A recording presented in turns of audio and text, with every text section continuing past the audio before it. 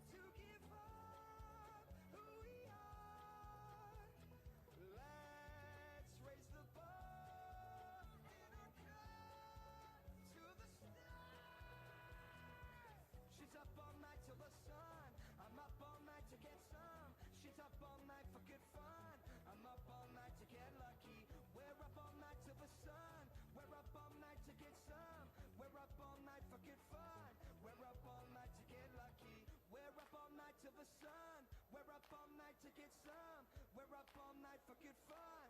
We're up all night to get lucky.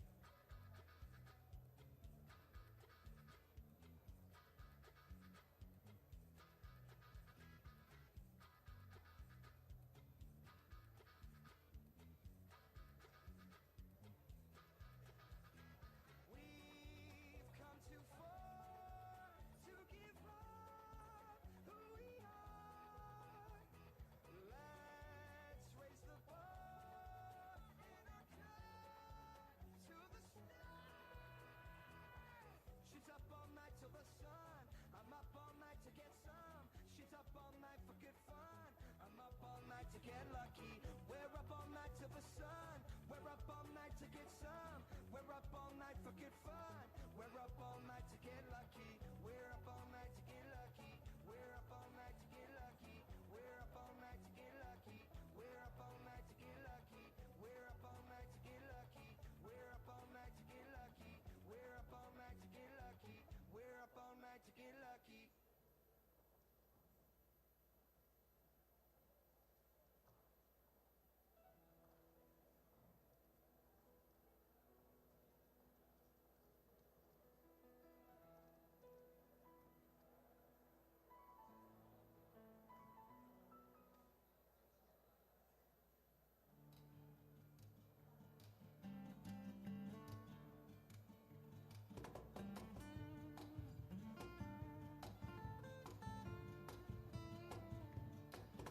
Get a shiver in the dark, it's raining in the park, the meantime.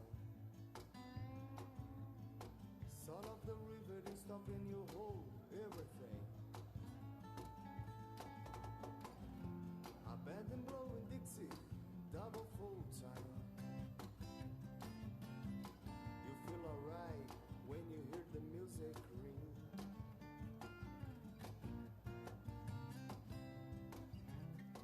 And now we step inside, but you don't see too many faces.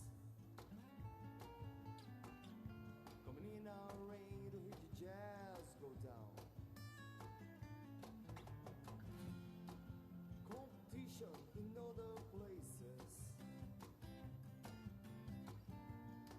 Oh, but the horns, they blowing that sound. Way on down south. Way on down south, London town.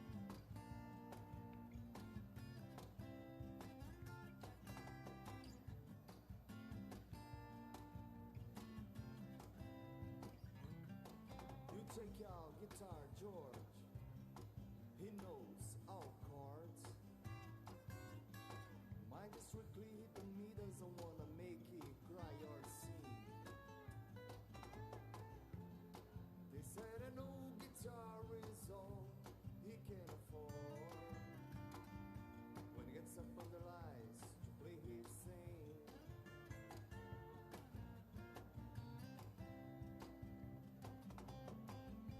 And Harry doesn't mind if he doesn't make the scene. He's got a daytime job, he's doing alright. He can play the honky tonk like anything. Saving it up Friday night with the Sultans, with the Sultans of Swing.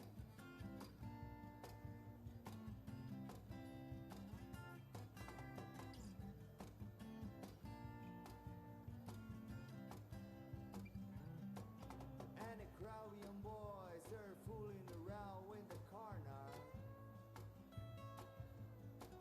Drunken dressing their bass brow bags in their platform suits.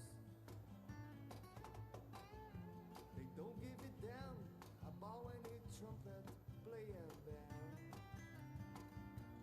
It ain't what they call rock and roll. And the Sultans, yeah, the Sultans play Creole.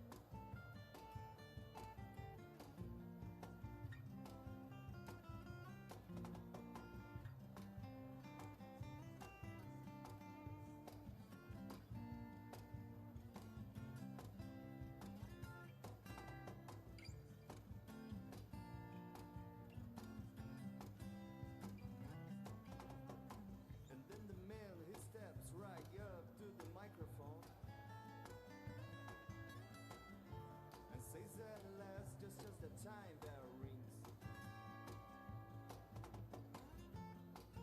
Good night, now it's time to go home.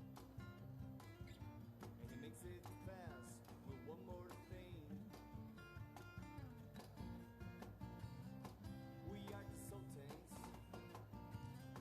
We are the sultans of swing.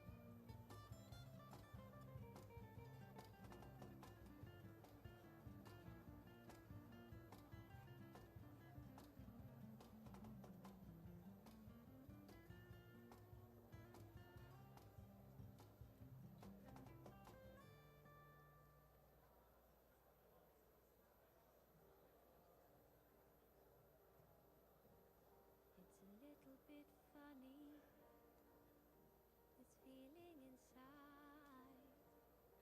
I'm not one of those who can easily hide. I don't have much money, but boy, if I did, I'd buy a big house where we both could live. So excuse me for getting, but these things I do. You see, I've forgotten if they're green or they're blue. Anyway, the thing is, what I really mean, your eyes are the sweetest eyes I've ever seen. And you can tell everybody this is a song.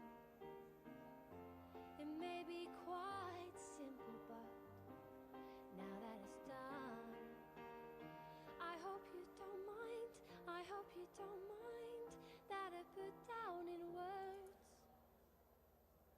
how wonderful life is now you're in the world.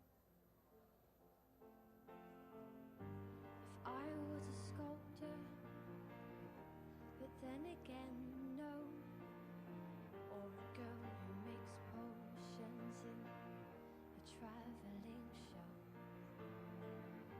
I know it's not much, but it's the best I can do. My gift is my soul. A ver, probando el canal de español, a ver si... El español, el 2 estoy ahora mismo. Probando la traducción de español, 1, 2, 3. Probando el canal número 2, para ver si se oye, si se recibe. 1, 2, 3. Probando. Este es el canal de español y teóricamente se debería oír. Ahora, 1, 2, 3. Hablando al canal de español. Sí, estoy en el canal de español. Igual es que no te... Ah, vale, bueno, pues este es el canal de español ahora y el inglés ahora.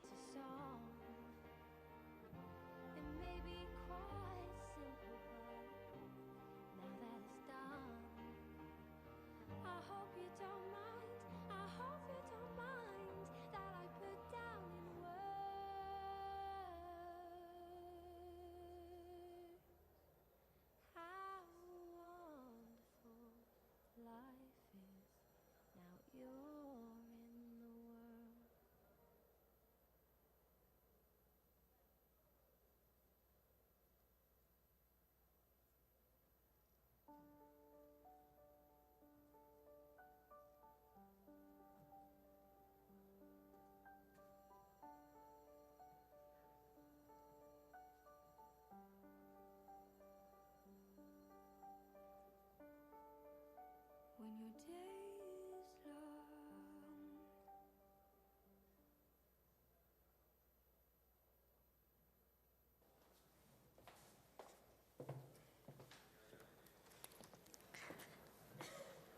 Jaun-andreok, egunon, izan guztiok ongi etorri, agintari jaun-andreok eta enpresetako adiskideoi, ongi etorri gaur munduari begiratzeko eguna den honetara.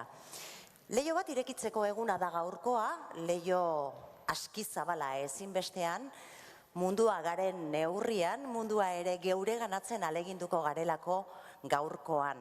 Egun osoa, egun luzea eta emankorra izatea espero dugu eta asmo horrekin ekingo diogu berehala. Beraz, Basque Consortium osatzen duten erakunde guztien izenean, izan ongi etorri eta mila esker gaurko eguna gurekin igarotzeko egokiera nolabait axutu egin duzuelako. Hoy estamos representados en este Palacio Cursal 70 países a través de los agentes que desde la Red Internacional de ESPRI atienden y entienden las necesidades de nuestras empresas.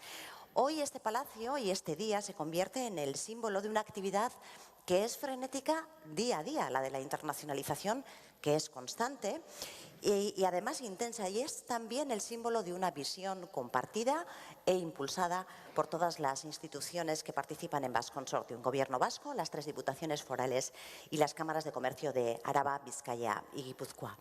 Bigarren urtez elkartuko gara munduari begira, baino Euskadiko enpresak etzarete munduratzen hasi berriak ez da gutxiagorik ere. Aitzitik gaur egun munduan baldin bagaude eta munduan gaude, zuei esker da neurri handi batean. Munduan gaude, mundua ere bagarelako, 5 kontinentetan zeharrateak zabalik baditugu, nioen bezala neurri handian zuek enpresek egiten duzuen lanari esker ere bada. Zer egin bertsuan diharduten mundu mailako beste erakundeekin batera, gaur bat egingo dugu hemen, zuen, gu guztion, interesekoak diren auziak ulertzeko. Izenburuak horixe digu, eza? Munduan diren aldaketa global horiek ulertzeko gakoak dira gaur aztertuko ditugunak egun osoan zehar. Al servicio de las empresas de la economía vasca, hoy también podremos conocer con más detalle el trabajo y las oportunidades que ofrece este Consorcio Vasco de Internacionalización en esta segunda edición del Mundura Begira, con la mirada puesta, lo decía, en los retos globales que nuestros invitados e invitadas nos van a ayudar a entender. Egunari hasiera emateko, plazerra eta ohorea da jarraian, zuei guztioi Arantxa Tapia, Eusko Jaurlaritzako ekonomiaren garapena eta azpiegitura sailburua aurkeztea, eta ari hitza ematea. Sailburu Andrea.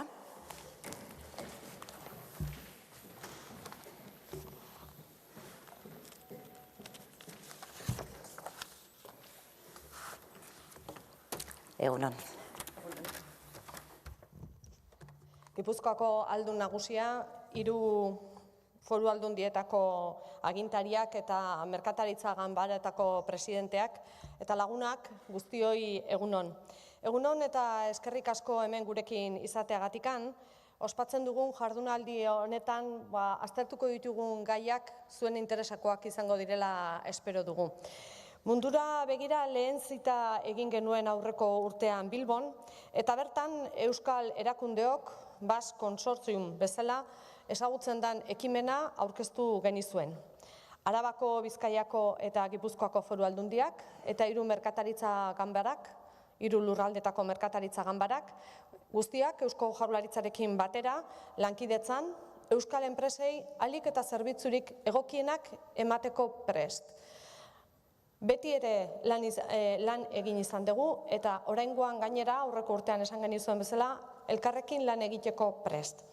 Nazioartekotzeko esperientzia zaila izaten da askotan enpresentzako eta nolabait estrategia amankomunarekin lan egin nahi dugu guztiok, irizpide bateratuak aztertuz, irizpide bateratuak eramanez. Kontsideratuz lurralde bakoitzan interes desberdinak egon daitezkela eta enpresa desberdinak, baina ildo nagusiak guztiok konpartituz. Asmoa hori da, eta bereziki, etorkizunera begira eman behar ditugun urratsak, zeintzuk diran ere aurkeztuko dizkitzuegu. Konexio berriak, komunikazio aurreratuagoak, digitalizazioak, mundua aldatzen ari da eta gero eta azkarragoa eta interaktiboagoa da guretzako eta noski gure enpresentzako ere. Ez gara inor izango nor bere kontura baldin badoa, herri txikiak gea, herri bezala joanez ere txikiak gera eta bakoitzak bakarri joan da gauzak zailagoa dira. Beraz, horregatik nahi dugu erakunde guztiak zuei laguntzeko prest egon. Euskadik nahiko lana badu bere etorkizuna bermatzen, noski, guztiok elkarrekin pribatuak eta publikoak, eta gure marka Euskadi Basque Country gero eta ezagunagoa da, gero eta garatuagoa, eta horrek ematen digu zerbait diferentziala dena. Kanpoan zaudetenean gero eta gehiago esaten diguzue, azken finean marka horrek zerbait gehiago ematen dizuegula. Marka hori ere landu behar dugu. La puesta de largo del Basque Consortium hace un año, presidido además por el propio lehendakari Iñigo Urkullu, abría el camino a esa mayor intensidad de colaboración que pretendemos llevar a cabo entre todas las instituciones que trabajamos en la internacionalización para, en definitiva, daros un servicio mejor, haceros la vida un poquito más fácil y colaborar en vuestros objetivos y en vuestros objetivos de internacionalización concretamente.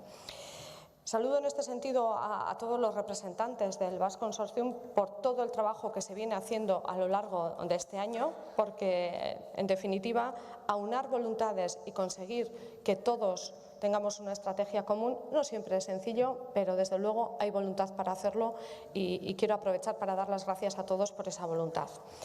En esta cita queremos renovar además ese compromiso con la internacionalización y con el trabajo conjunto y os explicaremos esa administración integrada que vamos a poner en funcionamiento, donde todos los instrumentos y herramientas públicas que existen en este momento y que tratamos de poner a vuestra disposición y que las conozcáis, las vamos a gestionar y las vamos a participar de forma conjunta. Cada uno las suyas, pero facilitándoos la vida a vosotros con una integración mucho más sencilla y mucho mejor.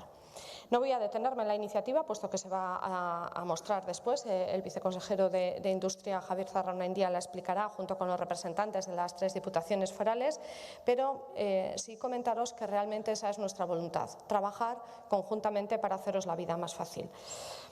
Por lo que respecta a los programas que están gestionados desde el Gobierno vasco, desde la SPRI, tratamos de diseñar instrumentos cada vez más concretos, que realmente os sirvan, en esos países donde no todos son iguales, ni todos los intereses de cada una de las empresas son los mismos. Por tanto, ese trabajo ad hoc, ese trabajo conjunto de las instituciones, pero sobre todo con cada uno de vosotros de forma particular, es más y más necesario. No valen recetas iguales para todos. Si hablamos en medicina de medicina personalizada, también estos trabajos de acercamiento a la internacionalización deben ser personalizados y así lo creemos. Son acciones compartidas, pero dirigidas a esa personalización. Y en ese sentido quiero señalar además el trabajo que estamos realizando también en la plataforma de licitaciones que hemos constituido, buscando las oportunidades que se están produciendo en 3 países muy concretos en este momento, en México, en Colombia y en Argentina. Porque no podemos acudir a todos los países, decíamos, de la misma forma, tampoco como no podemos acudir con las empresas de la misma forma. Y contamos con esas actuaciones ad hoc. En el reciente viaje a Colombia hemos presentado esta nueva plataforma vasca de licitaciones, exclusiva en este momento para los 3 países mencionados y donde hemos considerado que esos países tienen un desarrollo económico, político y social que está lanzando nuevas convocatorias que pueden ser interesantes para nuestras empresas, para las empresas vascas y donde, asistidas con nuestro aval, con nuestro trabajo, con nuestro acompañamiento institucional, desde luego, les puede facilitar el acceso a esas licitaciones. En cada país tenemos que modular y adaptar nuestra oferta. No es lo mismo una oferta que podamos lanzar en Alemania, donde Euskadi ha estado presente recientemente en la Feria de Hannover, en un único stand, todos juntos, de nuevo, dando ejemplo de lo que queremos que sea esa marca Basque Country, pero no es lo mismo lo que podemos presentar allí, donde llevamos nuestra industria 4.0, que lo que hemos podido llevar a Colombia, donde los intereses estaban centrados, muy centrados en temas medioambientales y sobre todo asociados a la gestión del agua. son proyectos absolutamente diferentes, países absolutamente diferentes y donde tenemos que ser capaces de adaptarnos a esas realidades. Priorizamos además nuestra presencia en determinados países. SPRI como tal tiene delegación en 17 países. El resto de los 70 de los que hablaba Pili en este momento lo atendemos a través de consultores especializados. No os abandonamos, pero priorizamos algunos de los países donde creemos que tenemos más oportunidades. Aprovecho además para recordaros que a lo largo de la pasada legislatura abrimos 2 nuevas oficinas, una en Múnich y otra en Singapur. ¿Por qué? Pues porque considerábamos que realmente irnos a países muy alejados es importante, evidentemente países emergentes, donde la economía crece más rápido que en Europa, pero el no estar presentes en un ámbito europeo donde nuestras empresas están exportando muchísimo, no podíamos dejarlo continuar como lo teníamos. En estos momentos, además, después del inicio de esta legislatura, hemos abierto la oficina de Londres, una oficina donde tenemos el asesoramiento de una persona que ya es conocida en la red, que es Pablo Fano, y desde donde queremos ir avanzando también en lo que son las oportunidades en Reino Unido. Un país pequeño como el nuestro, donde la economía es cada vez más abierta, donde nuestro tejido industrial quiere seguir creciendo, tiene la obligación de estar presente y atender lo que está pasando en el mundo. Acercarse a esas incertidumbres que se pueden convertir en una oportunidad si las trabajamos adecuadamente. Eta horregatik elkartu gara gaurkoan. Mundura begira jarri nahi dugulako. Mundura begira, baina ez mundu orokorrari, baizik eta zehaztasunez eta xehetasunez jaitsi nahi dugu datu guzti horietara. Ikuspegi berriak aztertu nahi ditugu eta zer gertatzen den ikusi nahi dugu. Lars Thomsen, Carsten Beck, Ignacio García Bercero, Koldo Valle, Álvaro Fraile eta Chris Brewster. Ongi etorriak guztiok. Thank you very much for coming and for being here with us. Eta gurekin konpartituko dute beraien ikuspegiak eta etorkizuna nola ikusten duten. Aipatzen genuen erresuma batuan Brexita dagoela. Estatu batuetan ez genuen uste iritsiko zanik, baina Donald Trump presidentea da gaur egun. Frantziako hauteskundeak ere izugarrizko, ez dakit nola esan, baina revoluzioa izan da. Ez genuen espero gertatuko zena eta ez genuen espero aurreko igandean gertatu dena gainea. Beraz, erabaki asko daude mundua aldatzen dutenak eta guregan zuzenean eragina dutenak. Zerrek esanik ez gainea mundu virtualean gertatzen dana, ez bakarrikan mundu fisikoan. Nazioarte mailan segurtasun arazo serioak daude. Gaur bertan jakin dugu Europak isuna jarriko dizkiola herri batzuei errefuxiatuen inguruan eta beren politikak ondo eramaten ez dituztelako eta bestalde batetikan teknologia berriak ere halako zirrara bat sortzen dute. Zerragina daukagu, internet sarea mundukoa da. Gaur egun ez da hainbat esatea digitalizazioa dela, automatizazioa dela, robotak direla, gauzak aldatu dituena konektibidadea da, benetan. Gauza guzti horiek elkarrekin konektatuta egotea mundu mailan eta egun batetikan bestea ez, segundu batetikan bestea, hemen ematen den berri bat munduan dago, ez dago itxauriterik. Beraz, gauza guzti horiek aldatu egin dute eta izugarrizko aukerak dauzkagu. Baina, hor badaude baita ere mehatxu txiki batzuk eta horiei ere atentzioa jarri behar dizkigu. Eta horregatik aukeratu dugu gaur, gaina jakinikan zer gertatu zen orain dela gutxi, zibersegurtasuna gaurko paneletako bat izango da bere garrantziagatikan. Bereziki interesgarria izango dela espero dut, zeren aipatzen genuen bezala, badaude mehatxuak, baina nik uste aukerak ere baditugula herri bezala garatzeko. Beti izaten ditugu eta hemen ere bai zergatikan ez. Sistema propioa prestatzen ari gara une honetan, zentu propioa prestatzen ari gara honetan, mundu mailan konektatuta egoteko eta zerbitzu hobeak emateko enpresei hori da gure helburua. Eta gainera, enpresak daudenak gaur aurrera egiteko, ikerketa egiteko, nolabait ekintzailetasunaren bitartez enpresa berriak sortzeko. Gaur egun sortu ez diran enpleguak sortu ahal izateko. Hori da bidea eta nik uste dut ere baditugula aukerak. Bihar iragarriko dugu segurtasun sailburuarekin batera, pixka bat zein izango diren xehetasunak, nola garatuko den, zein izango diren helburuak eta bar. Azkenik, arratsaldeko tartean, nazioarteko lanetan diharduten pertsonak aztertu nahi ditugu. Pertsonei buruz hitz egin nahi dugu. Ze askotan hitz egiten dugu enpresak, teknologiak eta bar, baino atzean pertsonak gaude, pertsonak daude. Eta horiei atentzio berezia jarri nahi diogu. Ze esaten dugu teknologikoki prestatuta egon behar dutela, Eta egia da, baina baita ere kudeaketa mailan prestatuta egon behar dugu, talde lanean ikasi behar dugu egiten, o talde lana ikasi behar dugu egiten, beste hainbat ezaugarri izan behar dituzte gure enpresak eta gure enpresako pertsonak, eta tartean noski nazioarte mailan nola mugitu zer gertatzen den, eta horrelako formazio eukitza ere garrantzitsua da. Urtero 500 ikasle jartzen ditugu munduan.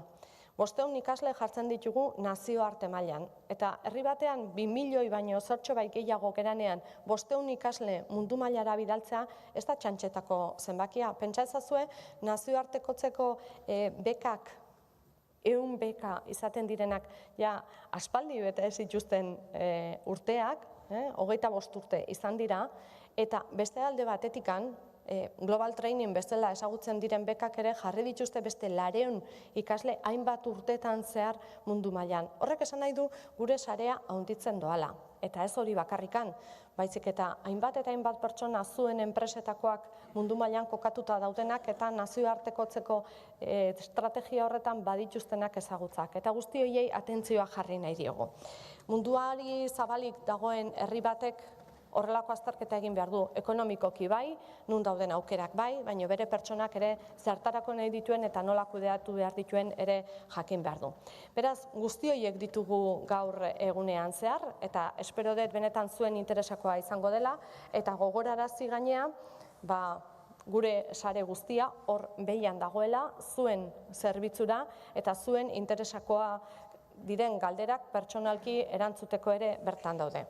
Beraz, goiza hasiko dugu eta espero dut interesgarria izango dela, eta daukazuten iradokizun guztiak baita ere prest izango gera entzuteko Basque Consortium bezala gure lana hobetzeko balio digulako. Eskerrik asko guztioi. Eskerrik asko, baita. Mila esker. Alaxe da izanez, gaur egunean zehar hemen gertatuko dena ez da bakarrik hemen gertatuko, baita ere sareko ordezkariak jauregi osoan zehar aurkitu ahal izango dituzu, eta beraien gana joatera behin eta berriro gonbidatuko zaituztegu, horrez gainera streamingez ere ematen ari gara gaurko egunaren berri eta jakina entzun egin nahi ditugu zuen iradokizun eta galderak, eta horretarako traola berezia ere erabiliko dugu, mundura begira, egun osoan zer esaten diguzuen jasotzeko. De todas maneras, luego daremos todas estas indicaciones y ahora, si les parece, seguimos adelante. Decíamos que Basque Consortium es una realidad compartida. Es un esfuerzo a muchas manos, como suelen ser los buenos proyectos. Las cámaras de comercio de Euskadi son agentes clave también en la internacionalización. En nombre de todas ellas tenemos el placer de contar con Pedro Esnaola, que es presidente de Euskal Ganberak. Pedro, nahi duzunean, zurea hitza.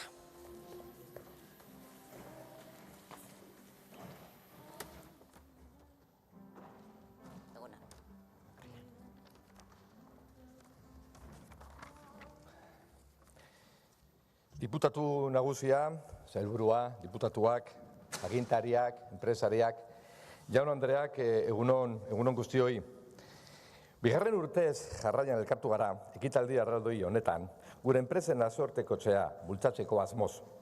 Euskal Nazioartekotxe Patzuergoak, Basque Consortiumek, sustatzen duen ekitaldi honetan. Eta hain zuzen ere, Patzuergoaz hitz egin daiko nizueke, 7 erakunde ezberdinek, osatzen dugun patzuergo honetaz. Euskal enpresen nazioartekotxearen onurarako elkartzea eta batera lan egitea lortu duen bat gehiru batuketa honetaz.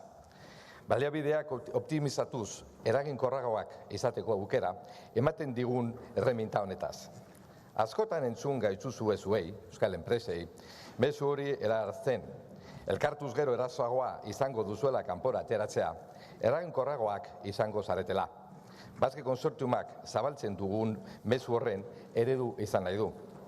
Guztiak elkartuz, baliabide egiago ditugula eta eraginkorragoak garela adieraziz, bai nazioartekotxearen prozesuan eta baita beste arlo askotan ere.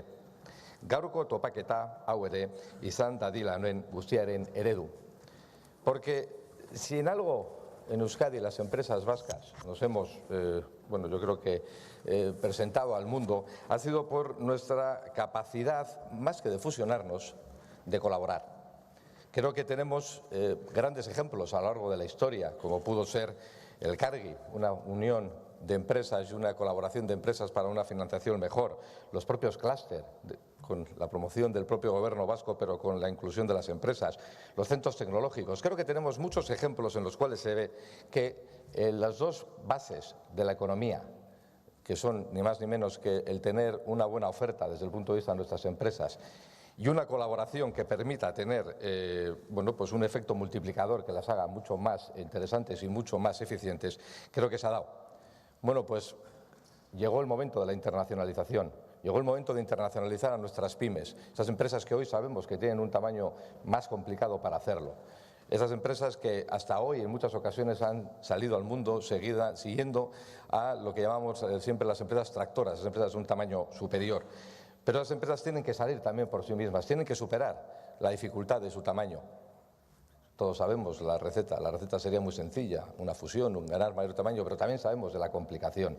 Empecemos por la colaboración, empecemos por que colaboren entre ellas, empecemos porque entre ellas vayan trabajando juntas para conseguir incluso el clima que pueda hacer posible el coger un mayor tamaño de carácter corporativo. Y las administraciones públicas, junto con las cámaras de comercio, que somos evidentemente las encargadas de apoyaros en el ámbito de la internacionalización, tomamos la decisión también de dar ejemplo. No vamos a pediros solamente a vosotras que colaboréis, no vamos a pedir a las empresas que sean capaces de colaborar entre ellas para salir, vamos a empezar a colaborar entre nosotros. Y de ahí nació este consorcio.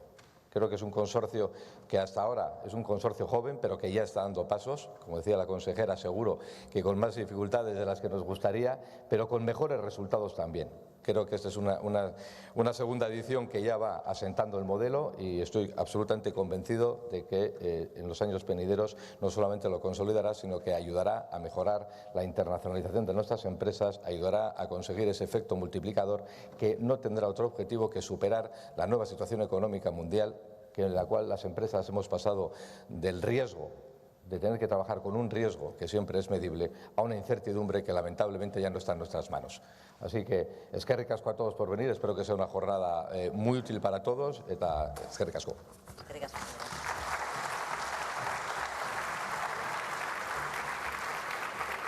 Mila esker Pedro Esnaolari eta berak ordezkatzen dituen Euskal Ganberei.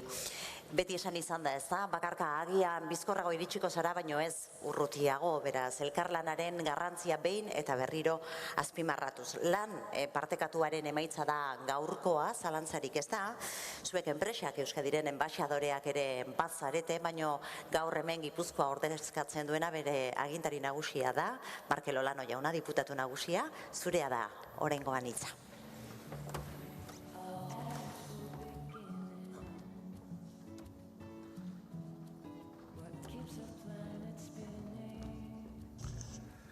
Sailburu Anderea, Merketa Ganbarako presidenteak, etorri zareten Foru Aldundiko ordezkariak eta gainontzeko guztiei egunon. Dakizuen bezala Gipuzkoa lurralde txikia da eta bere txikitasunean badauka paradoja oso handi bat. Eta da daukala bere baitan mundu mailako kooperatiba esperientzia industrial handiena, Mondragon taldea, eta aldi berean bere txikitasunean zailtasuna handia dauzkala enpresa ikuspeditik eta gainontzeko arloetan kooperatzeko eta elkarlanerako. Paradoja hori pixkanaka guztion artean gainditzen ari gera. Eta gaurko ekitaldi honek, Basque Konsortzionek, eta horrek signifikatzen duena alegia erakunde guztiok, Merkatal Ganbarak danak elkarrekin lan egiten dugula nazioarteratzaren alde, nik uste dut gure aspaldiko tendentzia kaskarro horren buelta emateko estrategia eta motiboak ematen ditugula. Eta nik uste dut hori pozteko arrazoi izugarria dela. Nosotros, en nuestro carácter, digamos, tendente a un reino de taifas en el territorio de Guipúzcoa, siempre utilizo esa expresión, pero para mí es muy adecuada, el hecho de que seamos pequeños y en una tendencia global y desde luego de nuestra economía cada vez más hacia los mercados exteriores, tenemos un hándicap que es el que se ha apuntado previamente, es el hecho del tamaño de nuestras empresas, mayormente empresas pequeñas.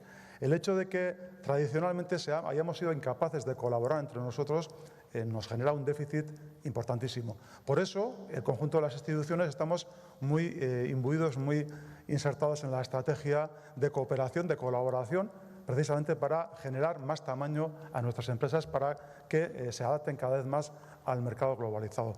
Guk esan beharra daukagu Gipuzkoan, adibidez, daukagula lurralde orekatu bat, bailara asko dauzkagula, eta aurreko batean orain dela gutxi ateratzen ekimen bat Goierriko bailaran, Goierriko bailara da Gipuzkoa duen bailara industrialetako bat, eta sortu zuten Goierri Balegi izeneko ekimen bat, justu enpresa eta gainontzeko eraginen artean dimensioa edukitzeko eta kanpora begira dauzkaten erronkei aurrera egin ahal izateko elkarrekin.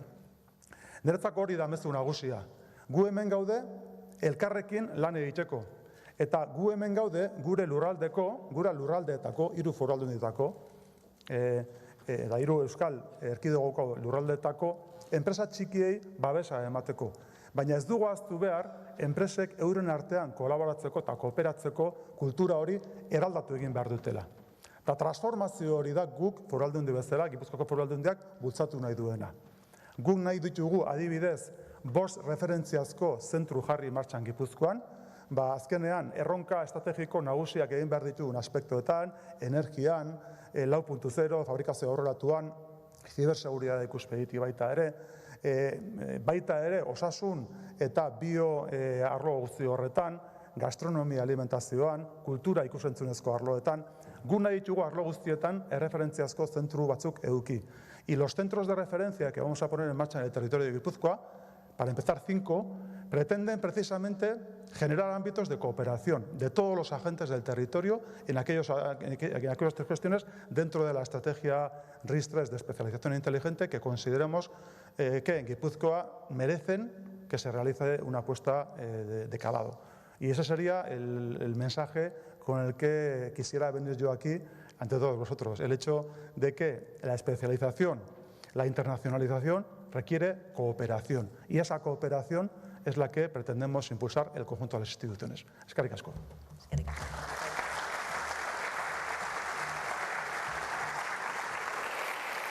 Eskerrik asko Markel Olano jaunari, Gipuzkoak ere bide honetan zer urrats egiten dituen adierazteagatik eta gaurko egunari, gaurko mamiari esan dezagun, ekingo diogu bere alakoxean.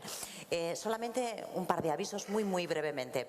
Decir que además de, como comentaba también anteriormente, que además de lo que ocurre sobre este escenario, ocurren muchas cosas también en la interacción con los agentes de la Red Internacional de ESPRI, que están por todo el Palacio, y os invitamos una vez más a que aprovechéis los huecos que va a dejar libre el programa, no demasiados, dicho sea de paso, para poder conocer y para poder preguntar, para poder sugerir. Ese es el objetivo de su presencia también hoy aquí. También recordar que estamos emitiendo a través de streaming, por lo tanto nos podéis seguir a través del canal YouTube del ESPRI y también en inglés a través del canal Events. Y nos encantaría poder recoger vuestras opiniones, no solamente sobre el evento, sino sobre el contenido específico de todos los invitados e invitadas que vamos a tener sobre el escenario a lo largo del día de hoy. Para eso vamos a estar escuchando a través de Twitter con el hashtag Mundura Begira. Beraz, nahi baldin baduzue, galderak, iradokizunak, zuen gogoetak ere bertara ekarri eta handi jasoko ditugu dagokionari helarazi ahal izateko. La primera de las ponencias del día de hoy es sin duda inspiradora y, si me lo permiten, provocadora. Miremos 10 años hacia el futuro, hasta el 2027. ¿Cuáles son los puntos de inflexión que debemos tener en cuenta? ¿Cuáles son las tendencias sobre las que tenemos que mantener la atención? Son 520 semanas lo que nos queda. Ese es el tiempo que nos damos para pensar sobre este futuro.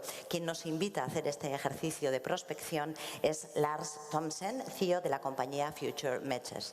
Es reconocido como uno de los futurólogos más importantes del mundo. Investiga y ayuda a predecir escenarios tanto a compañías privadas como a instituciones públicas en los ámbitos de la energía, la movilidad, las redes inteligentes. A su espalda, además, una larga carrera en el desarrollo de estrategias y modelos de negocio con esta orientación para más de 800 organizaciones, lo dicho, públicas y privadas. Forma parte, entre otras, de la Future Society de Washington. Mundura Begira, we look at the world in order to see what's coming, and we need to look beyond the horizon to see what's coming next. So it's my pleasure to give you the floor, Mr. Lars. Para mí es un placer pasar la palabra al señor Lars Thomsen. If you need that. Thank you very much. I don't need that. Good morning. Buenos días. Muchas gracias por haberme invitado. a San Sebastián. Quisiera meterme con ustedes en una especie de helicóptero, viendo nuestro mundo desde una perspectiva diferente. ¿Qué es lo que va a cambiar en los próximos 10 años? Si preguntamos a las personas acerca del futuro, vemos un error muy importante. Las personas tendemos a sobreestimar lo que puede conseguirse en el plazo de un año. Muchas personas confeccionan una lista de las cosas que quieren cambiar, Nochevieja para el año siguiente, pero las personas subestimamos lo que puede conseguirse en un marco temporal de 10 años. A menudo cuando yo hablo del futuro, lo que yo les cuento les suena a pura ciencia ficción, pero vamos a echar una mirada hacia atrás. Hace 10 años, un señor llamado Steve Jobs presentó un pequeño dispositivo en San Francisco, en un escenario tipo este, y dijo que eso era el iPhone. Él dijo que la cuota de mercado de los teléfonos inteligentes iba a ser el 1% del mercado. Es decir, que él pensaba que uno de cada 100 personas iba a comprar un teléfono inteligente. Y la población decía, no va a ser así. Nadie va a necesitar un teléfono inteligente. Los empresarios tienen sus BlackBerry, sus móviles normales y la infancia no va a utilizar, los niños van a utilizar los móviles con conexión a Internet. ¿Quién lo va a necesitar? La mayoría de las personas en la rueda de prensa después dijo, bueno, sí, es un dispositivo bonito, pero nadie lo va a comprar, así que no va a tener éxito. Eso fue básicamente lo que decía la gente. Y él dijo algo muy importante, dijo, si una tendencia se vuelve evidente, es que ya llegas tarde. Si una tendencia se vuelve evidente, es que ya llegas tarde, lo repito. Y es llamativo porque la empresa Nokia, que fue líder del mercado para los teléfonos móviles en ese momento, dijo, bueno, venga, vamos a esperar a ver si eso realmente es una tendencia o no. Y esperaron 5 trimestres, es decir, un año y un trimestre, para descubrir que, bueno, quizá iba a ser una tendencia ya que las cifras iban en aumento. Y pensaron, bueno, tenemos que participar de esta tendencia. Y Nokia no fue capaz de alcanzar el desarrollo de Apple, de Android y de todos los demás dispositivos que se convirtieron luego en teléfonos inteligentes. Ahora, mirando hacia el futuro, tenemos que pensar que cuando los cambios llegan a nuestro mundo pueden llegar a dos distintas vías. Una es la vía del cambio incremental, es decir, aquellas cosas que cambian paulatinamente. A eso nos hemos acostumbrado, es algo que conocemos de nuestras vidas diarias, cogemos algo y innovamos. Es decir, si innovamos de una manera incremental, cogemos algo que ya de por sí es bueno y lo mejoramos un poquito. Y eso representa el 95% de la innovación que realizamos. Y luego hay algo que nosotros llamamos el cambio y la innovación disruptiva. Es decir, es como si cogiéramos una hoja en blanco y dijésemos, venga, vamos a pensar de manera completamente nueva. Vamos a pensar qué puede hacer las nuevas tecnologías, cómo podemos cambiar un paradigma o una empresa con esta nueva tecnología. Estas son las tendencias que nos llevan a lo que llamamos el punto de inflexión. Antes de llegar a esta cuestión del punto de inflexión, tengo que explicar qué es un punto de inflexión. Es un momento en el tiempo en el que un nuevo paradigma o un nuevo modelo empresarial se convierte en algo más barato, mejor y más conveniente de lo que hacíamos en el pasado. Y estos puntos de inflexión se desarrollan de una manera muy interesante. Durante mucho tiempo hablamos de esos puntos de inflexión. Decimos, bueno, en algún momento en el futuro tal y cual cosa va a ocurrir. Pero hay personas escépticas que dicen, no, eso va a tardar mucho tiempo. Muchas personas dudan de la capacidad de predecir el futuro. Pero hay un experimento fácil que puede hacerse en su hogar o en su lugar de trabajo para averiguar si somos capaces de predecir el futuro o no. Y es confeccionar las palomitas. ¿Alguien ha hecho palomitas alguna vez?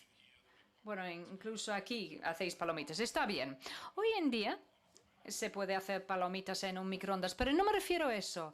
Me refiero a hacer las palomitas de manera tradicional, es decir, coger una sartén con un poquitín de aceite, una cucharadita del aceite que se cubre la sartén de la sartén y luego una mano de palomitas. Se les lanza a la sartén, se enciende el calor y luego se invita a 10 personas a la cocina, los amigos, los compañeros o la familia. Y le decimos, vamos a observar esta sartén. Hay una tendencia, ya se está calentando. Eso es el cambio incremental. Pero yo quiero que vosotros predigamos cuándo vamos a recibir las palomitas ya hechas. Y veréis que hay 3 maneras de hacer esta previsión. 1 o 2 personas de un grupo de 10 siempre estarán por delante de los demás y después de 20 segundos ya se pondrán nerviosos y dirán, bueno, abre, a ver si ha salido las palomitas. Yo creo que ya está. Pero resulta que no, ha sido pues una gotita de agua que ha caído a la sartén, pero no ha hecho nada de palomita. Los demás dirán, uff, estos siempre llegan pronto, pero las cosas no van tan rápido. Y es cierto, esa predicción pues era errónea. 30 segundos, luego pasan 60 segundos, 90 segundos. En minuto y medio, cuando ha transcurrido un minuto y medio, no ha pasado nada, las personas empiezan a mirar sus relojes y el segundo grupo empieza a decir, eso ya no va a ocurrir, eso no va a funcionar. Apaguémonos la sartén. Seguramente las palomitas eran viejas o el maíz estaba vieja. Pero su previsión también es errónea, porque lo que ellos hacen es lo que llamamos una proyección lineal. Es decir, que ya que los 90 segundos últimos no han dado resultado a los palomitas, los siguientes 90 tampoco. Pero luego hay un tercer grupo, y normalmente el tercer grupo son los jóvenes, los niños, los que tienen una curiosidad innata en sus vidas. ¿Sabéis lo que hacen? Sacan sus teléfonos móviles y miran en Google palomitas, mientras miran la sartén a la vez. Es decir, tenemos la posibilidad de tener en este momento el acceso a toda la información mundial, con todo su conocimiento, con todos los resultados científicos, para tener la información a mano para poder prever el futuro. Y si ponemos en Google palomitas, popcorn, veremos imágenes de palomitas y también la página de Wikipedia de palomitas, que es una buena manera de empezar si queremos comprender el sistema de palomitas. Y ahí se ve que las palomitas empiezan a salir entre 163 grados y 186 grados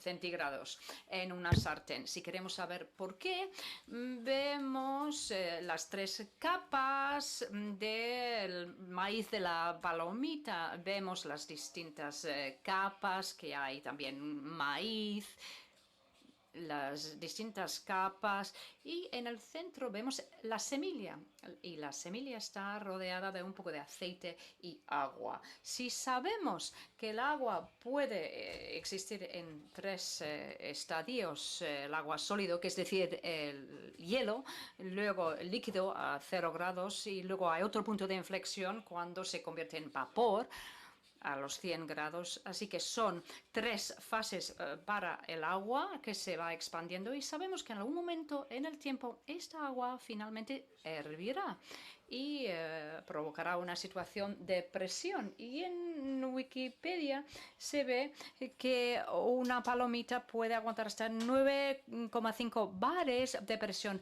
antes de convertirse en una palomita de verdad. And you're looking at this pot and you're seeing, okay, it's 150.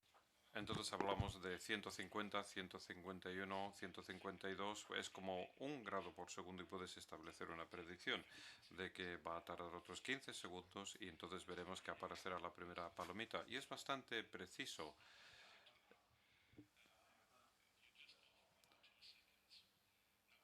Bien, el entender un sistema nos permite planificar las cosas y podemos predecir los puntos de inflexión del futuro.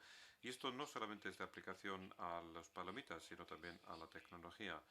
Pero tenemos ahora una descripción muy breve de lo que nosotros pensamos que va a determinar nuestras vidas, nuestros trabajos, nuestra movilidad y nuestra energía y nuestra manera de vivir en el año 2027. Y imaginaros, hace 10 años no teníamos ni idea de lo que era el Internet, no sabíamos nada sobre Twitter, bueno, no existía Twitter evidentemente, tampoco sabíamos que teníamos redes sociales o que podríamos utilizar un aparato a cambio de 0 euros, puesto que tenemos una tarifa plana, y teníamos que imaginarnos que esos eran 500 semanas de nuestras vidas, que son 10 años.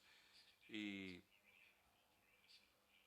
el miércoles casi hemos acabado este miércoles, entonces estamos hablando de algo más de tiempo. Pero bueno, el primer punto de inflexión más importante es que todo el mundo habla de la digitalización como megatendencia. Y yo diría que esto es una descripción errónea de lo que está pasando ahora mismo, puesto que la digitalización es algo que lleva 30 años. Cuando cambiamos de LPs a los CDs y cuando digitalizamos nuestros sistemas telefónicos y utilizamos ordenadores en lugar de máquinas de escribir, hemos digitalizado todo. Y esto no es la tendencia. La tendencia número uno ahora mismo, y lo definimos como el fin de la estupidez, y lo he dicho bien, el fin de la estupidez está produciéndose ahora mismo, y no estoy hablando del fin de la estupidez entre seres humanos, sino que estoy hablando de ordenadores y de máquinas. Y a menudo esto se define como la inteligencia artificial. Pero ¿por qué tiene tanta importancia este concepto? Bueno, lo tiene puesto que el paradigma de cómo estamos trabajando y programando máquinas está cambiando bastante. Hasta ahora el software era confeccionado por seres humanos a través de la programación. Entonces, si algo tenía tal valor, entonces tal cual cosa. Entonces la gente tenía que pensar en qué es lo que haría la gente con este sistema. Pero ahora tenemos algo que tiene un autoaprendizaje. Entonces no solamente son las personas las que pueden aprender, mientras que cada vez se vuelven más inteligentes, sino que también lo hacen las máquinas. Y está compuesto por 3 cosas, por el Internet de las cosas, y que es el sistema nervioso digital. Entonces, ahora hemos tenido Internet desde hace 15 años y la siguiente ola es que no solamente vamos a conectar a seres humanos, sino que vamos a conectar a todo el mundo. Todos los enchufes, todas las bombillas, todas las paradas de autobús, todos los coches, todos los paquetes que se envíen a través del sistema logístico por todo el mundo forma parte del Internet de las cosas. Y estamos abarcando el mundo con un sistema nervioso digital. Y esto es muy importante para tener una vida inteligente o para tener seres inteligentes, no solamente en la biología, pero también desde el punto de vista de los sistemas. Y por otra parte, la inteligencia artificial puede hacer algo que llamamos reconocimiento de patrones. Y esto es algo que hacen los humanos. Miramos al mundo y buscamos patrones que podamos reconocer, caras que podamos reconocer, por ejemplo. Y, por ejemplo, caminamos por San Sebastián y vemos una parada de autobús y sabemos que es eso. Y esto es algo que las máquinas no han sido capaces de hacer hasta hace poco tiempo. Y después tenemos algo que consiste en compartir esta información entre las máquinas. Bien, os voy a dar algunos ejemplos de por qué tiene tanta importancia esto. En primer lugar, la sobrecarga de información que tenemos ahora mismo. Vamos a la oficina todos los lunes por la mañana, conectamos nuestro ordenador y lo que recibimos son 50 correos electrónicos. Bien, hasta ahora teníamos que procesar estos correos electrónicos, los teníamos que leer, puesto que el ordenador solamente era capaz de presentar los píxeles.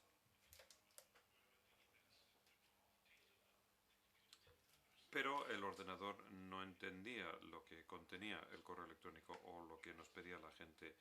Pero esto está cambiando.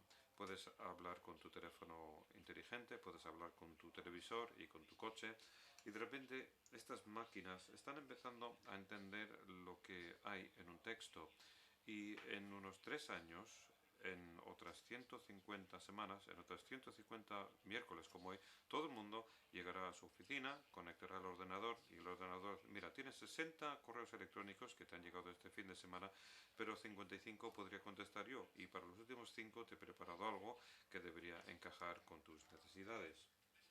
Bien, esto tiene mucha importancia, puesto que los correos electrónicos crecen un 18% cada año.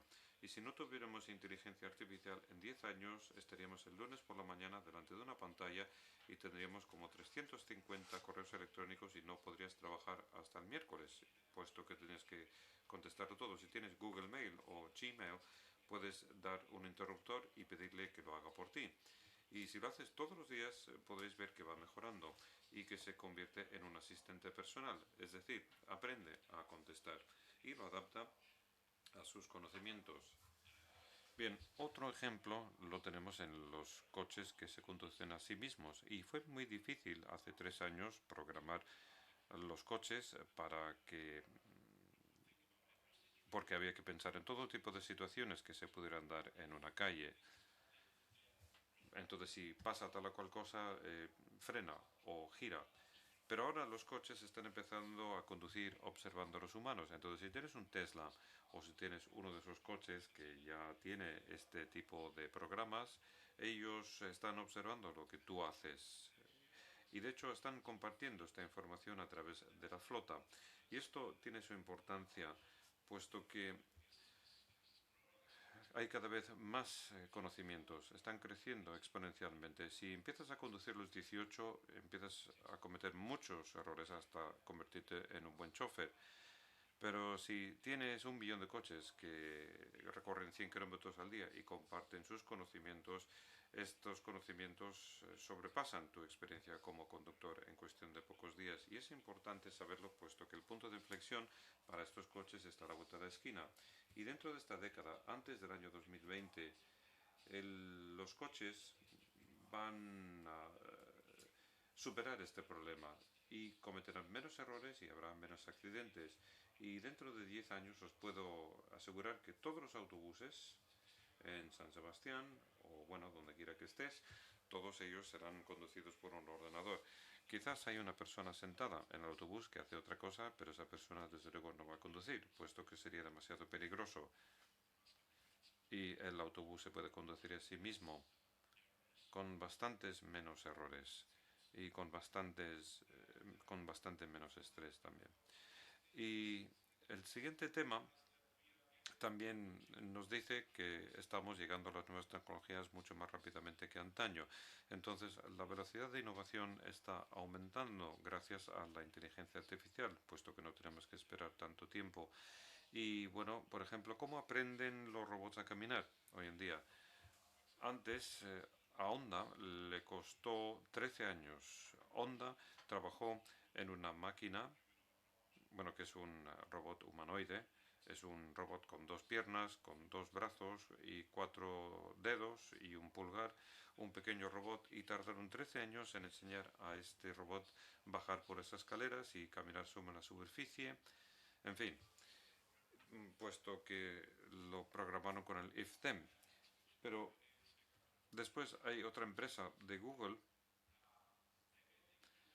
Ellos llevaron a cabo el experimento con inteligencia artificial y le dieron a la máquina 2 patas y se cayó. Y le dijo, bueno, levántate e inténtalo de nuevo y nos vamos a casa y mañana volveremos por aquí. Y este robot se cayó 300 veces. Cada vez que se cayó aprendió algo.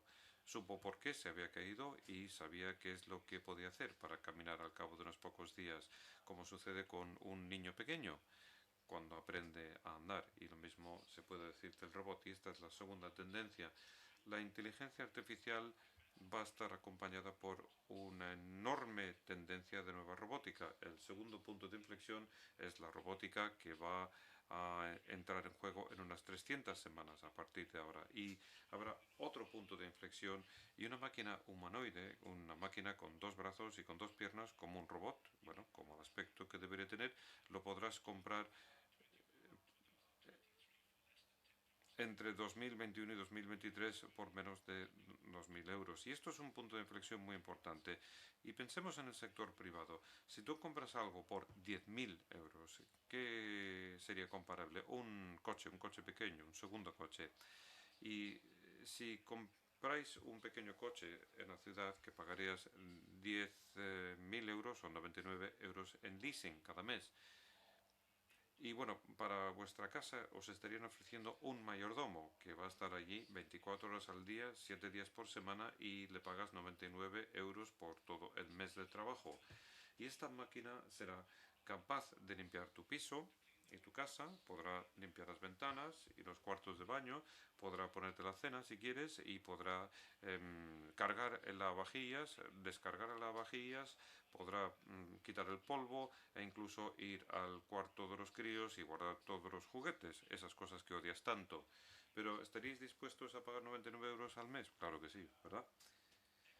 Bien, de hecho, llevamos a cabo una encuesta entre las 31 empresas que están trabajando con robots humanoides en la actualidad y todos están de acuerdo que será entre el año 21 y 23, 2021 y 2023, que es cuando llegaremos a este punto de inflexión por 10.000 euros o menos. Y dicen que en 10 años, bueno, el mercado de los robots personales o robots de servicio será mayor que el mercado del automóvil o de la automoción.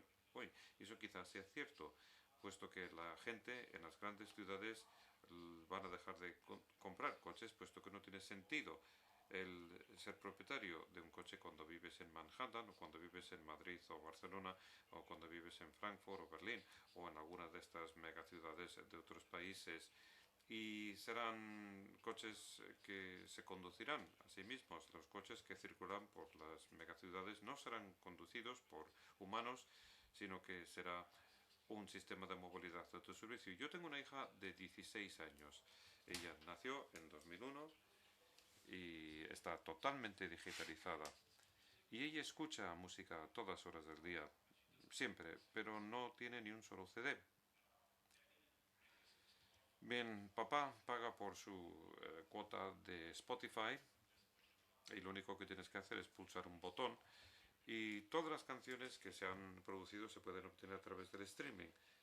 Y no entiende el concepto de tener CDs. Y me decía, tú tenías que pensar en qué 5 CDs te ibas a llevar de vacaciones y tener esos CDs para escuchar las canciones durante 2 semanas. No entiende eso. Y tampoco entiende que dentro de 10 años tengas que tener un coche para poder desplazarte por una ciudad. Y lo que hace es pulsar un botón y ese coche llegará a donde estás, se meterá en el coche tocará su música o reproducirá su música y la empresa que proporciona el coche dice, ah, pues estupendo, ahora tengo media hora en la que tengo la plena atención de la cliente, le puedo vender cosas, contarle cosas, hacer marketing o lo que sea, se bajará del coche y posiblemente haya comprado las cosas que va a cenar esta noche y el viaje, el recorrido será gratuito, puesto que la compra va a pagar por el recorrido, sin chofer, sin conductor, y no se tiene que preocupar por aparcarlo tampoco. Y esto parece que está como muy lejos, pero pensar en ello, en 3 años, a partir de ahora, los vehículos autónomos, desde luego, van a producir un punto de inflexión, serán más baratos y serán más seguros que los vehículos conducidos por seres humanos, lo cual nos ofrece un grandísimo mercado lleno de oportunidades. El tercer punto de inflexión para esta noche, perdón, para esta mañana, me equivoco. Bien, el tercer punto de inflexión es la energía. El sector de la energía está sometido a grandes cambios y es el fin de la era de los combustibles fósiles. Y no importa si, bueno, hace 2 días Donald Trump estaba encantado puesto que abrieron una mina de carbón en Pensilvania y ofreció 70 trabajos nuevos a mineros. Y en ese mismo periodo la energía solar y eólica incorporó 420 nuevos empleos en ese mismo día. La industria solar y la eólica ya está creciendo a un ritmo infinitamente superior que el de los combustibles fósiles, y esto tiene que ver con un punto de inflexión y que podemos producir 1 kilovatio de energía de manera más barata utilizando solar y eólica, que en lugar de utilizar carbón o gas. En Arabia Saudita, lo curioso es que hay campos petrolíferos y también hay paneles solares alrededor, puesto que es más barato producir la energía que se precisa para las bombas a través de la energía solar que el utilizar un generador diésel. Es mucho más barato recurrir a la energía solar para ello. Y aún así, un 78% de toda la energía que se consume en el mundo es combustible fósil.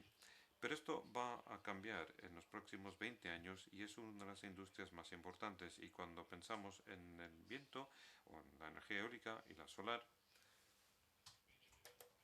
todavía no se ha producido este importante desarrollo. Pero el precio del petróleo va a caer y equivaldrá a hacer la misma cantidad de energía con renovables, tengamos o no un impuesto sobre el carbono o no. Pero lo único que falta aquí para poder incorporar cada vez más renovables en los sistemas eléctricos son dos cosas. Nos han de faltar redes inteligentes, que son totalmente diferentes en comparación con las redes antiguas, que teníamos algunas centrales que utilizan combustibles fósiles y ahora tenemos miles de generadores que pueden ser aerogeneradores o células fotovoltaicas. Entonces nos hace falta un sistema inteligente de energía y esto también va a ser un importante mercado. Redes inteligentes, tecnologías inteligentes, y el segundo elemento que falta en esta situación es el de las baterías. Bien, si alguien me preguntara cuál va a ser uno de los mercados que más va a crecer en las próximas 120 semanas, sin ninguna duda diría que van a ser las baterías.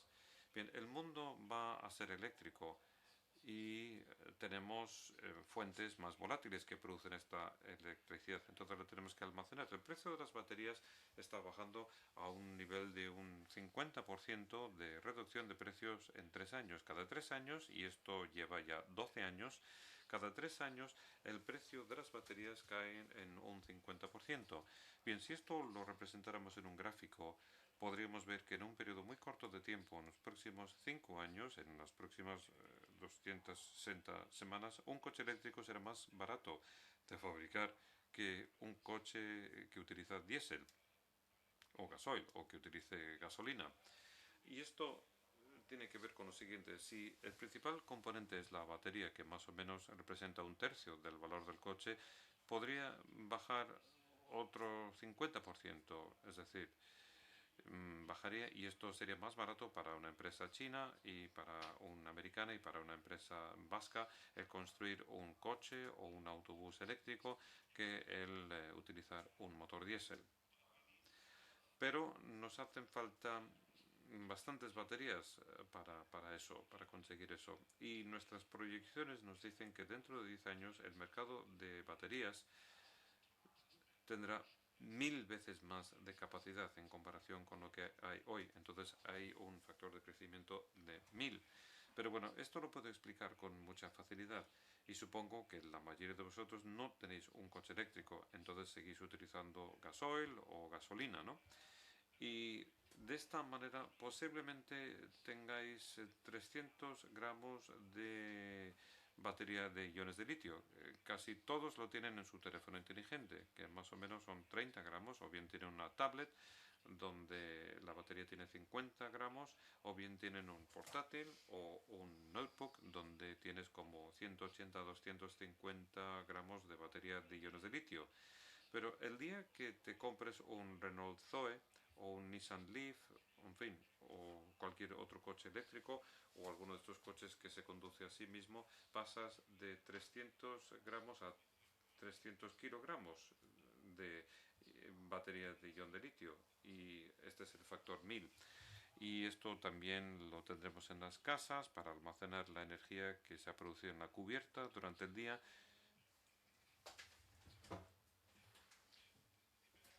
Así que el mercado de las baterías va a crecer muchísimo y junto con las redes inteligentes y las nuevas energías veremos cambios en la medicina. Tampoco hay tiempo para pensar en ello demasiado, pero digamos que va a haber un tercer elemento en este campo que no es químico o no es tampoco físico, uniendo huesos, no, sino que habrá que programar el ADN del genoma para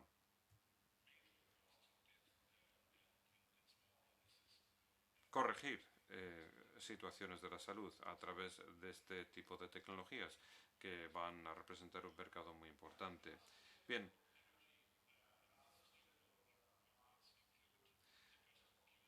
y también aquí hay que incluir la búsqueda del agua pura y la tecnología del agua, que es un mercado que va a crecer en un factor de 20 como mínimo durante los próximos 10 años en el mercado alimentario, cuando pensamos en la agricultura vertical y la producción de alimentos, sean plantas o incluso sean carne artificial, que va a ser una cosa muy importante. Entonces, para concluir esta presentación, ¿dónde está el problema? Bien, tenemos muchísimas oportunidades que nos ofrece la tecnología en cuanto a innovación y va a haber un gran cambio.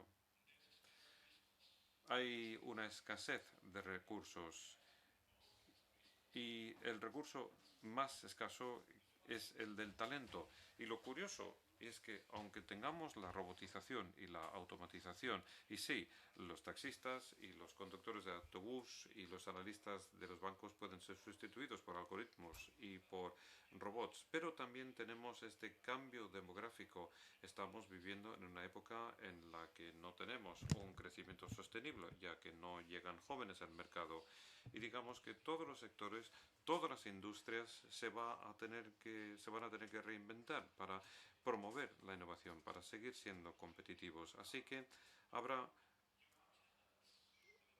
una importante búsqueda de talento joven, puesto que serán necesarios en el campo de la producción, o en la logística, o en el sector alimentario, en la banca, o en el sector servicios.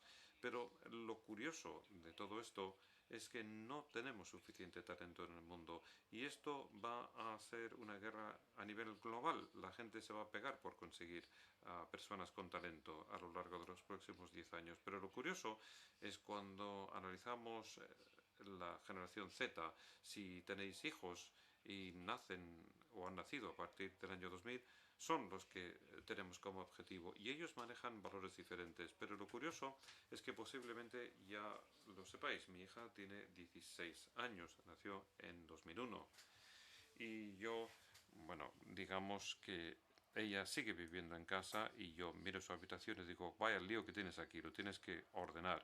Yo soy su padre y yo le digo, por favor, recoge esta habitación. Y me dice, no, bueno, recoge la habitación porque si no, entonces ahora le tengo que meter algo de presión para que lo haga, para que recoja todo aquello, ya que de lo contrario no te voy a dar la paga o no te voy a dar dinero durante las próximas 2 semanas. ¿Y recoge la habitación? No. No, ella puede sobrevivir durante 2 semanas sin esa propina, sin esa paga. ¿Por qué? Porque sigue escuchando la música, tiene Spotify, solamente tienes que pulsar el botón y si va al frigorífico tiene también la comida. El dinero no tiene importancia, pero cuando yo tenía su edad y mi padre me decía, mira, si tú no recoges la habitación no te voy a dar 2 semanas de paga, sería un problema, puesto que yo quería comprar un nuevo disco de Kim Wilde. Bueno, algunos ya le recordaréis, ¿no? Pero otros no. Y que costaban 19 marcos, bueno, no tenemos el euro por aquel entonces, bueno, y en fin, y yo dependía mucho de esa paga, pero ella no. Pero, ¿cómo puedes conseguir que una chica de 16 años recoja su habitación? ¿Cómo? A ver, quítale el teléfono móvil, ¿verdad? O, o cambia la contraseña del wifi, vamos. Y de hecho, cuando yo le quito el teléfono móvil, recoge la habitación mucho más rápidamente que si yo hiciera cualquier otra cosa, puesto que quiere que se lo devuelva. Pero si se lo quito, no piensa en el valor económico y dice, mira, esto me ha costado 400 euros y me está quitando este tío 400 euros. No, el teléfono inteligente es su manera de comunicar con su grupo de pares y con su red social. Seguimos siendo seres sociales y queremos formar parte de un grupo donde están nuestros amigos, donde nos sentimos cómodos y donde queremos compartir nuestras experiencias también. Pero cuando ella trabaje para una empresa dentro de algunos años, no va a escoger aquella empresa que le pague más dinero, sino que escogerá aquella empresa donde diga, bueno, vamos a ver, estos tíos tienen una actitud, tienen una cultura y una serie de conceptos éticos y objetivos y visiones de las que yo quiero formar parte, y ella se va a intentar incorporar a empresas que se basan en esos valores. Y es curioso, puesto que pensábamos que nuestros valores se estaban diluyendo y que el dinero lo era todo. No, es lo contrario. El dinero no será tan importante en el futuro, pero el encontrar un sitio donde trabajar, donde le puedes dedicar tu corazón y tu alma, donde dices, yo estoy trabajando entre amigos, tengo un entorno estable, donde me siento cómodo, donde puedo crecer y me gusta el liderazgo de la empresa para la que yo trabajo y representa también los valores que yo manejo, y entonces la gente querrá trabajar para estas empresas. Y lo vemos por todo el mundo. Vemos que la decisión respecto a si debes trabajar por una empresa u otra, o la decisión de si quieres trabajar en el País Vasco o mudarte a Los Ángeles o lo que sea, esto depende muchísimo más de los valores y de la ética, y también depende muchísimo del factor cultural que las decisiones que tienen que ver con el dinero. Y es muy importante invertir en valores, invertir en el futuro de las empresas. Hay que darles a la gente la oportunidad, mira, son cosas maravillosas y yo me quiero incorporar aquí. E incluso diría que dentro de 10 años no vamos a tener empleados en las empresas, sino que vamos a tener compañeros en el crimen, por así decirlo, y se incorporarán a la empresa puesto que creen en ella. Sí, y eso está bien. Llegará mucha tecnología, y el último punto de inflexión es que tenemos que, como sociedad, tenemos que asegurarnos de que no nos metamos en esa brecha de la desigualdad, donde hay muchas personas que piensan que no forman parte de este futuro y muy poquitas personas que piensan que sí, que puede trabajar para cualquiera en cualquier sitio a cambio de cualquier precio.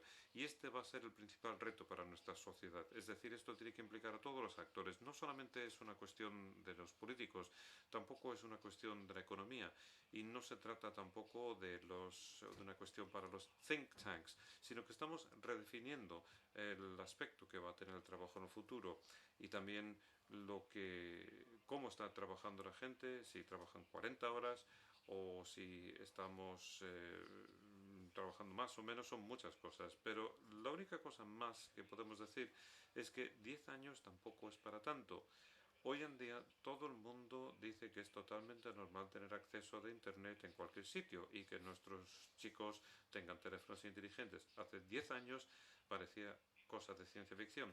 En 10 años vamos a mirar hacia 2017 y diremos, Dios mío, ¿cómo podíamos hacer eso? Es decir, contestábamos los correos electrónicos nosotros mismos en 2017. Teníamos que conducir nuestro coche y no podemos hacer nada más que conducir el coche para un sitio y para el otro. Entonces, tenemos que aprovechar las oportunidades que nos ofrecen las tecnologías, y también tenemos que ser tremendamente innovadores para mantenernos dentro de esta competencia global a un nivel en el que podamos competir con este nuevo cambio paradigmático.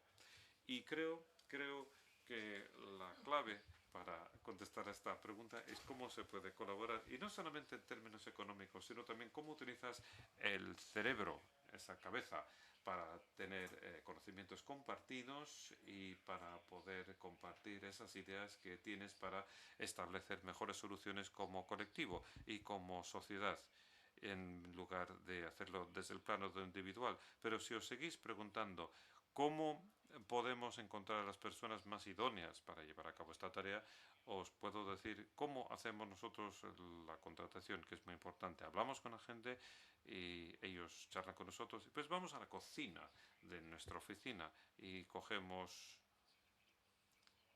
un poco de aceite, un puchero, y metemos las palomitas y les hacemos la pregunta siguiente.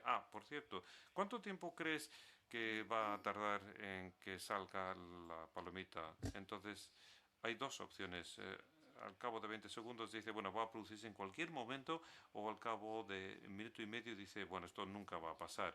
Y aquellos que sacan el teléfono inteligente e intentan entender el sistema que están viendo para establecer un pronóstico en base a la información y los conocimientos, estas son las personas con las que seguimos hablando y son los que se llegan a convertir en nuestros socios. Así que eso es todo. Muchísimas gracias por su atención.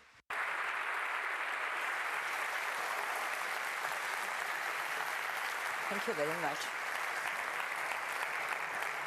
Ez da uste bezain urruti, eta bizkor datorkigula ikusten ari gara. Thank you very much. Guazen beste pausu batean aurrera egitera, begira ari gara zer datorkigun ikusi gurean, eta horretan jarraituko dugu munduak zer aldatzen ari den ulertu nahi horretan. Oraingo honetan Danimarkara goaz, Danimarkako CIPS erakundeko zuzendaria da gure hurrengo gonbidatua, Carsten Beck. Aldaketa globalak eta tendentziak ulertzeko ikuspegia eskatu diogunean, mundua horren globala izango ote den galdera egin du eta laxe jasotzeko eskatu digu. Hori ez dugu orain arte zalantzan jarri, bai ze temperaturatan agertuko egingo zaizkigun harto malutak, baino hori orain arte ez da tendentziatan jaso. Hori da jarraian eskeniko diguna. Es experto en análisis sectoriales, tendencias de compras y consumos, desarrollo del mercado laboral o sostenibilidad. Ha trabajado como project manager en los más diversos sectores y en más de 20 países en todo el mundo. Gure hurrengo gonbidatua beraz, CIPS erakundeko zuzendari nagusia, Mr. Beck, Carsten Beck. Thank you very much. John is here.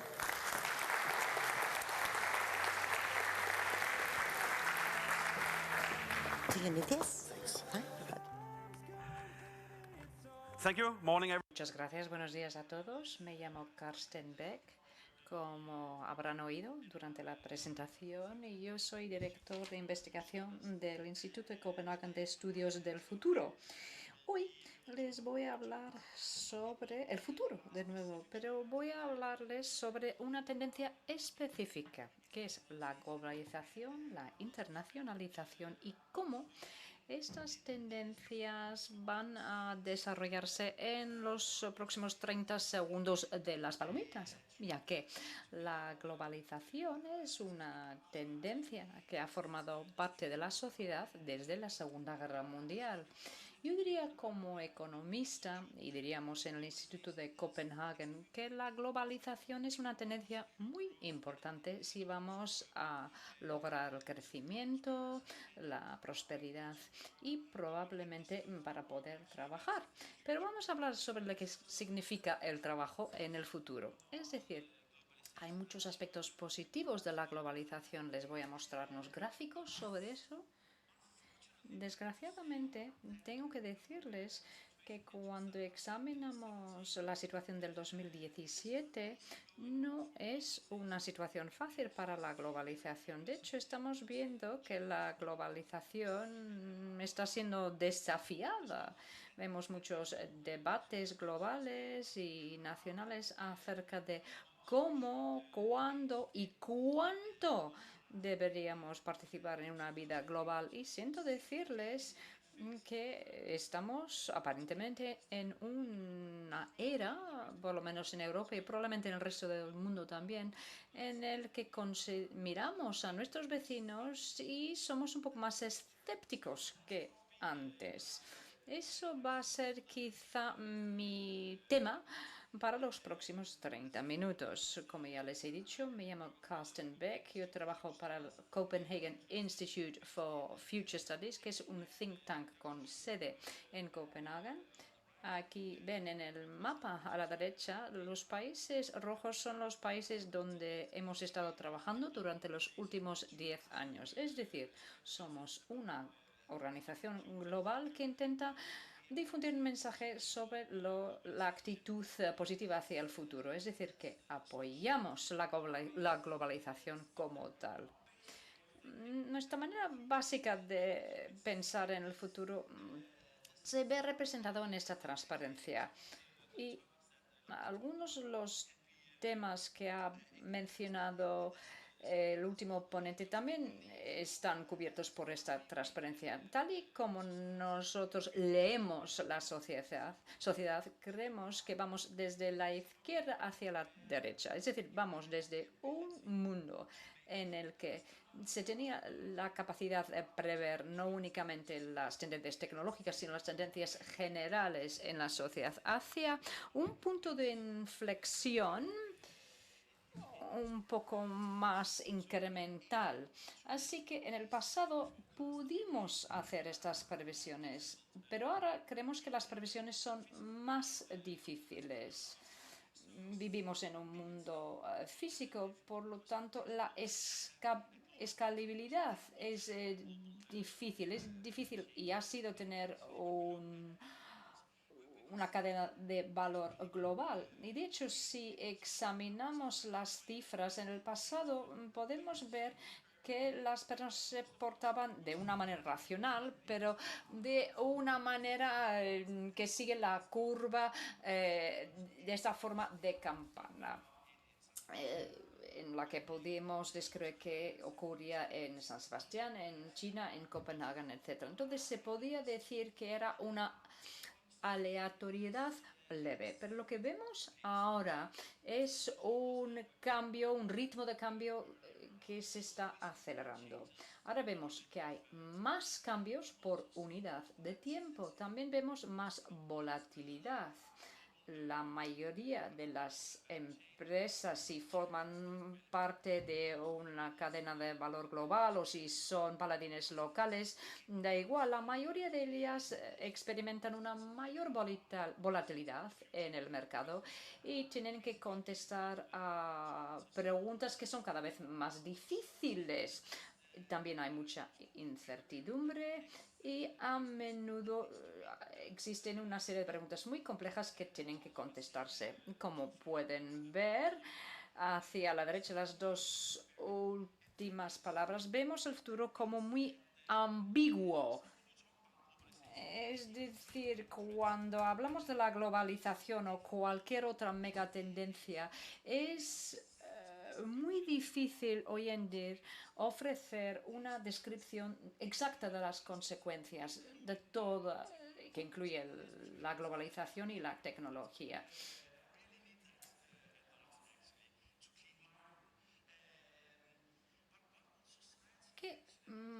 ¿Qué aspecto va a tener la sociedad del futuro? ¿Qué aspecto va a tener el trabajo, el empleo del futuro? ¿Cómo podemos entender la imagen total del futuro? Es cada vez más difícil. Así que hablamos de un futuro ambiguo. Y eso es cierto también de la globalización. Cuando miramos lo que se está hablando en Europa en este momento, y lo cierto es que se está debatiendo mucho esta cuestión en Europa en este momento, ¿de qué se está hablando? Se habla de la reorganización y la reforma de la colaboración internacional en Europa. Hablamos de los flujos migratorios que llegan del Oriente Medio y también de distintas zonas de África. Intentamos encontrar soluciones a todas esas cuestiones. Eso es una cuestión muy política. Cada persona tiene su opinión acerca de cómo se debería tratar estas cuestiones. El problema reside en que si preguntamos a las personas que son pro globalización, y como pueden imaginar, mi organización es muy pro globalización, si preguntamos a los políticos que dicen sí, queremos una Unión Europea más fuerte, o sí, creemos que los flujos migratorios seguirán y que por lo tanto eso lo tenemos que adaptar a las sociedades europeas. Eso está bien, vale. Y eso fue básicamente la actitud de la señora Merkel en Alemania hace 18 meses o 2 años. Y personalmente yo diría que es la única líder europea que yo respeto en este momento, que es la señora Merkel. Ella está haciendo lo mejor que pueda en una situación muy difícil. El problema es que si le preguntamos a la señora Merkel o los demócratas sociales o los políticos franceses, el señor Macron, y no los británicos porque están un poco locos en este momento, pero sí Preguntamos a los políticos europeos, bueno, dentro de 10 años, ¿qué tipo de Europa ven ustedes? ¿Qué tipo de Europa, señor Juncker? ¿En qué tipo de Europa estaremos, señor Juncker? No tienen respuestas, ninguna respuesta. Básicamente están, en la política de hoy, están intentando apagar fuegos, vamos, que no tienen respuestas para el futuro, no tienen ni idea. Y si miramos hacia la Unión Europea, existen varios escenarios diferentes, pero no hay una visión clara. La visión quizá más clara es que estamos todos en desacuerdo y eso no es una visión con la que podemos trabajar. Así que la globalización forma parte de eso. Y esta ambigüedad en la que es muy difícil decir qué significa un País Vasco globalizado, un Dinamarca globalizado, una Unión Europea globalizada. ¿Qué significa eso? Y esta es una de las principales razones por las que vemos esto. Esto es el mejor graffiti que existe en Copenhague en este momento. Tiene 6 meses, existe desde hace 6 meses este graffiti, esta imagen. Y le sacamos una foto en cuanto lo vimos. Lars también nos ha dicho que puede haber 70 trabajos en la industria del carbón, pero luego él mencionó la industria solar, la industria eólica y el final de la era de la estupidez. Pero no hemos llegado ahí. Es fácil gastarle bromas al señor Trump, pero tiene una ventaja. Desde luego, cuando se presentó como candidato a la presidencia, tuvo una ventaja. Y eso lo vemos en Europa también. Él es capaz de explicar el tipo de futuro que quisiera. Él es capaz de explicar eso al señor medio de la calle. Él es capaz de decir, sí, que vamos a construir ese muro. No nos gustan los mexicanos. En China no nos gustan los chinos y podemos llegar a un acuerdo mejor con los chinos. Miramos hacia nuestros ex amigos europeos y les decimos, oye, ustedes no hacen lo suficiente para la defensa del mundo occidental. Él es capaz de explicar el tipo de futuro que él quisiera tener. ¿Se equivoca? Pues personalmente yo sí creo que se equivoca. Y será un desastre si construye el muro en la frontera con México o hace lo que está pensando hacer. Pero tiene la capacidad de explicarse, tiene esa capacidad. Y eso es lo que necesitamos cuando hablamos de la globalización, cuando decimos de qué significa realmente vivir en un mundo verdaderamente globalizado. Nosotros no tenemos una visión común de una sociedad globalizada. Las megatendencias las ha mencionado Lars, así que no voy a gastar demasiado tiempo hablando de ellas. Esas megatendencias, por supuesto, incluye la globalización, algo que deberíamos poner entre comillas o con interrogantes, ya que estamos viendo unas amenazas muy importantes hacia la globalización en este momento. Las otras tendencias ya las conocerás, no son el tema de esta conversación, pero desde luego hay que considerar todas las tendencias cuando pensamos en el escenario del futuro. Aquí quería mostrarles un gráfico del Foro Económico Mundial. Allí hablan mucho de la tecnología, de la economía, del capital humano, de la agilidad económica, es decir, cómo podemos adaptarnos y cambiarnos más rápido. Es fácil de decir y difícil de hacer. Y luego aquí hablan de la seguridad física y la seguridad medioambiental. Menciona también el equilibrio intergeneracional. Deberíamos recordarnos que las oportunidades para nuestros hijos en el País Vasco, en Dinamarca y en el resto de Europa tienen oportunidades diferentes a las oportunidades de los jóvenes del resto del mundo. Y luego aquí menciona la antiglobalización, porque se habla del tejido social en esta organización, la WEF, sí que habla del significado de lo que es una sociedad, hablan de la confianza en nuestros conciudadanos. Y eso, de nuevo, nos lleva a la cuestión de la globalización. ¿Qué piensa usted de su vecino?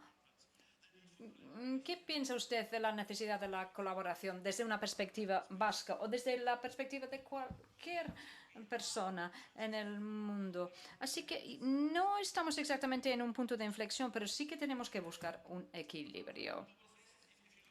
Si miramos la globalización en general es algo positivo, bueno, y si miramos los resultados económicos de las últimas décadas, ha habido muchos resultados positivos gracias a la globalización. Es cierto que existen preocupaciones y una de esas preocupaciones es que si miramos la globalización en general, y hay una serie de índices que intentan medir la globalización, una que viene de Suiza que se llama el índice COF. No tenemos datos para hoy, pero lo interesante de este índice, y hay distintas maneras de construir esos índices, pero lo interesante aquí es si examinamos la globalización económica, la social y la política, de hecho, se puede apreciar que la globalización ha ido en aumento en la última generación, más o menos eso es algo muy positivo, pero se está estancando y empezó a estancarse antes del Brexit y antes de la llegada de Trump. Así que desde una perspectiva puramente económica estamos empezando a preguntar si realmente ya hemos agotado las ventajas de la globalización. Quizá llegamos en un momento en el tiempo en el que va a pararse un poco la globalización. Eso no quiere decir que las empresas orientadas hacia la exportación aquí en el País Vasco no vayan a seguir exportando a Colombia, a China, a cualquier otro país, sino que quizá ya hemos sacado los mayores provechos de la globalización. Y si empezamos a estancar, por supuesto, a un nivel, a un plató un poco mayor que en los años 80, 90, pero si empezamos a cuestionar si eso es bueno o malo para la sociedad, quizá vayamos a ver una caída en la globalización. Así que un equilibrio. Y cuando se organiza ese tipo de conferencia, cuando hablamos de la globalización y las tendencias, tenemos que tener la mente abierta hacia el futuro. Y a veces es importante recordarnos que las personas en esta sala, todos nosotros somos los elegidos, los pocos elegidos. Así que cuando hablamos de la globalización, de nuestros viajes, de la interacción y todo eso que representa la globalización, somos unos pocos elegidos.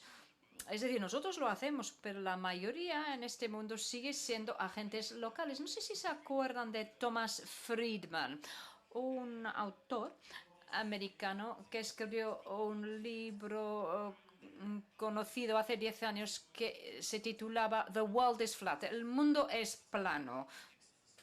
Es decir, que la globalización iba a seguir. Bueno, un buen libro, muy interesante. Él habló con muchas personas antes de escribir su libro y lo interesante es que un año después de su publicación hubo un economista indio que trabajaba para el Banco Mundial y no recuerdo su nombre, y así que no lo voy a intentar decir, pero él escribió otro libro sobre globalización como respuesta a Thomas Friedman y él vino a decir dos cosas. En primer lugar, dijo, bueno, Thomas Friedman, usted ha escrito un buen libro, pero no tiene cifras en su libro, no tiene datos que sostentan sus argumentos. Simplemente han entrevistado a personas como nosotros. Eso fue una consideración. Y la siguiente es que si miramos sus cálculos, el 90% de la población en el mundo hoy nunca va a necesitar un pasaporte. ¿Por qué? Nunca va a viajar fuera de su país. Así que la polarización cuando se habla de la globalización es también un factor importante. Aún así, la globalización es positiva, la necesitamos más globalización desde mi perspectiva. Hay una serie de cuestiones que vamos a tener que tratar en el futuro. Nos ha hablado en tono muy positivo, pero para ser un poquitín más, bueno, no exactamente pesimista, pero para darle cifras a este debate. Si nosotros quisiéramos crecimiento económico, y de hecho eso es lo que creemos que necesitamos, en el futuro y para las generaciones venideras, entonces necesitamos aumentos de productividad. Y el problema con los aumentos de productividad es que históricamente hay una tendencia. Hemos sido tan buenos a la hora de aumentar nuestra productividad en el sector industrial en el País Vasco y en todo el mundo, porque es algo que llevamos haciendo durante 100 o incluso 200 años. Pero si miramos el crecimiento en la productividad de la mano de obra, en algunos mercados maduros, vemos que hay una tendencia que no va hacia cero, pero va descendiendo. Es decir, nos encaramos a una situación en la que quizá ya hemos aprovechado de todo lo mejor de este aumento de productividad. Así que tenemos que cambiar de paradigma. Tenemos que buscar una manera de aumentar la productividad. Y eso lo vamos a encontrar en el sector de servicios. Y otra cuestión es que ha sido un camino, un viaje maravilloso para el País Vasco, para Dinamarca, para Alemania, para todos nosotros, pero incluso mejor para los más pobres del mundo. Si miramos estas cifras que mide la pobreza global, que es una cosa difícil de medir y hay mucho debate acerca de los datos, pero en general la tendencia es que los niveles de pobreza van en descenso. Yo diría que van rápidamente en descenso incluso. Si queremos que esto siga así, tenemos que tener mercados abiertos, tenemos que colaborar y tenemos que formar parte de un mundo internacionalizado. Ya han terminado mis 30 minutos. Nosotros diríamos en mi empresa, necesitamos globalización. Los países pequeños como el País Vasco y mi país, Dinamarca, desde luego tenemos que colaborar con el mundo exterior porque si no estamos condenados al fracaso. Así que la globalización es algo que es para el mayor bien de la sociedad.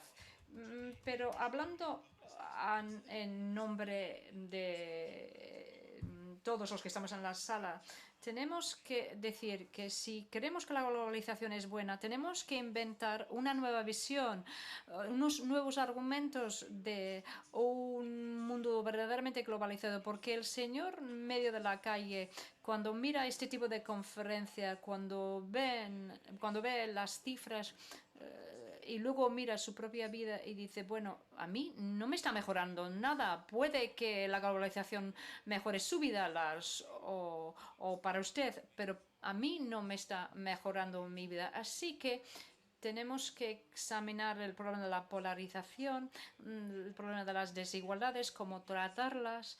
Y hoy en San Sebastián, en el País Vasco, en Europa y en el mundo, tenemos que encontrar una nueva narrativa sobre el mundo globalizado y cómo todos podemos prosperar, ya que si no tenemos esta visión, serán las personas tipo Trump que intentan construir este futuro para nosotros, y no únicamente la globalización social, sino la globalización económica del que tanto dependemos. Así que mi esperanza para ustedes para el siguiente año, no para los siguientes 10 años, es de construir una visión aquí, para empezar en Europa, sobre un mundo verdaderamente global y abierto. Ese es mi deseo para el futuro. Muchísimas gracias por escuchar.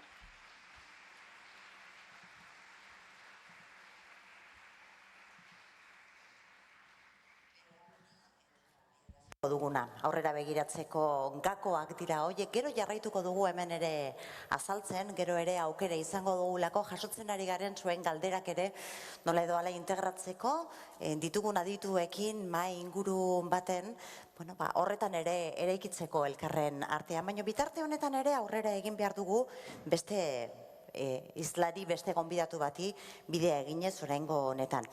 Todas las tendencias que estamos analizando impactan en la que nos relacionamos, impactan en el mercado internacional, y sobre esas cuestiones es precisamente que vamos a pedir que nos acompañe y que reflexione con todos nosotros y nosotras nuestro siguiente invitado. Él es Ignacio García Bercero.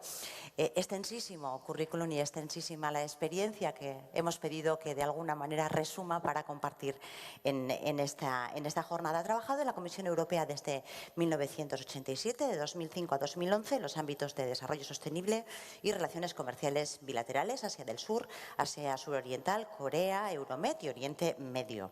Anteriormente había trabajado también en el área de resolución de disputas de la OMC y la regulación de barreras del comercio. Entre otras cosas, también le hemos pedido que esté aquí desde, por supuesto, su cargo actual como director general de comercio en la Comisión Europea, negociador principal para la FTA, the Free Trade Agreement, Europa e India, coordinador del grupo de trabajo del alto nivel Europa, Estados Unidos sobre desarrollo y trabajo, además, lo he dicho, de ser principal negociador de las negociaciones del TTIP. Por lo tanto, vamos a sumar también esta visión a esta primera análisis, esta primera aproximación a esas grandes tendencias que después tendremos la oportunidad de comentar con todos ustedes. Un placer saludarle e invitarle al estrado Ignacio García Bercero.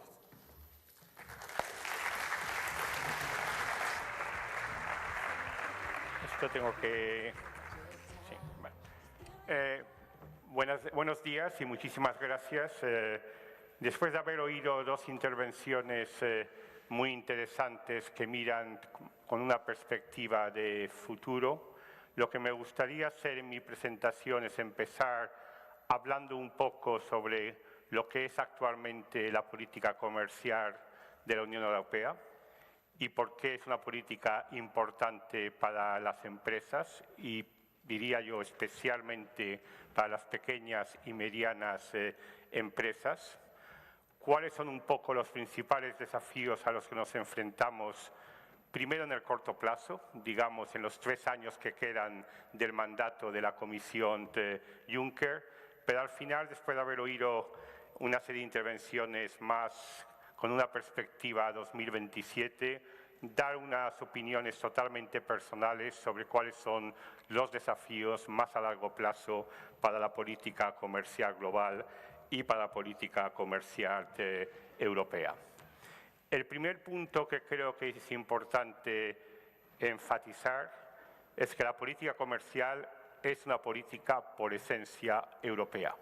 Ya en el Tratado de Roma se definió la política comercial como una competencia exclusiva de la Unión Europea. Esto es la Comisión la que negocia en nombre de los Estados miembros desde los años 60 en las negociaciones en el marco del Acuerdo General de Comercio y Aranceles. Junto con los Estados Unidos fuimos uno de los grandes impulsores para la creación de una Organización Mundial del Comercio. Y actualmente la Unión Europea tiene la red más amplia del mundo de acuerdos comerciales de libre cambio. Tenemos en primer lugar toda una serie de acuerdos de primera generación que negociamos con los países esencialmente de la vecindad, tanto de la vecindad europea como de la cuenca del Mediterráneo. La gran mayoría de países vecinos tienen acuerdos de libre cambio con Europa. Son acuerdos un poco antiguos, con lo cual no tratan los temas más importantes actualmente del comercio internacional, que es la razón por la cual estamos modernizándolos con algunos países, con Túnez, con Marruecos. También estamos actualmente viendo cómo se puede modernizar la unión aduanera que tenemos con Turquía. En segundo lugar, aunque ese es un desarrollo más reciente, hemos desarrollado también nuestra presencia de acuerdos comerciales en América Latina. Hace ya más de 10 años negociamos acuerdos de libre comercio con Chile y con México, una vez más, acuerdos de primera generación que actualmente estamos en el proceso de modernizarlos y de ampliarlos. Por ejemplo, en el caso de México hay un interés político muy fuerte por parte mexicana de intentar concluir con nosotros una modernización de ese acuerdo comercial este año y las negociaciones son muy intensas. En el caso de Chile recibiremos un mandato de negociación del Consejo en los próximos meses y que nos permitirá también avanzar con ellos. Tenemos ya acuerdos con la Comunidad Andina, con Centroamérica, un acuerdo extremadamente importante con Canadá, del cual hablaré un poco más dentro de unos minutos, y estamos también envueltos en negociaciones complicadas, difíciles pero prometedoras con Mercosur.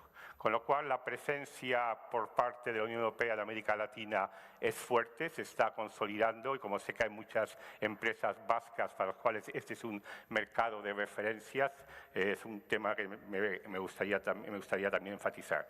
Pero también estamos, por supuesto, buscando penetrar al máximo en los mercados emergentes de Asia. Tenemos ya un acuerdo con Corea que ha funcionado muy bien. De hecho, nuestras exportaciones a Corea desde que concluimos el acuerdo han aumentado en un 55% y nuestra cuota de penetración del mercado ha pasado de un 9 a un 13%, incluso en un sector que en su día fue muy controvertido, como el sector del automóvil, donde había bastantes ansiedades sobre lo que podía ser la conclusión de un acuerdo de libre cambio con una gran potencia automovilística como Corea. Si uno ve cómo ha evolucionado nuestro comercio con Corea, actualmente tenemos prácticamente un equilibrio en el comercio, incluso en el sector de la automoción con Corea.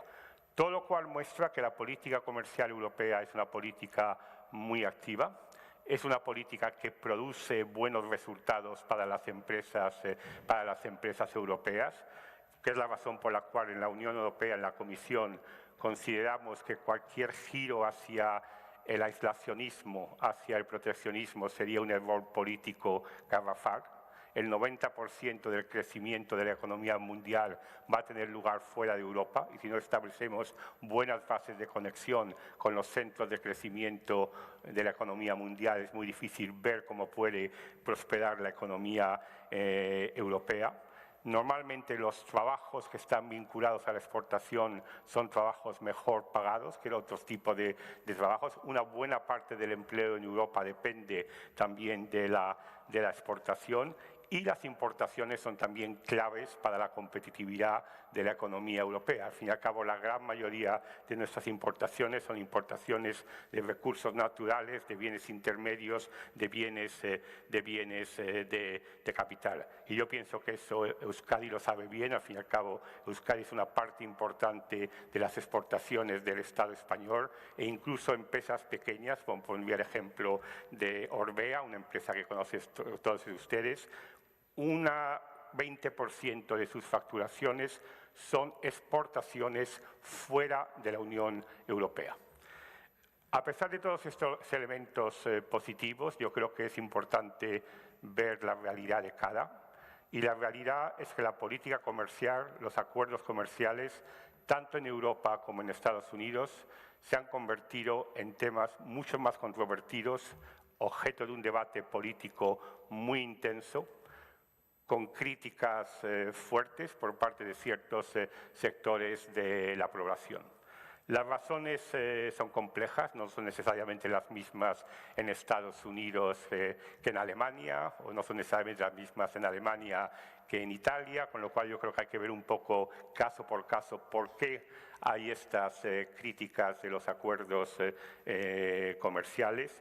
Pero generalizando, creo que todo ello está vinculado a un cierto malestar sobre las consecuencias de la globalización y las secuelas de la crisis del 2018.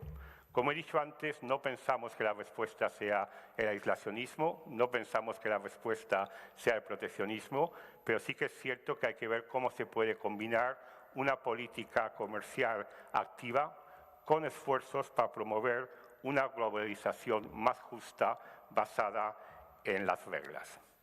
¿Cuáles son los desafíos principales a los cuales nos vamos a enfrentar en los 3 años que tenemos delante de nosotros antes del final de la Comisión de Juncker?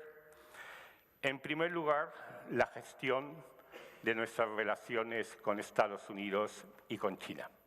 Son sin duda alguna unas relaciones comerciales absolutamente claves, fundamentales desde el punto de vista económico, pero también hay que ser claro, vamos a tener enfrente de nosotros 3 años bastante difíciles.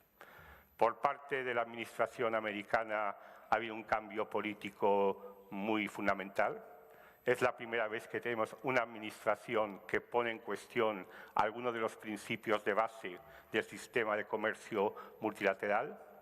De momento no hay acciones, aparte de haber decidido no continuar con el Acuerdo del Pacífico, que ya ha sido una señal bastante importante. Pero es cierto que algunas de las declaraciones son preocupantes, con lo cual vamos a tener que estar muy vigilantes a nivel de la Unión Europea, si es posible y en todo lo que podamos cooperar con Estados Unidos, pero por otro lado, si Estados Unidos toma medidas proteccionistas que afectan negativamente a nuestros intereses, como pudiera ser quizá, esperemos que no, en el caso del sector del acero, estar dispuestos también a tener una reacción firme, siempre dentro del marco de las reglas multilaterales del comercio. Por otro lado está la relación con China. Este es un tema que, francamente, el análisis de la situación no es muy distinto en Estados Unidos y Europa. Estamos preocupados sobre ciertas formas de competencia desleal por parte de China. Estamos preocupados con el hecho de que China, aunque inicialmente hubiera seguido una política de apertura, ha empezado a dar marcha hacia atrás y que su política industrial se anuncia cada vez como una política más proteccionista. Estamos preocupados con el tema de las subvenciones que provocan sobrecapacidades en ciertos sectores importantes de la economía mundial y, por lo tanto, tenemos un interés de ver qué es lo que se puede hacer para que China oriente su política en una dirección más abierta, pero francamente es algo que de momento nadie tiene una respuesta clara. Y volveré con ello a la parte final de mi intervención, cuando hablaré un poco de cuáles pueden ser las perspectivas más a medio plazo. En esta situación muy compleja, nos parece que primero es muy importante consolidar y evitar un cuestionamiento del sistema multilateral de reglas, tal como se encuentra definido en la Organización Multilateral del Comercio. Sería extremadamente preocupante que hubiese la tentación de algunos de nuestros socios de salir fuera del marco del sistema multilateral de reglas, aunque existen muchos temas que deberían mejorarse en el OMC. Hasta que no hayamos construido una OMC mejor, hacer cualquier tipo de acciones que pusieran en cuestión su legitimidad nos parecería extremadamente preocupante, con lo cual mantener el apoyo al sistema multilateral de comercio va a ser una línea de acción clara por parte de la Comisión de Juncker de aquí al final de su mandato. En segundo lugar, consolidar y profundizar nuestra red de acuerdos comerciales ambiciosos con aquellos países que están dispuestos a trabajar con nosotros en esa dirección. Había hablado antes del acuerdo que hemos concluido con Canadá y que en principio será aplicado provisionalmente muy pronto. Es un acuerdo extremadamente ambicioso que prevé, y me limitaré simplemente a algunos de sus elementos principales, prevé la eliminación de un 99% de los aranceles en el comercio bilateral, un 98% desde el día número 1 en que entra de aplicación el acuerdo, con lo cual ello crea toda una serie de nuevas oportunidades inmediatas para las empresas en el mercado canadiense. En segundo lugar, también prevé una apertura muy sustancial de los procedimientos de licitación pública. Ese es uno de los temas principales que nosotros siempre buscamos en nuestros acuerdos comerciales, porque las reglas de la Unión Europea implican que los mercados de licitación pública en Europa tienen que estar abiertos a la competencia, que una empresa extranjera puede competir en iguales condiciones que una empresa vasca o una empresa alemana. No hay ningún tipo de preferencia europea en la legislación de compras públicas en la Unión Europea. No es desgraciadamente el caso en muchos de los países con los cuales comerciamos, y esa es la razón por la cual en nuestros acuerdos comerciales es uno de los temas que empujamos de una forma más prioritaria, y en el caso de Canadá conseguimos una apertura muy sustancial de sus mercados. De hecho, Canadá estará más abierto a las licitaciones europeas que a las licitaciones americanas, por lo menos antes de la renegociación de NAFTA. No sé lo que pasará después. En tercer lugar, es un acuerdo que prevé un alto nivel de protección de la propiedad intelectual, en línea con lo que son los niveles de protección en Europa, incluidos con un tema que es importante en Europa, como es la protección de las indicaciones geográficas, donde Canadá se ha garantizado a proteger un número significativo de indicaciones geográficas prioritarias. El acuerdo también prevé una serie de formas de evitar lo que uno podría llamar la burocracia innecesaria en el comercio internacional, que a menudo es un problema específicamente para las pequeñas y medianas empresas, como por ejemplo los procedimientos de certificación excesivos, de forma que sea posible, cuando es necesaria una certificación, exportar a Canadá, pero trabajando con un organismo de certificación europeo. Evitar la duplicación de inspecciones, que es un tema complejo, por ejemplo, en el sector farmacéutico o en ciertos sectores agroalimentarios. Todos estos son temas en los cuales en el Acuerdo de Canadá incorporamos toda una serie de elementos muy concretos. También es un acuerdo que se fundamenta en un compromiso mutuo de promover el desarrollo sostenible, tanto en lo que se refiere a respetar las normas de base de la OIT como los grandes acuerdos multilaterales en materia de protección del medio ambiente. Es un acuerdo que ha sido también controvertido por una serie de razones que, si quieren, pueden entrar luego en el debate. Ha habido ciertos aspectos del acuerdo, sobre todo los que se refieren a la protección de la inversión, que han sido controvertidos.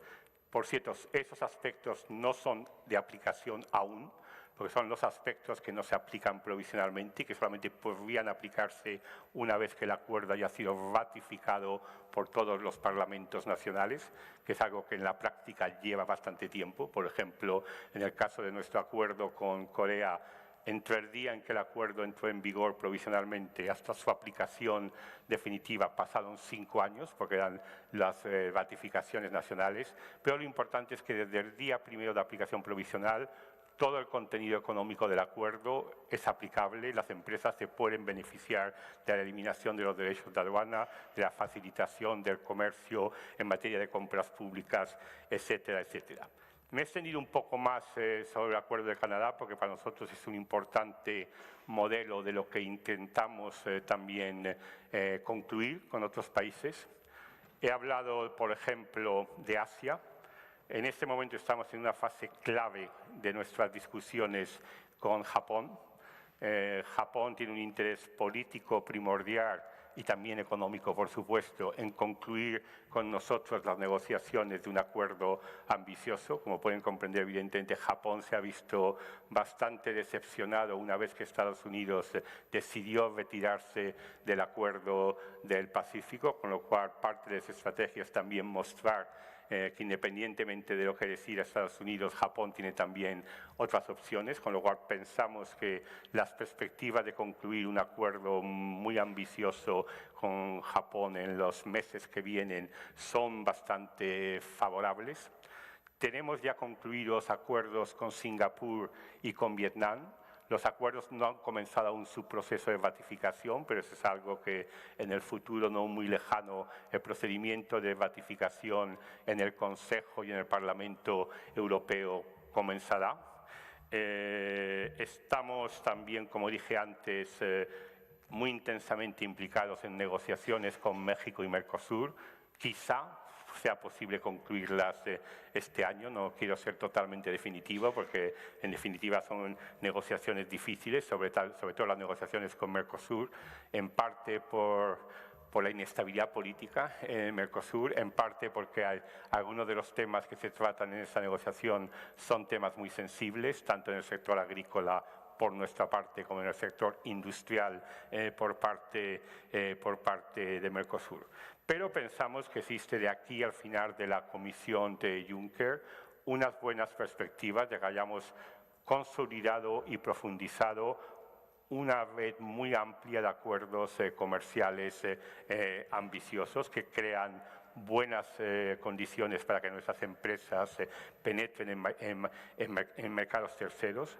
También yo creo que por parte de la Comisión va a haber un esfuerzo adicional para que se conozcan bien cuáles son los beneficios que dan dichos acuerdos, porque en definitiva nosotros podemos negociar un acuerdo, pero luego depende de las empresas que puedan utilizar las oportunidades que vienen de dicho acuerdo. Y en el caso de Canadá estamos intentando ver cómo se puede facilitar el acceso a la información sobre qué es lo que se necesita para poder exportar a Canadá, hacer esfuerzo a nivel de la Comisión Europea, pero por supuesto esto también es algo que requiere mucho la implicación y el esfuerzo de las autoridades nacionales para asegurar que la información fluya de la forma más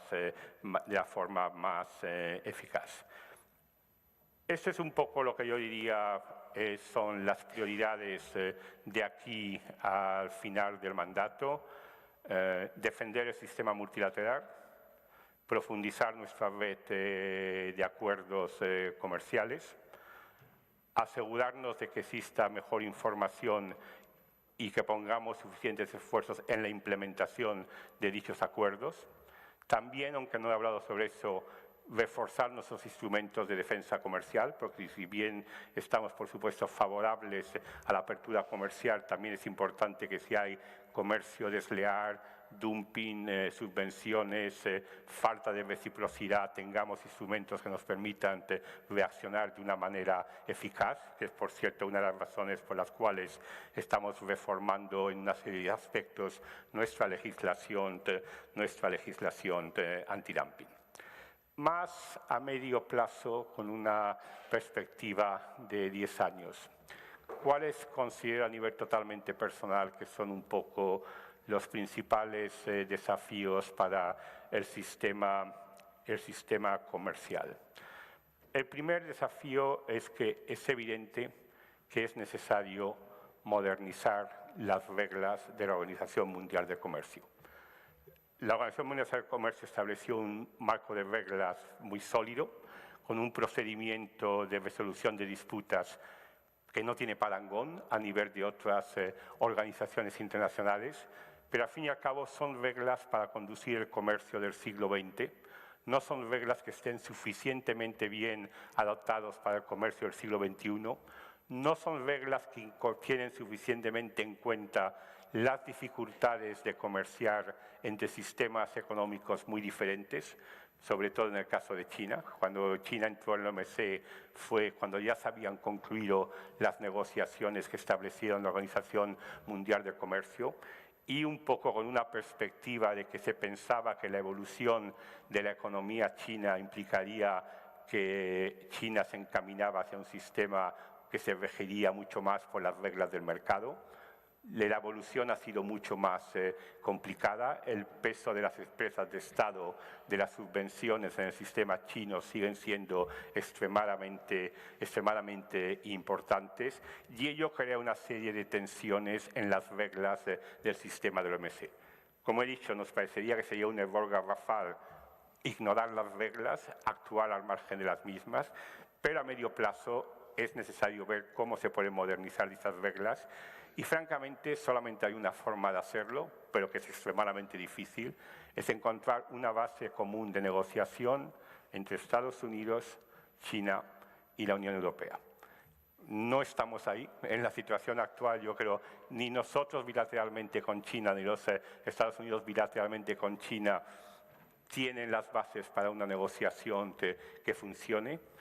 Se puede intentar construir un sistema en que los tres grandes socios del sistema comercial puedan sentarse y a discutir cuáles son las reglas que deben regir el comercio y luego cómo todo ello pudiera incorporarse dentro de un marco multilateral más flexible, porque yo creo que otro de los problemas fundamentales de la Organización Mundial del Comercio es que si se quiere mantener como una organización dinámica, tiene que ser más flexible, tiene que ser posible acomodar dentro del sistema multilateral los acuerdos plurilaterales, siempre y cuando tengan una masa crítica.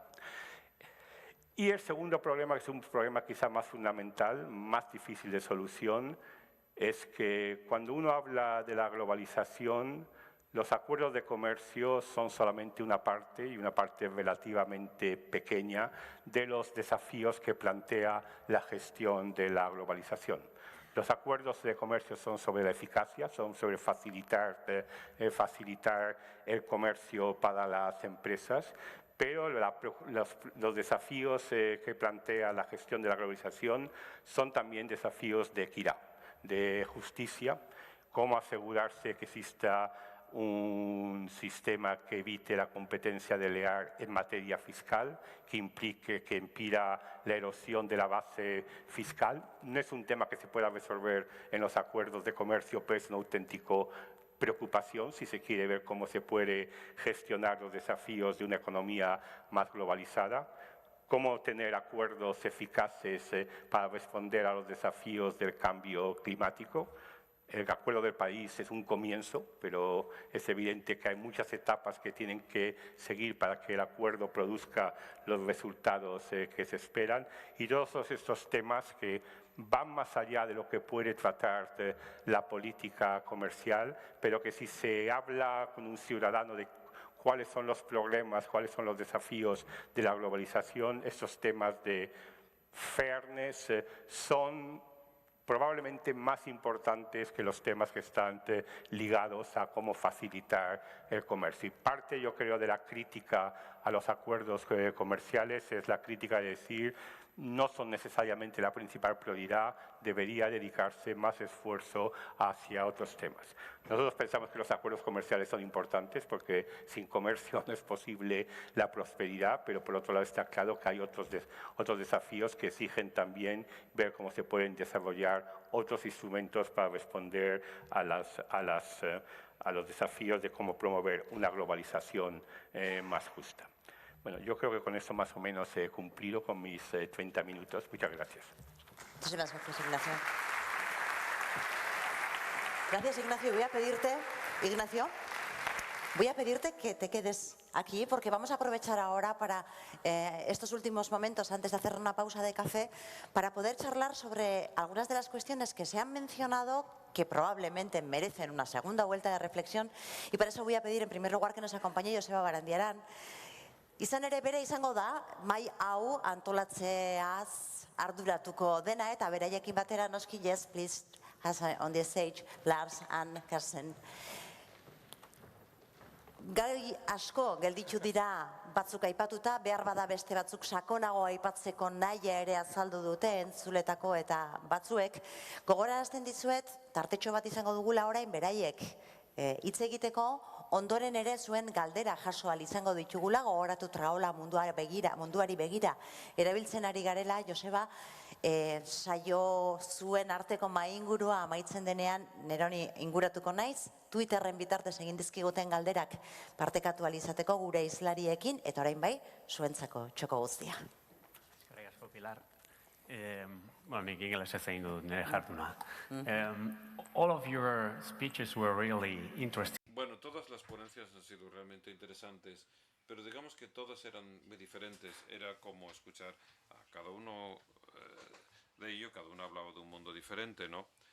Por ejemplo, Lars estaba, digamos, pintando un cuadro donde los empleos casi no van a ser algo necesario, algo que será como una diversión y que la tecnología lo posibilitará todo. Y el siguiente orador hablaba de la globalización, pero después Ignacio ya pone los pies sobre la tierra, aquí firmemente, aquí en San Sebastián, y él lo que analiza son los problemas de verdad, estos estados que no pueden actuar solos y países que tienen intereses contrapuestos, pero no lo ha citado. Pero incluso la idea de Europa o la idea de que estos países que se han reunido de alguna manera se está desintegrando o por lo menos se está cuestionando. Y me gustaría que cada uno de vosotros hablara de esto. ¿A qué se va a enfrentar Europa en vista de todos estos cambios que se están produciendo en el corto plazo, en 10 años?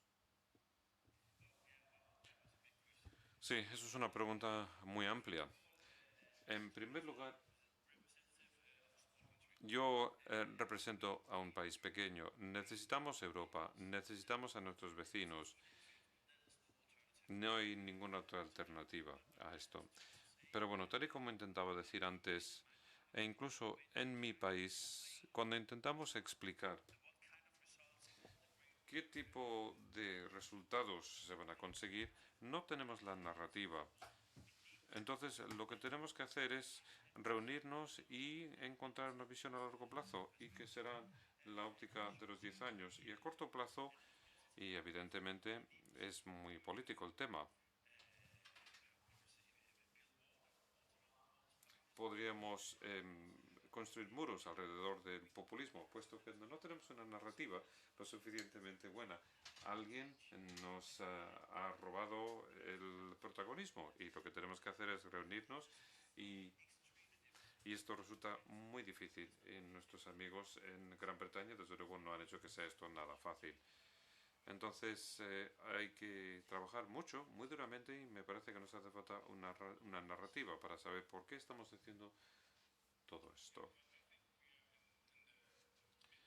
Bueno, yo creo que nos encontramos inmersos en una gran transición y bueno, has presentado una diapositiva donde la productividad de los trabajadores estaba bajando, y es cierto, casi digamos que la ganancia en productividad de año a año está tocando su fin, y tal y como he dicho también, estamos ahora acercándonos a la siguiente era industrial.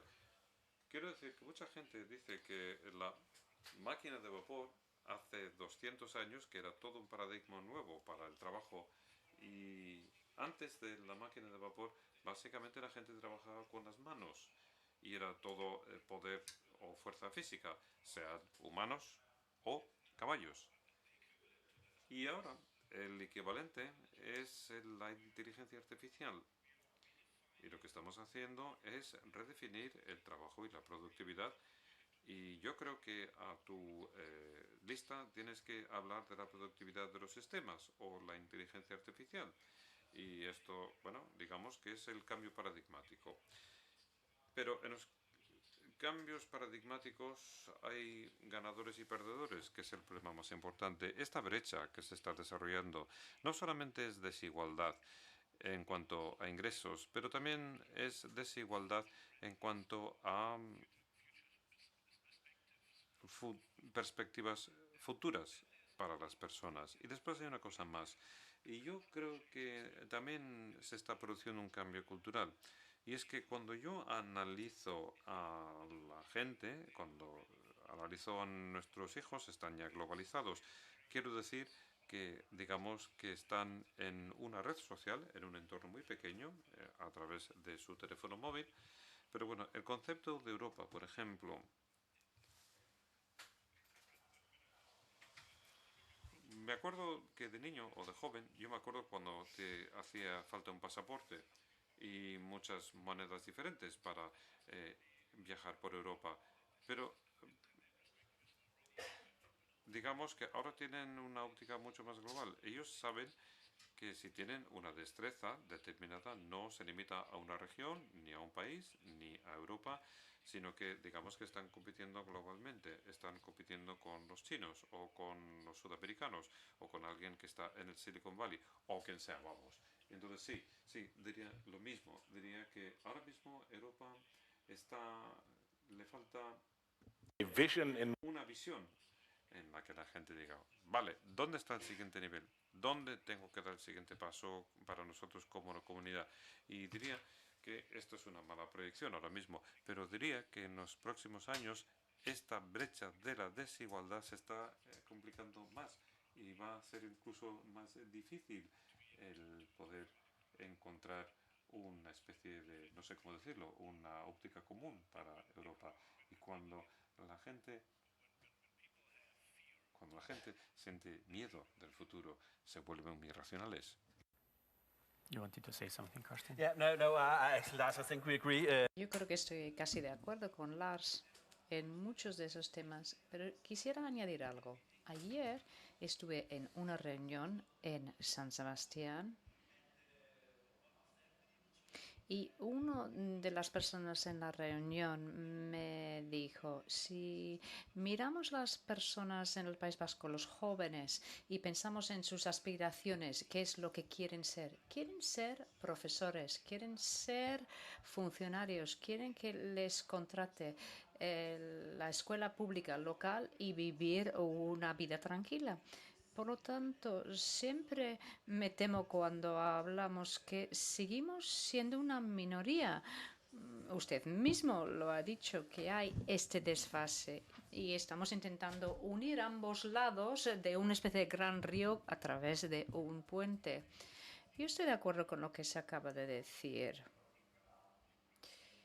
El cerrar este desfase de desigualdad que podría ser fruto de lo que acaba de decir usted es algo difícil. Ese es el gran desafío. ¿Cómo podemos responder ante esta desfase? Para hacerlo es vital evitar la narrativa individualista. Desde luego es algo que va muy allá de mi campo de experiencia. Pero desde luego es algo importante a la hora de hablar de la globalización.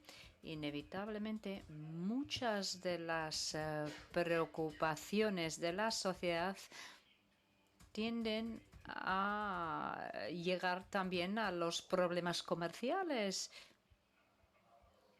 No sé si no fue el ex embajador de los Estados Unidos, Mac Flammer, que dijo no se vota sobre cuestiones tecnológicas, pero sí se vota sobre los acuerdos comerciales.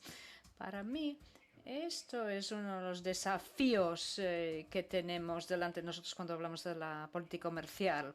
Cuando hablamos de comercio, tenemos que tener claro cómo nos puede ayudar el comercio internacional y qué es lo que no puede hacer los acuerdos comerciales. Inevitablemente hay expectativas políticas erróneas con respecto a lo que puede hacer los acuerdos comerciales. Eso implica también no únicamente lo que puede hacerse a nivel europeo. La mayoría de las políticas de ajustes que son necesarios para responder ante la tecnología no son políticas a nivel europeo, sino políticas que están dentro de las manos de los Estados miembros. Así que, ¿cuál es el papel de las instituciones europeas? Quizá es el de facilitar las respuestas, facilitar estos ajustes por parte de los distintos Estados miembros. La mayoría de las personas en el público son empresarios y saben mucho del comercio, y yo diría que el comercio ha hecho mucho por reducir las desigualdades entre países, pero ahora creo que nos referimos a otro tipo de desigualdad.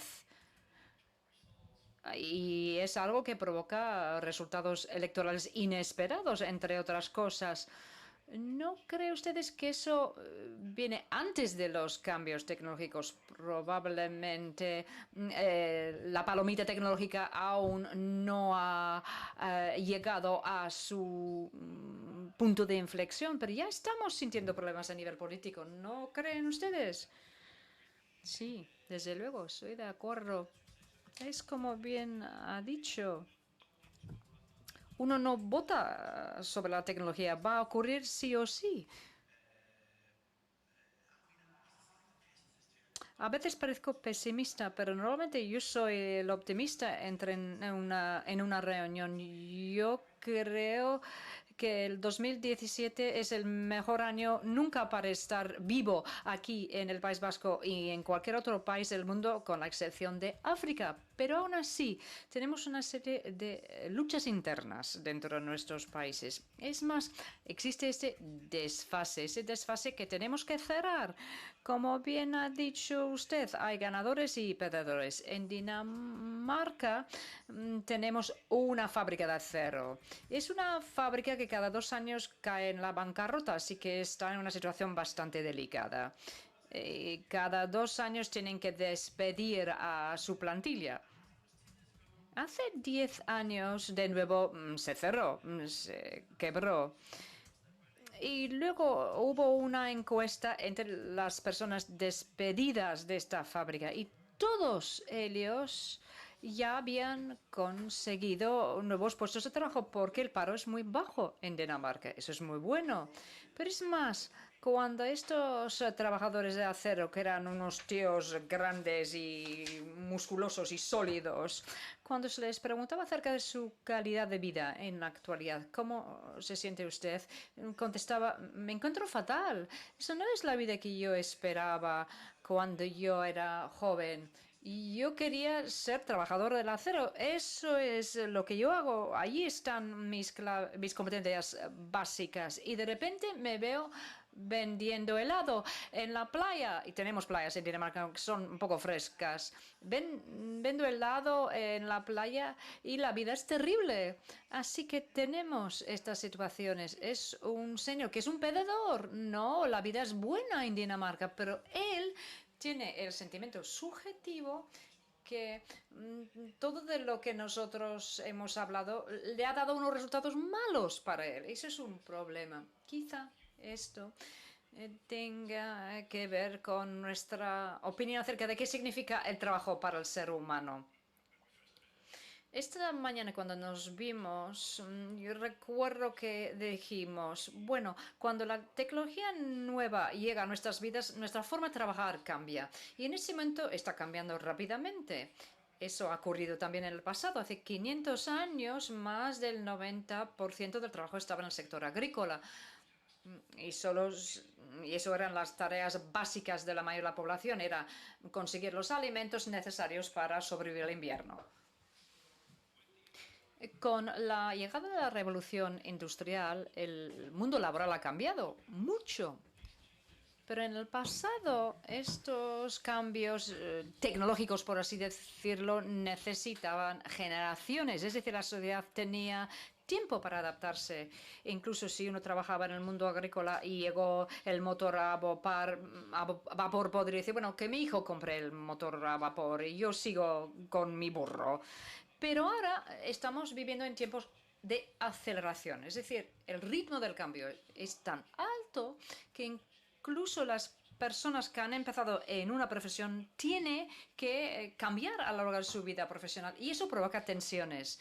Esta tensión no desaparece. Yo sufro mucho con mi hija de 16 años. Yo le pregunto, ¿qué quieres hacer como profesión? Y ella y yo ambos sabemos que ella va a iniciarse en un mundo profesional y su profesión va a cambiar continuamente. No va a ser la misma profesión durante los 45 próximos años. Ella por lo mismo sabe que tiene que cambiar a lo largo de su vida.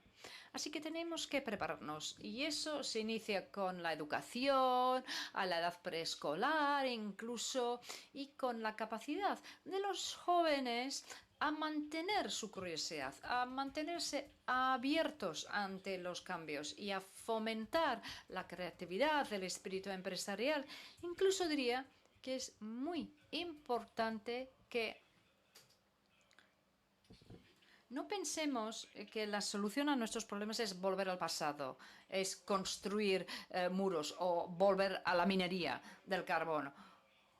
Va a ser muy difícil para la generación que vive ahora el transformarse. Y tenemos que ser sinceros con esto, tenemos que ser honestos. Si nosotros pensamos en cómo vamos a ser en el año 2050 va a ser divertido porque cuando miramos hacia atrás, hacia 2017, vamos a sentir decepción y pensar ¿qué es lo que hemos hecho? Al final tenemos que redefinir el valor del trabajo, de un empleo y de qué se saca de un empleo. Porque es mucho más que un salario a fin de mes. El empleo, el trabajo tiene que ver con la psicología, con la red social, con el valor de uno mismo. Como ya he dicho, soy optimista cara al futuro, pero sí creo que los próximos 10 años van a ser muy difíciles para nosotros como sociedad, para poder redefinir todos estos valores. Yo tengo un comentario. Para mí, las razones por la oposición a la globalización o los acuerdos comerciales son bien complejas y creo que varía de un país a otro. Y no necesariamente una pregunta de aquellos que pierden de la globalización y que son esas personas que proyectan sus frustraciones hacia el sistema político. Vamos a pensar, por ejemplo, en la situación en Europa. Como ha dicho usted, yo era negociador jefe para este acuerdo con los Estados Unidos durante 3 años. La posición con este acuerdo venía principalmente de Alemania, Austria y los Países Bajos. 3 países que realmente han sacado un enorme provecho de la globalización, que tiene niveles muy bajos de paro, que probablemente están mucho mejor que otros países en comparación con la crisis post-2008. Si miramos la situación de los países del sur, sí que ha habido controversia política, pero siempre ha habido menos oposición política ante estos acuerdos comerciales. Por lo tanto, sugerimos que tiene que ver con cuestiones de identidad, con cuestiones de la narrativa, que a veces son más importantes cuando hablamos de la oposición ante la globalización. Es decir, no es únicamente la ausencia a una respuesta eficiente ante la utilidad de la globalización, la razón por la oposición a estos acuerdos comerciales. Si miramos qué hay detrás de esta oposición a la negociación con los Estados Unidos, en parte eran razones políticas, luego además había un miedo ante este gran poder que representa a los Estados Unidos, que iba a imponer su voluntad sobre nosotros.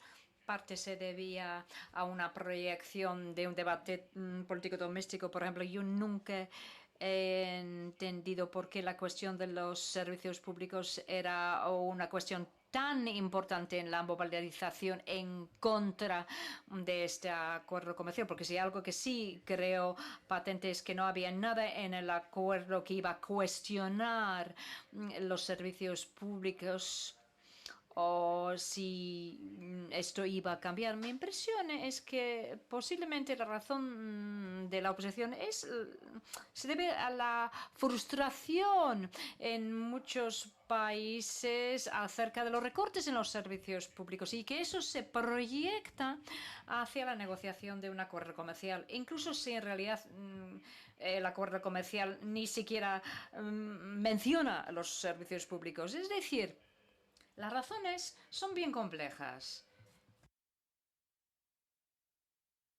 Y creo que realmente tenemos que encajar esos acuerdos en una narrativa más amplia acerca de qué es lo que queremos hacer en Europa.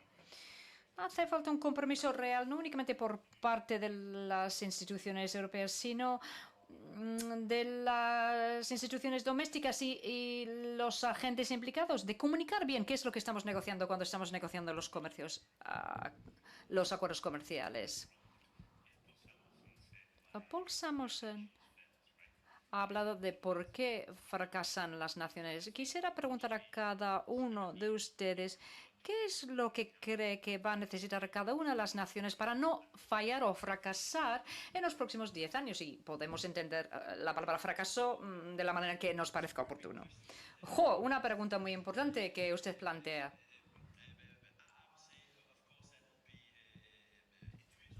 Yo diría que cada país va a tener su respuesta individual.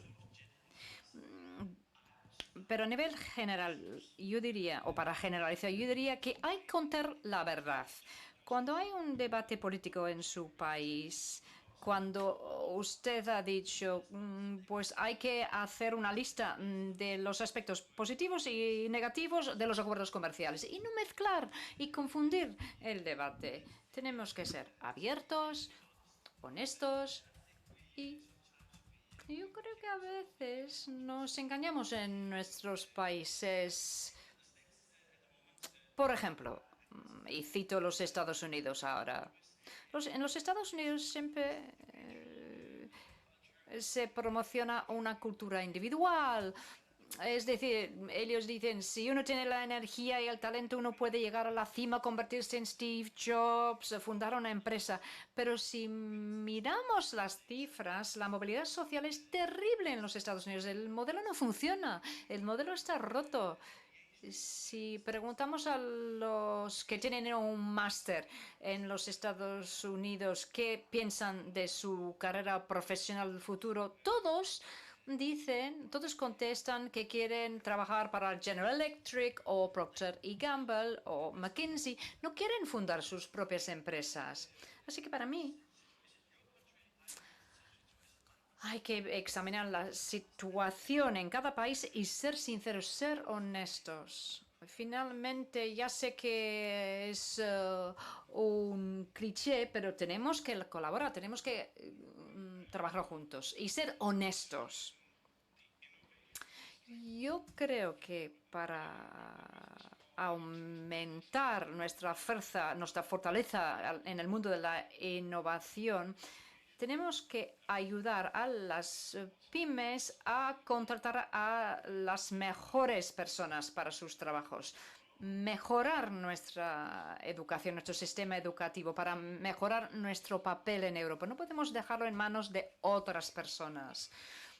A pensar en el futuro. Tenemos que pensar nosotros en el futuro. La innovación va a seguir. Va a haber crisis, por supuesto. Se prevé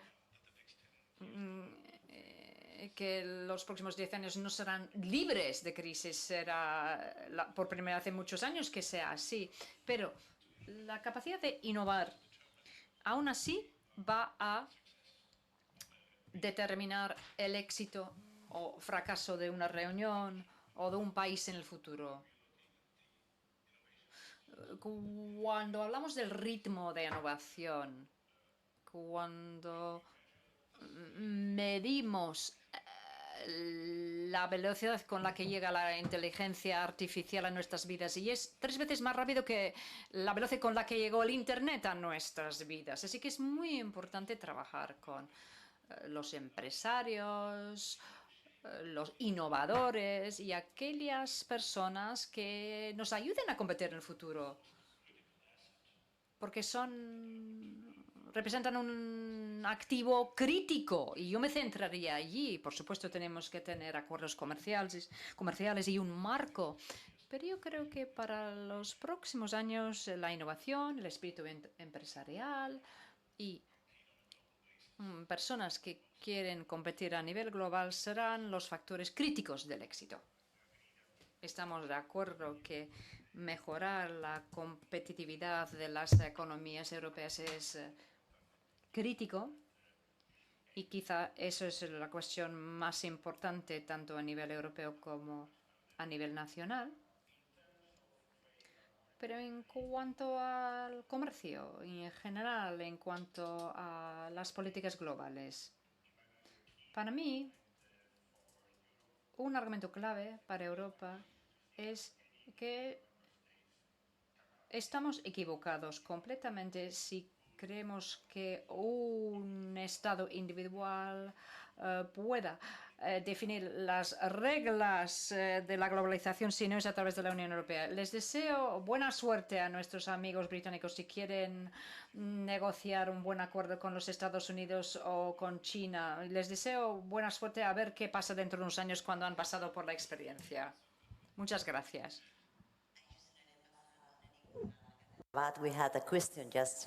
Hemos recibido una pregunta sobre esta cuestión de cómo Brexit vaya a impactar en los próximos años. A través de este hashtag Mundura Begira, que nos preguntaban precisamente de qué manera colocamos en esta previsión de los próximos 10 años, en este contexto en el que también a medio término se mencionaba la necesidad de adaptar las normas que hasta ahora nos han traído hasta aquí y que de alguna manera pertenecen más, decía Ignacio, al finales del siglo XX. ¿Cómo puede encajar en todo esto también un fenómeno como el Brexit? ¿De qué manera puede, si lo hace, ayudar a reforzar la posición de Europa o, al contrario, si la debilita frente a otras partes negociadoras? Bueno, yo creo que aún sin el Reino Unido, Europa es una gran potencia comercial que tiene, por lo tanto, todas las bases de negociación para negociar en términos de igual con Estados Unidos, para negociar en términos de igual con China. Evidentemente, con el Reino Unido dentro aún somos más atractivos, es una lástima, pero ha sido la decisión soberana del pueblo británico de decidir salir de la Unión Europea. De momento, en cualquier caso, hay tantas incertidumbres sobre cuál va a ser el tipo de relación que habrá entre el Reino Unido y la Unión Europea en el futuro. Como sabe, hay toda una serie de etapas. En primer lugar, es necesario discutir y ponerse de acuerdo en los principios de base sobre el tratamiento de los ciudadanos europeos en el Reino Unido y los ciudadanos británicos en Europa. Ponernos de acuerdo sobre los principios sobre finanzas, cómo se va a pagar los compromisos financieros, ponernos de acuerdo sobre cómo tratar el tema de la frontera entre Irlanda del Norte e Irlanda del Sur, y una vez que tengamos un poco más de perspectiva sobre esos temas, empezar a hablar sobre el tipo de relación futura entre el Reino Unido y la Unión Europea, en el cual de momento yo creo tampoco está muy claro exactamente qué es lo que el Reino Unido eventualmente quiere, por lo cual yo creo que hay aún muchísimas incertidumbres para saber cuál es el tipo de relación futura que habrá entre el Reino Unido y la Unión Europea una vez que los 2 años de negociación Brexit se haya concluido. Evidentemente, yo creo que es en el interés de todo el mundo evitar disrupciones, no sé si eso es castellano, de evitar perturbaciones innecesarias, con lo cual también habrá que hablar en algún momento sobre periodos transitorios, pero de momento yo creo que es muy difícil especular el tipo de relación que habrá en el futuro. Ignacio, we're running out of time, but we've got a last question. Tenemos una última pregunta para Lars y Carsten. ¿Cómo es posible el cubrir las necesidades de una economía creciente con la protección del medio ambiente? ¿Es posible hacer eso? ¿Hacer casar esas dos cosas? Bueno, tiene que ser posible.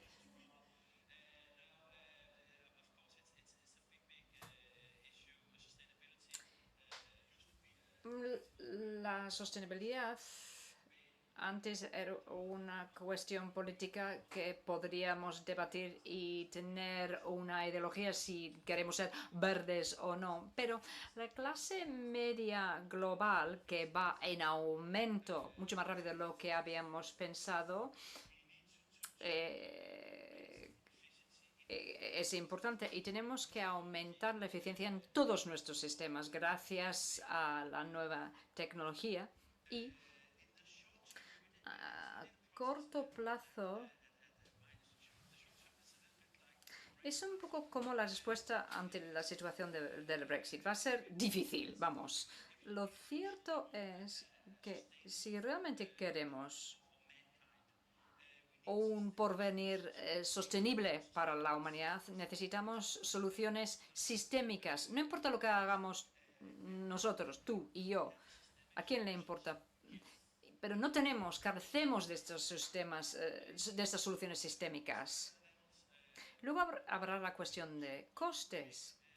No obstante, cuando hablamos con las grandes empresas en este momento, todos están cada vez más ecológicas, más sostenibles. Pero para darles un único ejemplo, cada año en Dinamarca hay una feria de la moda en Copenhague. Yo no sé nada de la moda, pero tenemos una feria de la moda todos los años. Y cada año los periodistas preguntan a las grandes empresas tipo Inditex, ¿qué pasa con la sostenibilidad? Inditex y H&M, y Gap y las demás empresas dicen, bueno, no sabemos nada. Bueno, sí, tenemos un diseñador, uno que es un diseñador sostenible. Y todos se quedan contentos con eso. Y luego miramos a Primark y otros y vemos que nada ha cambiado. Seguramente cambiará algo y llegará al punto de inflexión en el que tenemos que hacer esos cambios sostenibles. Es decir, que va a ser difícil en los próximos 10 años, pero luego habrá un cambio, yo creo. Yo creo que hemos llegado ya al punto en el que no es únicamente más limpio, sino que también es más barato utilizar estas energías renovables. Tenemos muchas sinergias entre el sector de la informática y el sector energético. Y yo creo que va a hacer falta mucha colaboración en el futuro entre sectores que en el pasado no tradicionalmente se han colaborado. Así que el campo está muy abierto y en cuanto al público que está allí y los empresarios y las pymes, yo creo que tienen una enorme oportunidad de seguir compitiendo en este gran cambio. Imaginemos, en los últimos años, y no quiero hacer un marketing de una empresa específica, pero Tesla se fundó en el 2003. Puso el primer coche en carretera en el 2007 y ya vende más coches de lujo que Mercedes, BMW y Audi juntos, tanto en los Estados Unidos como en Europa Occidental. Así que sí existe la posibilidad de éxito para una pequeña empresa. Ellos empezaron su andadura con 7 empleados. Las tendencias como las tendencias de las energías renovables y la inteligencia artificial tienen la posibilidad de crecer. Nadie habría esperado, desde luego, que en Alemania una empresa en California iba a competir con la industria de Daimler-Benz y BMW. Pero sí, eso es una historia de éxito. Realmente existe un gran potencial para empresas y empresarios valientes y con miras hacia el futuro para sacar provecho de las oportunidades que tenemos delante. Muchas gracias. Beste galdera batzuk ere bat zeuden, baina zoritxarrez hementxe utzi behar dugu. Eskerrik asko, Joseba, thank you very much. Carson and Lars, eskerrik asko, muchísimas gracias, Ignacio. Eta eskerrak ere zuei, tarte honetan lagundu diguzuelako, zuen galdera eta iradokizunekin. Orain tartetxo bat egingo dugu, etentxo bat egingo dugu, berritu egingo ditugu indarrak, eta 12 eta 4 hemen, bueltan espero zaituztet, etorkizunari koskatxo bat kentzen dion beste kezka bati buruz jardun beharko dugulako, zibersegurtasuna izango da tartean ere gaia, beraz, hemen espero zaituztet, mesedez 12 eta 4. Eskerrik asko, txalo gure gonbidatu bentzat.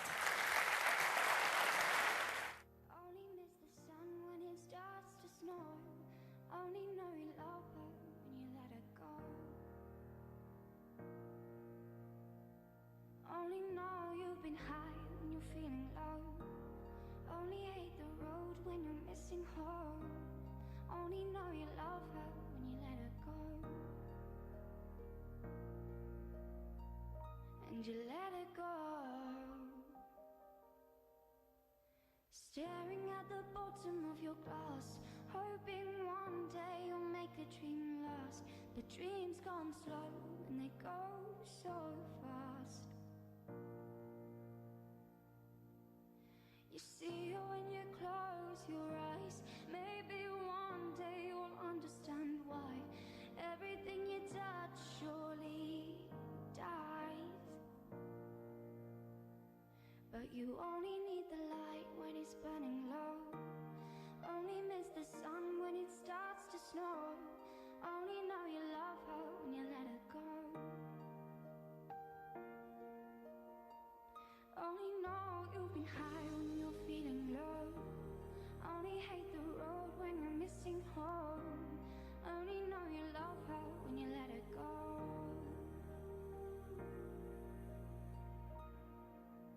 Staring at the ceiling in the dark, same old empty feeling in your heart, 'cause love comes slow and it goes so fast. Well, you see her when you fall asleep, but never to touch and never to keep, 'cause you loved her too much and you dive too deep. Well, you only need the light when it's burning low, only miss the sun when it starts to snow, only know you love her when you let her go, only know you've been high when you're feeling low, only hate the road when you're missing home, only know you love her when you let her go, and you let her go.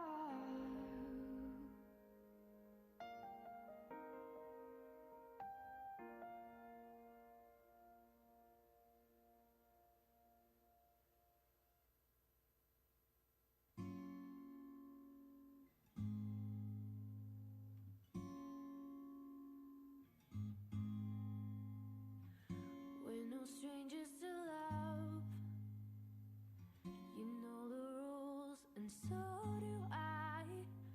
A full commitment's what I'm thinking of, I wouldn't give it to any other guy.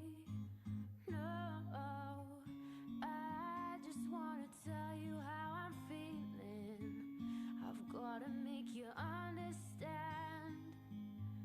I'm never gonna give you up, let you down, run around or desert you. I'm never gonna make you cry, say goodbye, tell a lie or hurt you.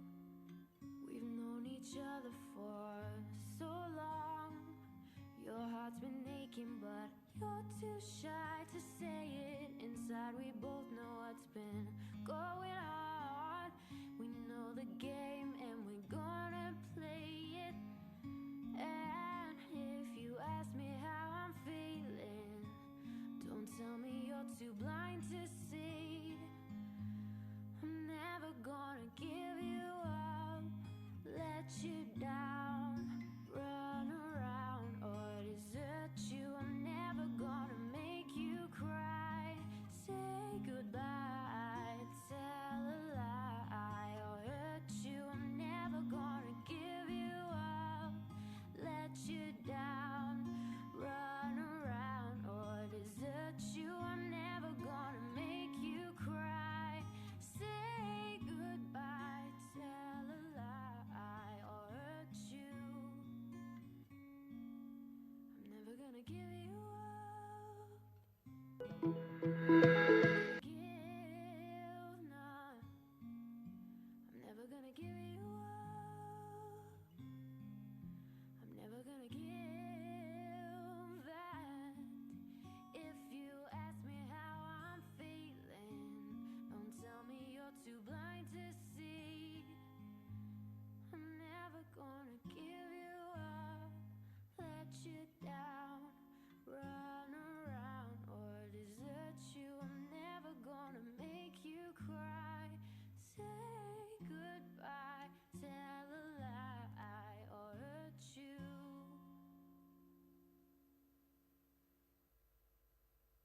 I'm never gonna give you up, let you down, run around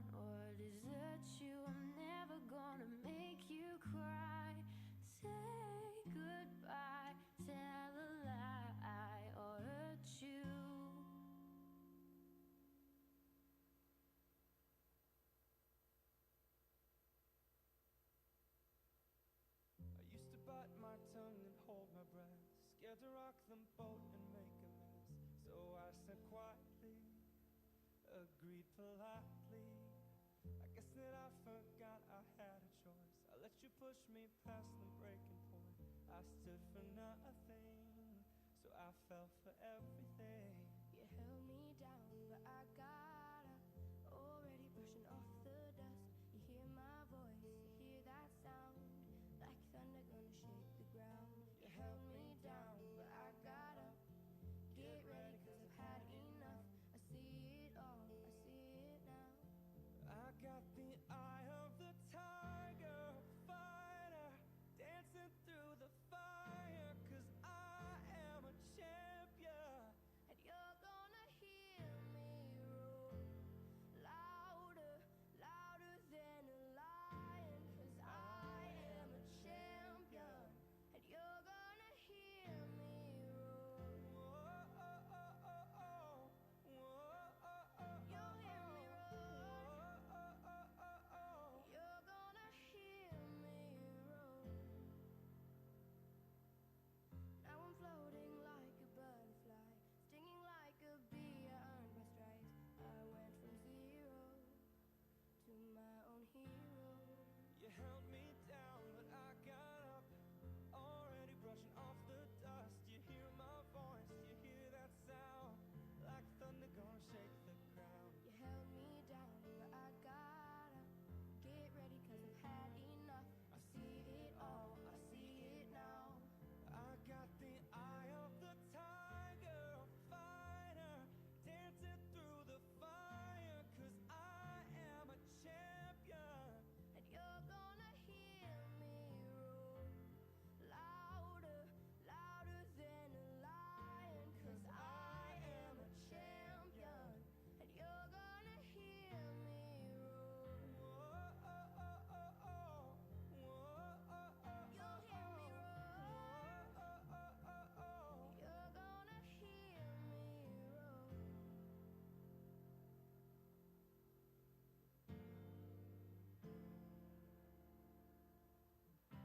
Roar, roar, Roar, roar, roar.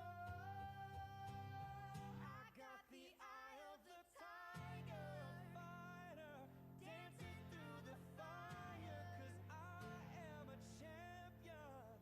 You're gonna hear me roar, louder, louder than a lion, 'cause I am a champion. You're gonna hear me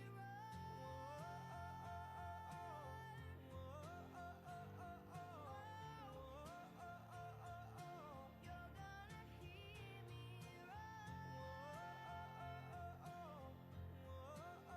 You'll hear me You're gonna hear me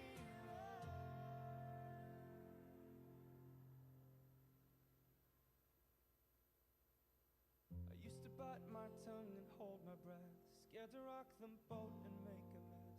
So I said quietly, agreed politely. I guess that I forgot I had a choice. I let you push me past the breaking point. I stood for nothing, so I fell for everything. You held me down, but I got up, already brushing off the dust. You hear my voice, you hear that sound, like thunder gonna shake the ground. You held me down, but I got up. Get ready, 'cause I've had enough. I see it all, I see it now. I got the eye of the tiger, fighter, dancing through the fire, 'cause I am a champion. And you're gonna hear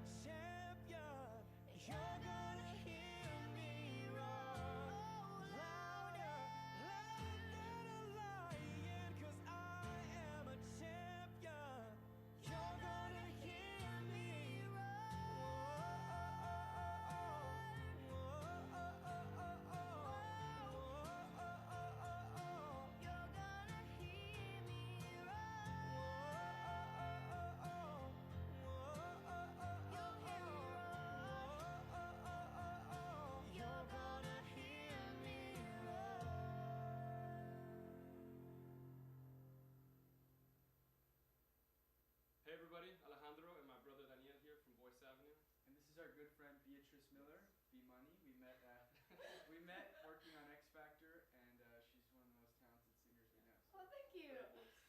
We had a lot of fun filming this, and I hope you guys enjoyed it. thank you guys for your support. We love you.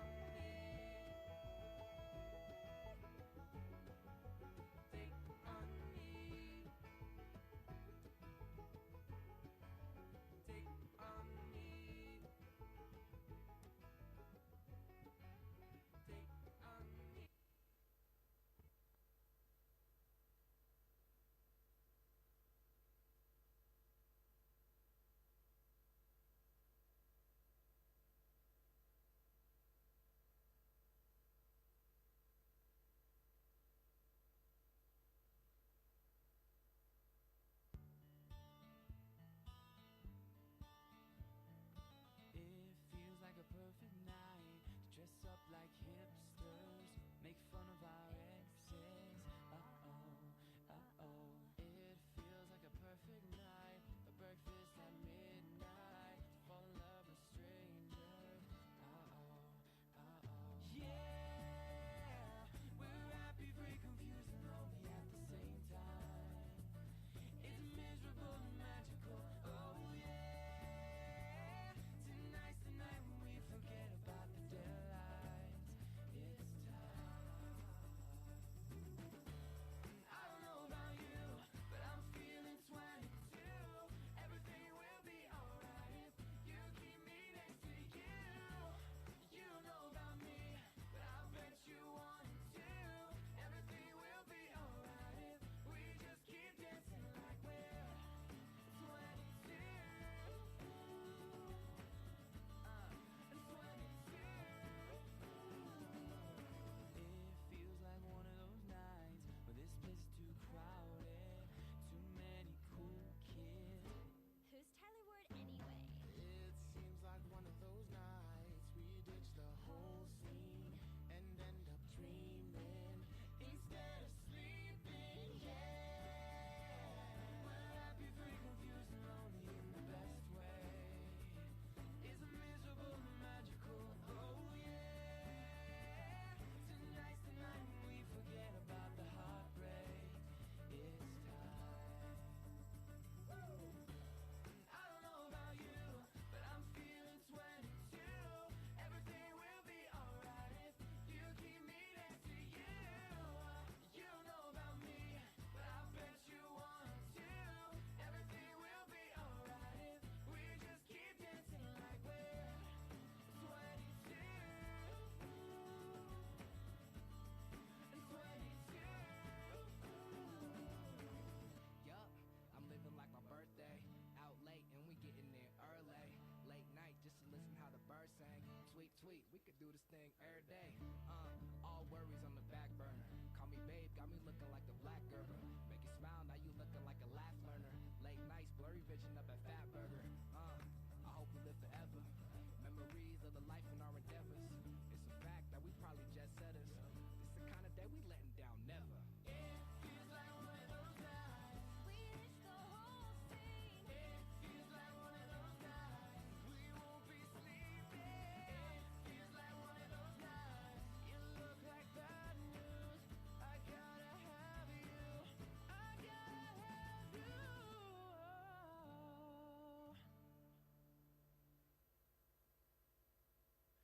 We were both young when I first saw you. I close my eyes and the flashback starts. I'm standing there in the balcony in summer air. See the lights, see the party, the ball gowns. See you make your way through the crowd and say hello. Little did I know that I was Romeo. I was throwing pebbles and your daddy said stay away from Juliet. I was crying on the staircase, begging you please don't go, 'cause you belong. If you could see that I'm the one who understands. You've been here all along, so why can't you see? You belong with me. Standing by and waiting at your back door all this time. How could you not know, baby? You belong with me. You belong with me. So glad you made time to see me. How's life? Tell me, how's your family? I haven't seen them in a while. Been good, busier than ever. Small talk, work and the weather. Your guard is up and I know why. Because the last time you saw me, it's still burned in the back of your mind. You gave me roses and I left them there to die. So this is me swallowing my pride, standing in front of you, saying I'm sorry for that night. I go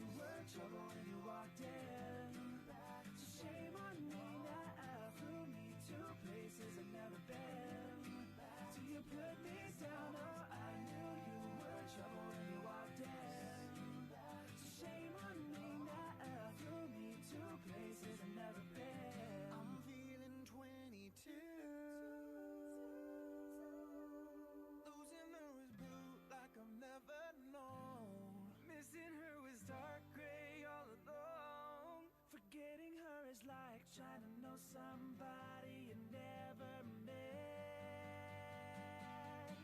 Loving her was red, so red. Loving her was red, so red. Loving her was red, so red. Loving her was red, so red.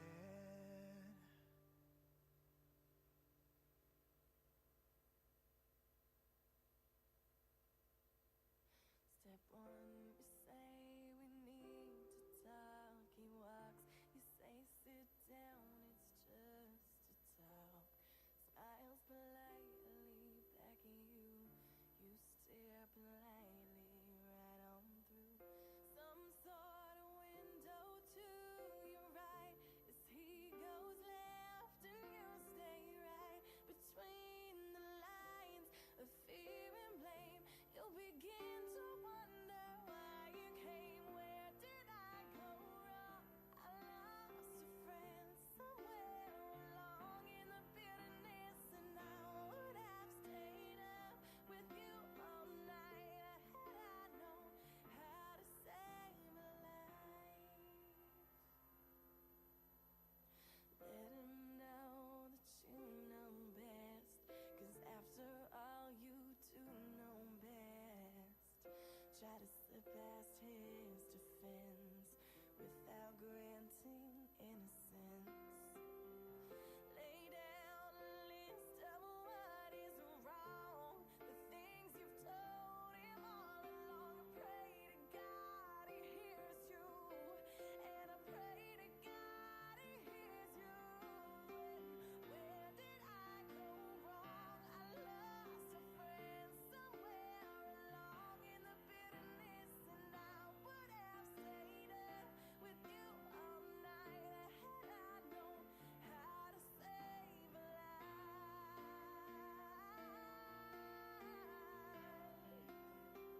How to save a life.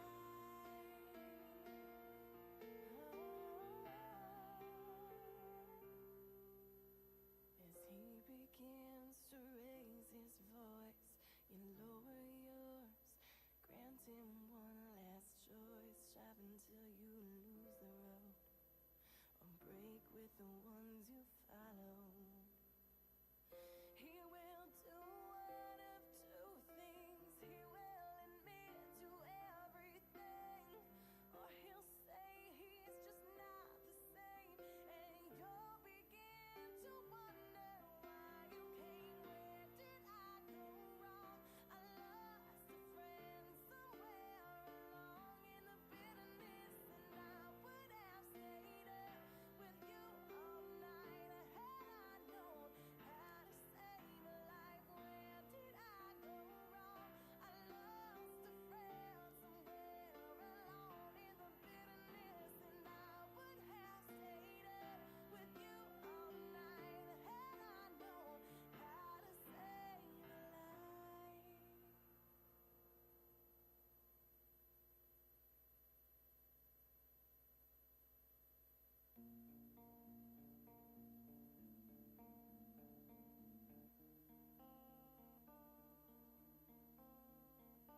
Going back to the corner where I first saw you. Gonna camp in my sleeping bag, I'm not gonna move. Got some words on cardboard, got your picture in my head saying, if you see this girl, can you tell her where I am? Some try to hand me money, but they don't understand. I'm not broke, I'm just a broken-hearted man. I know it makes no sense, but what else can I do? How can I move on when I'm still in love with you? 'Cause if one day you wake up and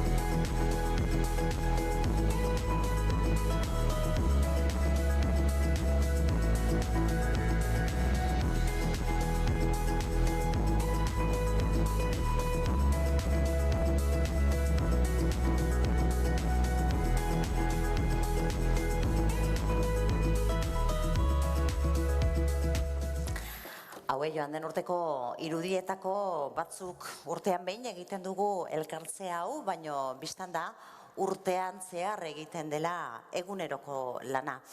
Algunas de las imágenes que nos acompañan para ver después de esta breve pausa de café y espero que de conversación, porque como os he ido indicando a lo largo de la mañana, en la zona baja de este palacio tenemos la oportunidad de seguir manteniendo este contacto con la red de agentes exteriores de la ESPRI. Os recuerdo, más de 70 países que tienen sus puertas abiertas a través, entre otras, de esta conversación. Quería también lanzar un saludo a las personas que nos están siguiendo a través de streaming y que además están interactuando con el hashtag Munduari Begira. Nos siguen a través de streaming, recuerdo, a través de la página del canal YouTube de ESPRI, también en inglés, a través de la página de Events. Basque Consortium esan gabe doa, elkarrekin landutako programa da. Honen inguruan jardun dugu gaur goizean zehar eta bada honen inguruan gehiago esan beharra. Besteak beste eta gaur goizean Arantxa Tapia sailburuak iragarri duen bezala bada egitasmo sendo bat, egiten ari den ahalegin hori are gehiago integratzeko eta are gehiago garatzeko. Y precisamente vamos a detenernos un momento para conocer ese proyecto de administración integrada que surge con la voluntad de ir, como decía, un paso más allá en este servicio. Facilitar a las empresas el acceso a los apoyos públicos, a la internacionalización, además también de presentar los objetivos a corto y a medio plazo. Voy a pedir para eso que me acompañen en el escenario, en primer lugar, el viceconsejero de Industria, Javier Sarraionandia. Javier. Y también, puestos a pedir, me gustaría que le acompañen en el escenario las tres personas que son responsables de este mismo ámbito en las diputaciones de Álava, Vizcaya y Guipúzcoa. Javier Hernando, por Álava, director de Desarrollo Económico, Asier Alea, de Turismo y Promoción Exterior, y Antxon Tomasena, Promoción Económica. Álava, Bizkaia eta Gipuzkoa ordezkatuta, baita Eusko Jaurlaritzako sailburu ordea. Javier, zurea da hitza oraingoan. Ondo, eskerrik asko, Pilar. Egun on guztioi. Bueno, en principio, el vídeo que hemos tenido ocasión de ver hace un momento, lo que refleja es que cuando las administraciones vascas trabajamos conjuntamente, somos capaces de llegar mucho más allá.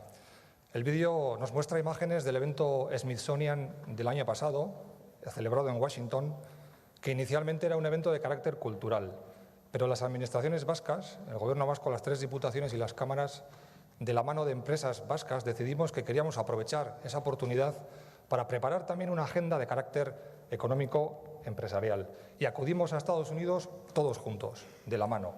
Y la verdad es que el resultado fue espectacular. Pudimos llegar allá donde no pensábamos llegar.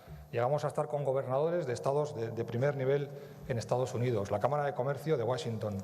Llegamos al Departamento de Energía del Gobierno Federal, a las más altas instancias. Alguna empresa vasca tuvo acceso a la NASA, a la mismísima NASA, cosa que para ellos era impensable. Por tanto, el ir juntos nos hace más fuertes. Dicho esto, lo que quiero transmitiros hoy es un único mensaje. Las administraciones vascas somos conscientes de la importancia de la internacionalización y estamos absolutamente comprometidas en que tenemos que ser lo más eficientes posibles para ayudar a nuestras empresas en sus procesos de internacionalización de la mejor manera posible. Y por eso queremos poner en marcha este proyecto de administración integrada. Les decía que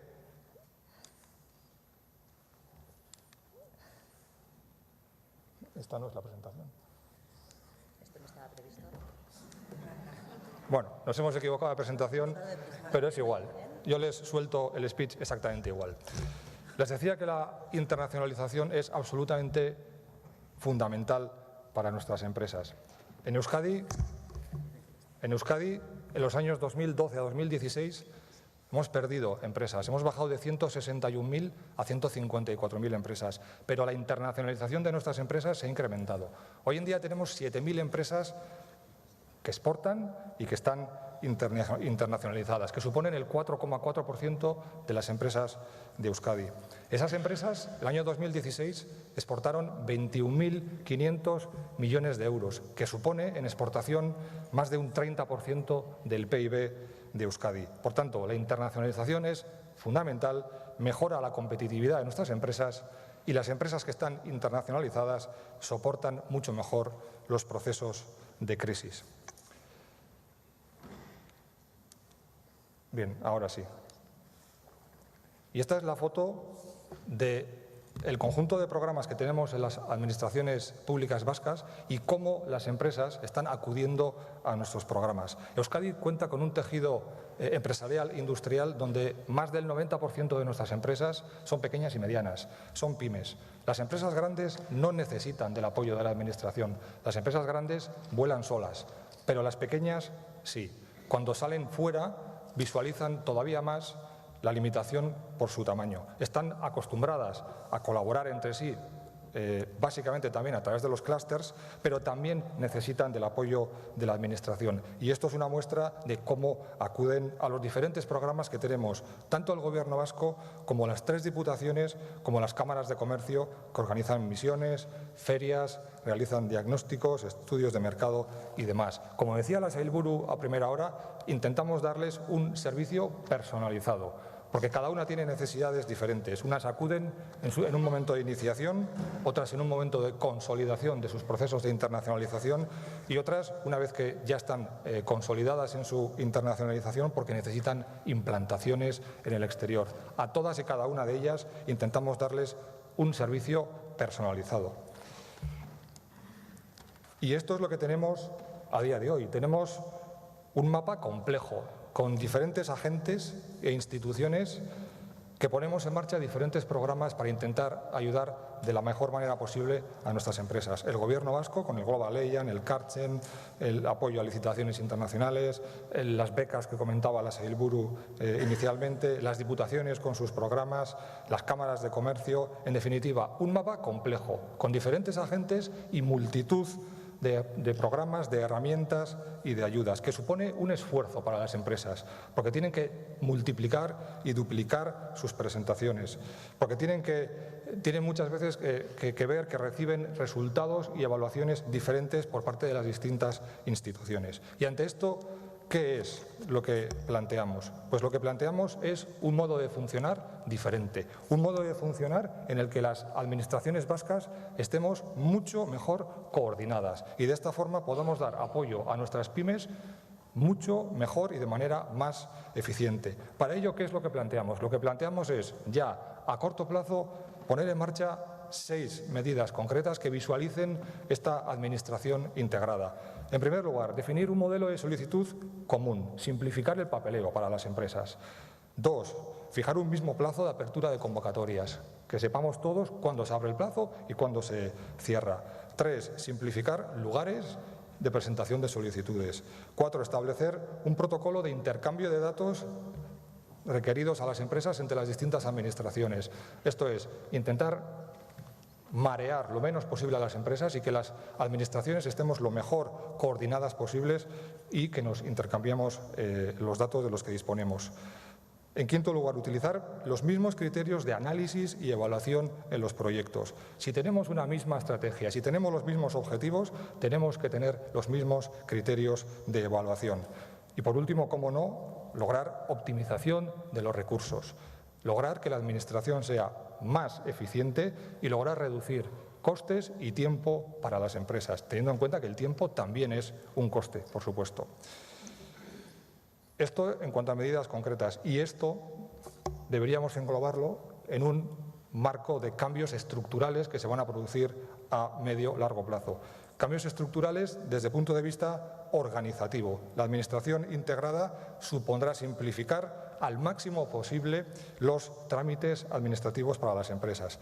Cambios tecnológicos.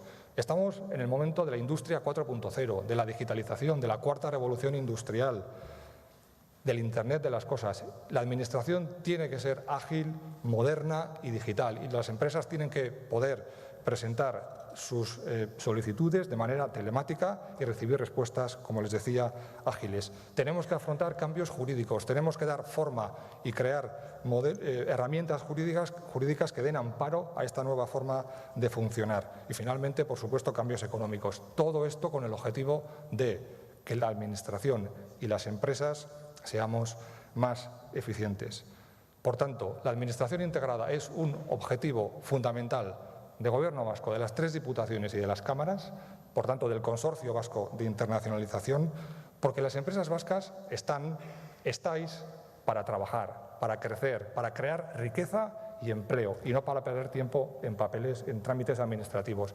Y las administraciones estamos para ayudaros, y para eso tenemos que ser lo más eficientes posibles para daros el mejor servicio posible. Besterik gabe, eskerrik asko.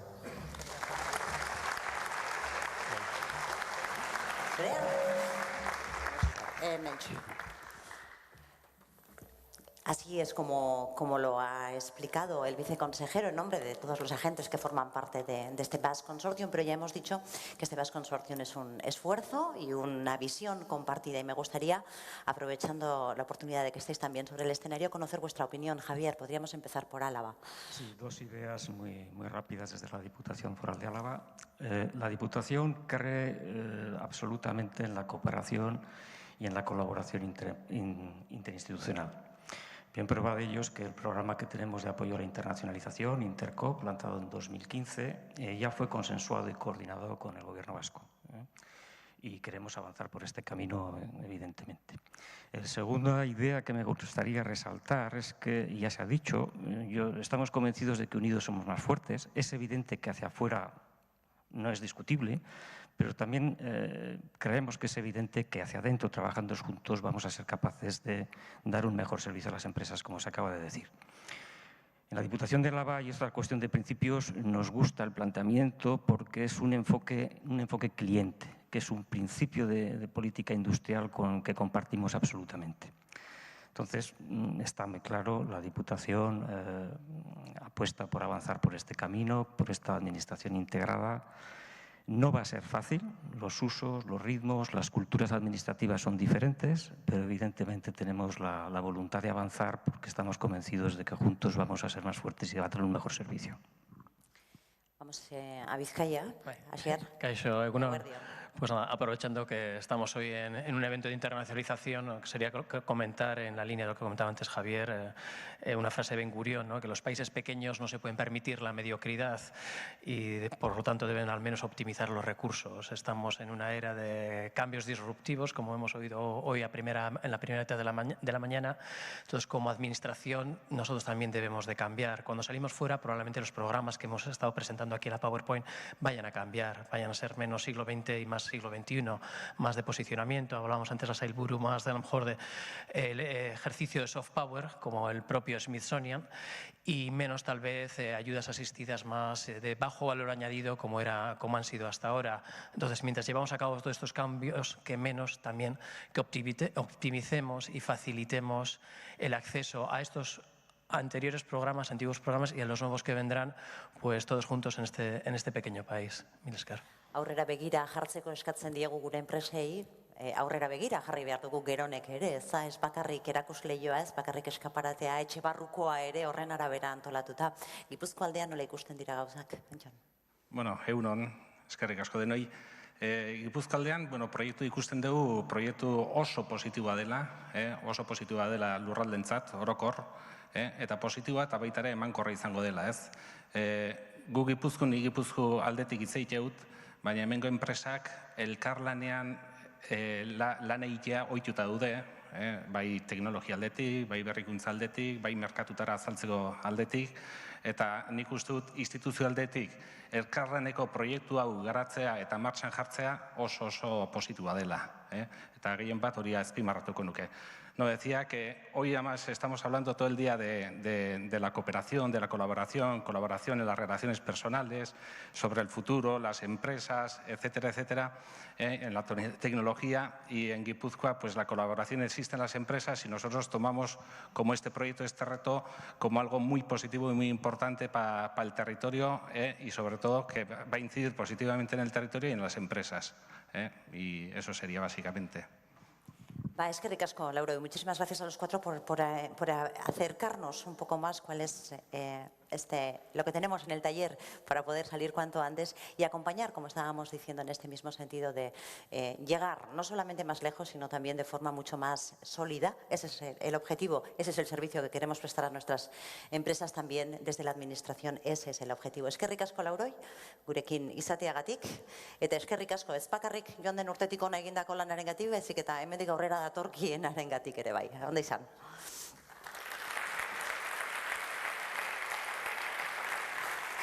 Eta gatozen jarraian, goizeko bigarren txanda honetara, beste ardatz tematiko bat programan ikustezakezuen bezala, gaurkotasun handiko gaia zalantzarik gabe, ez bakarrik eguneroko zuen kudeaketan badelako kezka ardura eta zerregina, baizik eta azken bolada honetan agenda informatiboan ere nahita ez kolatu egin zaigulako, ¿está?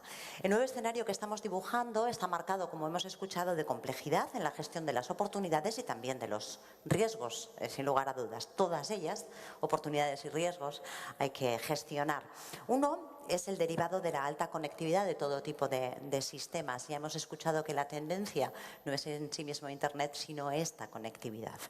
La necesidad que tenemos de proteger nuestra actividad de nuevas amenazas. Hace muy pocas semanas hemos asistido a un episodio de ataques masivos que han dejado de manifiesto las vulnerabilidades, tal vez propias de este tiempo. Sobre esta cuestión vamos a debatir seguidamente y en primer lugar tenemos el placer de contar con la presencia y el conocimiento de Koldo Valle, responsable del área de seguridad y operaciones de Elecnor, que nos va a acompañar ya desde el escenario. Koldo es ingeniero en organización industrial y telecomunicaciones, más de 20 años de experiencia en el mundo de la seguridad y las infraestructuras, 14 de ellos en el grupo Elecnor. Koldo, un placer. Muy bien. Muchas gracias a todos. Buenos días. Egun on denoi. Primero, muchas gracias al Esprit por darnos cabida, ¿no?, a esa división un poco friki, ¿no?, que somos la parte de seguridad, sistemas en las empresas, pero que, como bien habéis dicho hace un momento, tristemente somos famosos más por el tema de las noticias, los problemas que está habiendo. El día 12 hubo el tema de WannaCry, que luego hablaremos tenemos la suerte de contar con David Barroso y con Álvaro Fraile, que durante este segunda etapa del día, pues veremos ese ataque más adelante, ¿no? Global, problema global, pues qué más global, ¿no?, que la conectividad, ¿no? Pues estamos conectados, nosotros estamos conectados, nuestros móviles, nosotros mismos, dispositivos médicos, nuestra vida está totalmente conectada, ¿no? Entonces, para entender un poco y hacer veros un poco también que el miedo no tiene que ser algo irreal, sino que está ahí, pero que sabiendo a lo que nos enfrentamos, pues es algo que tiene una historia que ya lleva muchos años, pero que se empieza a hablar sobre todo desde los años 2000 y pico. Vamos a ver un poquito la historia, ¿no? Voy a pasar la presentación, aunque ha sido ya con spoiler, ¿no? Tenemos aquí al doctor. Entender a nuestros adversarios. ¿Por qué adversarios? Pues porque vamos a ver una transición desde la parte de este chaval que es el típico friki, ¿no? Como hemos salido todos los que nos dedicamos a esto, hemos salido un poco de aquí, ¿no? Del mundo de la habitación en tu cuarto encerrado. En el caso de los americanos, que todos tienen en las películas ese garaje, ¿no? Cómo salió, pues, las empresas como Apple, todas las empresas de estas de California, pues todas vienen del mundo del garaje, ¿no? Nosotros no teníamos esa suerte y nos encerrábamos en el cuarto, ¿no? ¿Qué había en aquella época? Años 80, incluido un poquito finales de los 70, diría yo, hasta el año 2000, pues existía un espíritu de conocimiento. No era el hacer el mal porque sí, era el buscar vulnerabilidades, el buscar la superación personal. Eran tecnologías que llevaban muy poco tiempo. Las universidades pues empezaban a dar formación sobre ellas, pero existía un vacío muy importante, ¿no? La gente se agrupaba en grupos muy pequeños, que eran los 4 amigos de clase, y los individualismos, gente que trabajaba, ¿no?, lobos solitarios que se dedicaban pues a investigar, a buscar cosas, ¿no? Nacen esas primeras comunidades que han sido, pues eso, bastante perseguidas años después, como las BBS, el canal IRC. Mucha gente le sonará igual el tema del IRC hispano, ¿no? Comunidades un poquito underground donde se debatía y se hablaba pues de cómo, pues eso, no pagar el móvil, tener facturas gratis, cosas así, pero sobre todo con ese instinto de conocimiento, sobre todo de divulgar el conocimiento. Y empiezan los primeros malware. Al final dices malware, virus, gusanos, pues esa tecnología que ahora, pues eso, el día 12 ha sido un gran exponente de ello, pues nace aquí, ¿no? Con esas pequeñas macros, ese virus de Word que te fastidiaba, o una pelotita que iba por la pantalla y te borraba todo, ¿no? Y ejemplos muy claros, pues os sonarán algunos de ellos, como el I Love You, que fue muy famoso, Bo, Happy 99, bueno, y otros muchos, ¿no? En el año 2000-2004 se da un nuevo paradigma, ¿no? La información se empieza a monetizar. La gente la guarda en servidores, la gente la guarda en sitios y la gente de mal, vamos a decir, se da cuenta de que aquello tiene un dinero y tiene un coste. Tanto el perderla para la empresa como el venderla, ¿no?, a la competencia, a empresas pues, de otros gobiernos, propiedad intelectual. La superación sigue existiendo, la gente tiene un reto, tiene algo por lo que luchar, pero ya es en menor medida. Ya hay un incentivo económico que hace que la gente ya tenga menos ideales y quiera más el dinero, ¿no? El conocimiento, pues lo mismo. Los grupos se hacen mucho más numerosos. Se empiezan a repartir tareas. Esos grupos que eran de 4 amigos ya no son 4, igual son 20 personas distribuidas por el mundo. Uno se encarga, luego vamos a ver un ejemplo que parece una pyme, una perfecta organización, como una empresa. Unos se encargan de comprar las máquinas, otros de hacer las campañas, otros de crear el código, otros de financiar esas máquinas, pues un montón de cosas, ¿no? Y se empieza a hablar por primera vez de víctimas. Víctimas es el usuario, el señor que va a la oficina todas las mañanas, es el ama de casa que se conecta a internet pues a mirar un foro de lo que sea y está expuesta, ¿no?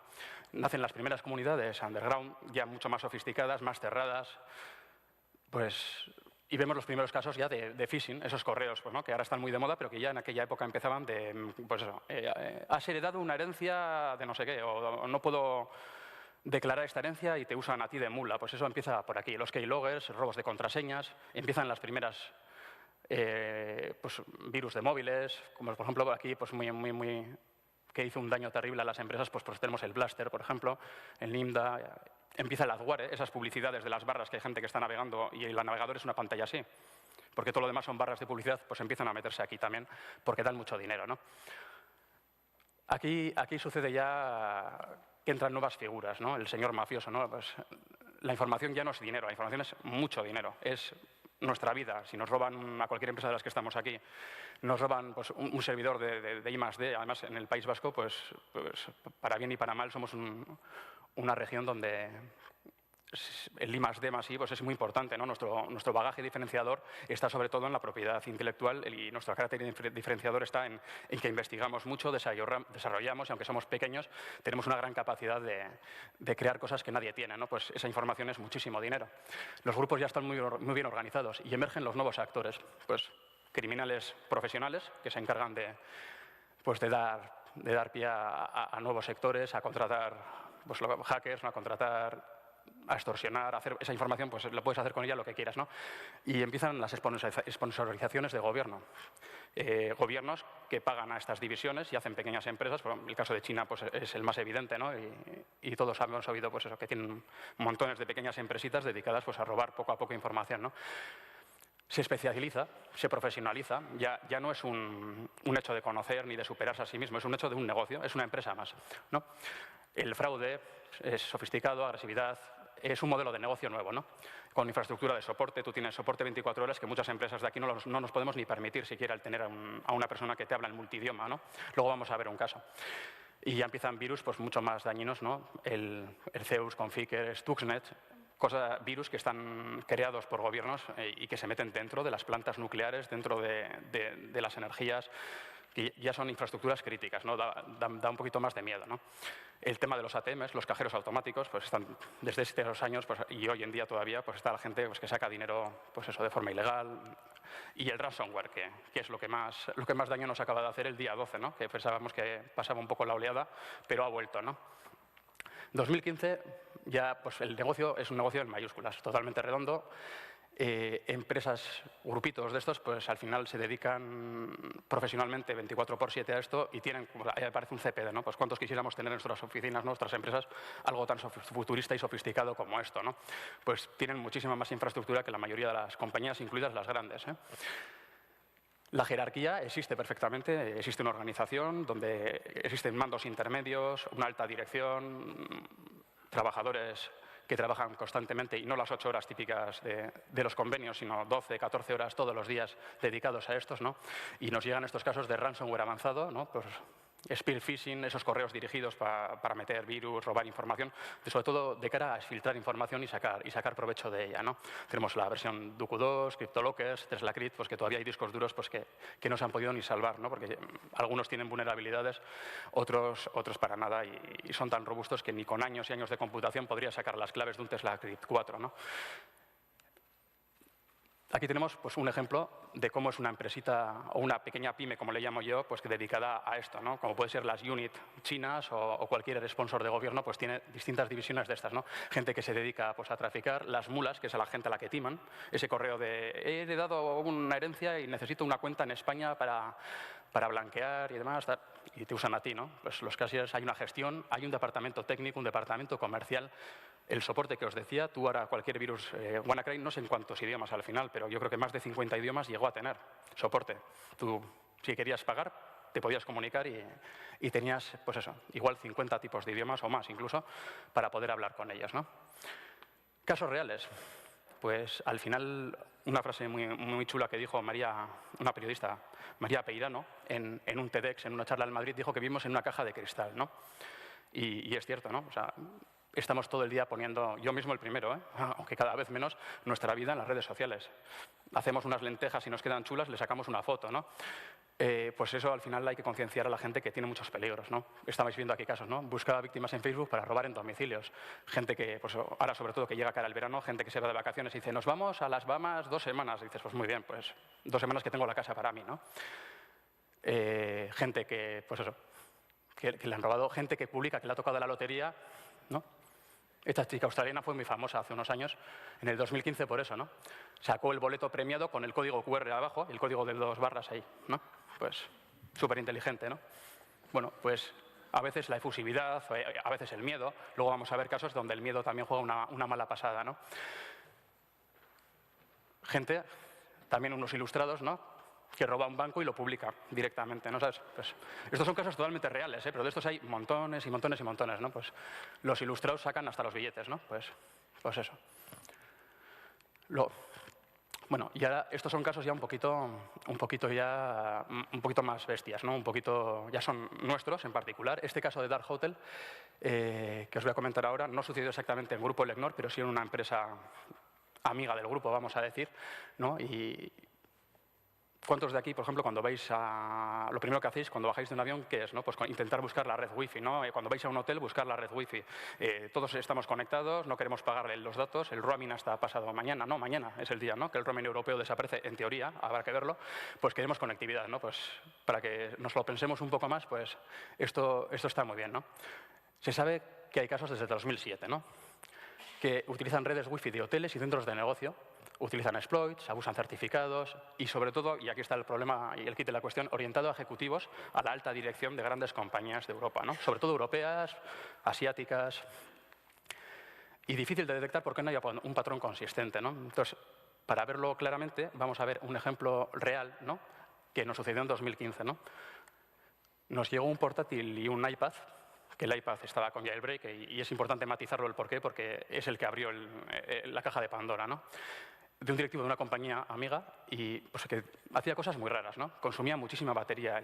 El portátil y el iPad ardían, literalmente ardían. Pues pensaban que era tema de batería, pensaban tema tal, hasta que un día empezaron a ver mensajes en chino.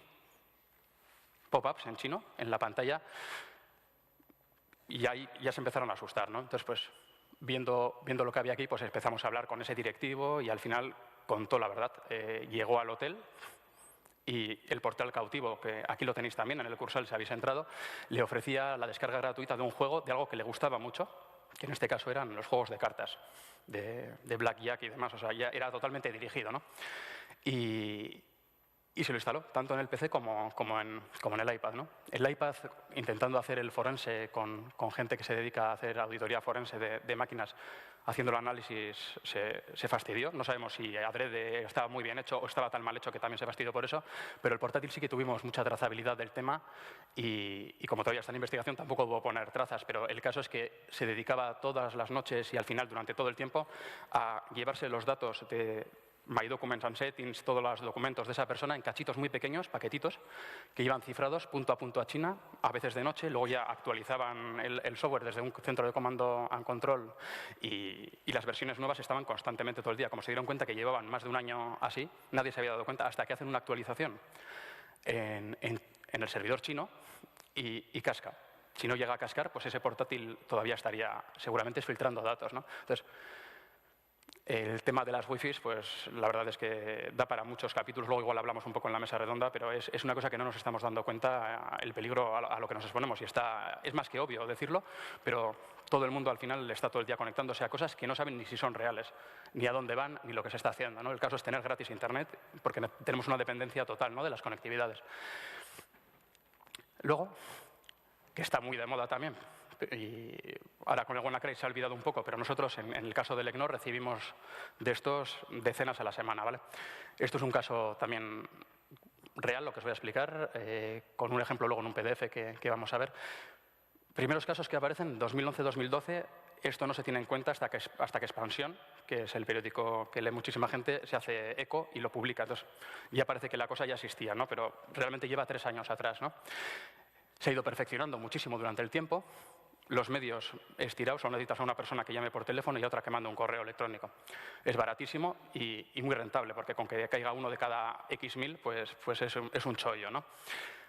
Muchísimas veces no se denuncia. Cuando leéis esos artículos en Expansión de, bueno, 100 y pico mil ataques, bueno, pues pueden ser muchísimos más, porque la gente tiene vergüenza. Vergüenza que es una pena que tengamos muchas veces en reconocer lo malo. Todos sacamos pecho cuando hacemos algo bueno, pero cuando la liamos, pues es más difícil, ¿no? Yo lo que os voy a poner es una liada que tuvimos y que reconocemos, porque creo que es bueno compartir también tanto los éxitos como los fracasos, ¿no? Donde nos estafaron un montón de dinero, ¿vale? Que recuperamos más de 2 años después. Y ahora os lo explicaré, ¿vale? Y bueno, deciros que como hemos visto antes, que existen organizaciones criminales que se dedican a estas cosas, pues ya tienen sus propios servicios de llamada multilingüe. Tienen, como en la India, call centers, tienen cualquier compañía, tienen call centers dedicados a este tipo de estafas, personas que te hablan hasta en acento de Donosti, si hace falta, para hacerte esto más creíble. Y lo hemos visto con acentos pues, incluso franco-canadienses. Dices, ¿cómo distinguir a un canadiense? O sea, cuando trabaja en una región, lo hacen perfectamente. Y así dan una veracidad pues, terrible, ¿no? Clonan perfiles de LinkedIn, muy importante. La gente que te llama y se hace pasar, ahora lo vamos a ver, por, en este caso, abogados de KPMG, esa persona existe. Esa persona está en este momento con una baja, con una depresión terrible, porque tiene 17 denuncias reales, porque él no es capaz de demostrar, ni la compañía, que él no ha sido el que lo ha hecho. O sea, le han suplantado la vida totalmente y es una persona ya de edad y es muy, muy fuerte, ¿vale? Y el esquema habitual, el que hemos tenido, por lo menos nosotros, en todo el grupo, tanto en España como en el resto de países donde estamos, que ya son 53 países a día de hoy, ha sido siempre este mismo esquema, ¿vale? A un administrativo, persona con poderes, alguien que tenga en el workflow, y ellos lo saben el organigrama perfectamente, capacidad de hacer una transferencia bancaria, le llega un correo, a veces más elaborado, a veces menos elaborado, de parte de siempre, CEO, presidente o un director general, en el que se le cuenta de forma confidencial, bla, bla, lo vamos a ver luego en un ejemplo real, con el escaneo. Que está fuera, siempre está fuera del país, es una cosa súper urgente, es confidencial y que requiere de forma inmediata un pago.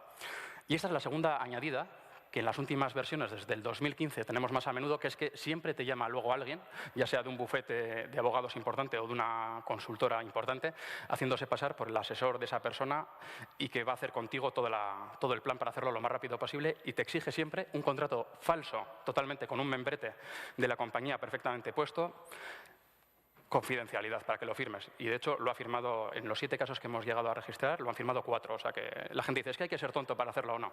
Al final se juega con el miedo. Tú cuando recibes un correo, muchas veces le preguntaba a la gente, ¿no?, que cometía este fallo, pero ¿a ti te ha escrito alguna vez el presidente en persona? No. Entonces, ¿por qué lo has hecho? Pues porque te asustas. O sea, juegan con el miedo. Al final ya no es un problema de hardware ni de tecnología, es un problema humanístico casi. Es jugar con el miedo que tenemos las personas, o sea, al jefe, al despido, a la presión, a lo que sea, ¿no? Y vamos a ver igual, pues si podéis poner el PDF, y lo vamos a ver primero. Hay un PDF que se ve una factura que llega y un correo y una llamada. No, este no es, es uno que tiene 2 páginas. Ese, sí, eso es. Pues ahí borra un poco las cabeceras, ¿no? Si se puede ampliar un poquito. Pues ahí ves, señor X, ¿no? Pues no sé si se puede ampliar la imagen. Ahí firma nuestro presidente, Fernando Azaola Arteche, que ahora es otro presidente, pero hasta hace muy poquito, hasta el 1 de enero era él, ¿no? Y directamente te está diciendo que se trata de algo súper importante, algo vital, que se encuentra afuera y que se va a poner en contacto contigo una persona. Esa persona, en algunos casos, hay tanta ansiedad por cobrar que nos ha llegado a llamar la segunda persona antes que llegar este correo, con lo cual se ha destapado mucho más fácil, ¿no? O sea, pero están constantemente haciendo esto, ¿no? Sí, pasamos al siguiente. Ahí veis un contrato de confidencialidad para esa persona directamente. De estos ya te digo que mínimo una docena a la semana y cada vez mejores, ¿eh? De hecho, nos ha obligado a cambiar el workflow totalmente de pagos y tiene que pasar por 8 autorizaciones en vez de las 3 o 2 que había antes. O sea, porque es muy fácil. La última que hemos tenido, no la hemos podido poner, ha sido alguien haciéndose pasar por nuestra compañía, hablando con un proveedor muy importante para cambiar la cuenta del banco. Y lo consiguieron. y saltaron las alarmas porque estamos monitorizando constantemente las cuentas. Si no, hubiéramos, no, o sea, en vez de pagarnos a nosotros, hubieran pagado a una empresa fantasma en Japón, en este caso. Y al final dices, pues es una carta, otra cartita y un tío que te llama. O sea, esto no cuesta prácticamente dinero y estamos hablando de transferencias que la más pequeña es de 5 cifras y hay pagos de 6 y de 7 cifras, ¿vale? O sea, lo malo es eso, que no se reconoce. Yo creo que es bueno que lo sepamos y sí es bueno exponer este tipo de cosas porque si te pasa a ti, lo que no quieres tampoco es que le pase a los demás, ¿no? Aquí, sí, volvemos a la presentación.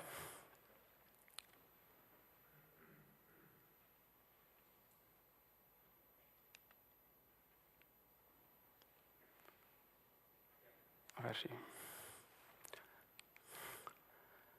Bueno, eso ya lo hemos visto. ¿No? Lecciones aprendidas, ¿no? Por supuesto, importante invertir en seguridad. Muchas veces invertimos en muchísimas cosas, dotamos a nuestros trabajadores de las EPIs y todas las herramientas que necesitan tanto desde el punto de vista de seguridad física, seguridad e higiene en el trabajo, pero no les dotamos de herramientas pues, tecnológicas, ¿no?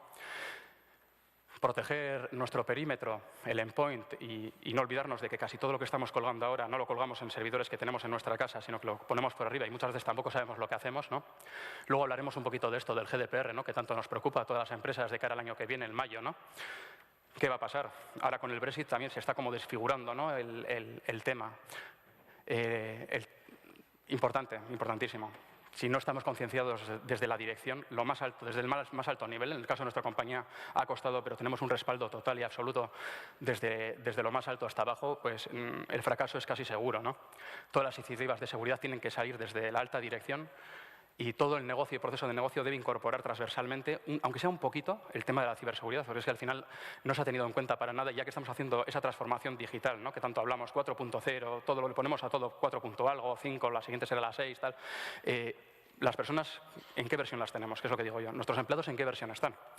Digo, les obligamos a trabajar en una transformación, en una versión 4, ¿no? De industria, pero nosotros tenemos personas que están en 1.0, algunos están en una beta anterior, otros están en la 2, muy pocos están en una 3 y menos están en una 4. Entonces, primero yo creo que es importante transmitir que las empresas tienen que transformar primero a las personas, o si no es primero, en paralelo. Personas con tecnología, porque al final, si no, nuestro eslabón más débil somos nosotros mismos, ¿no? Las personas.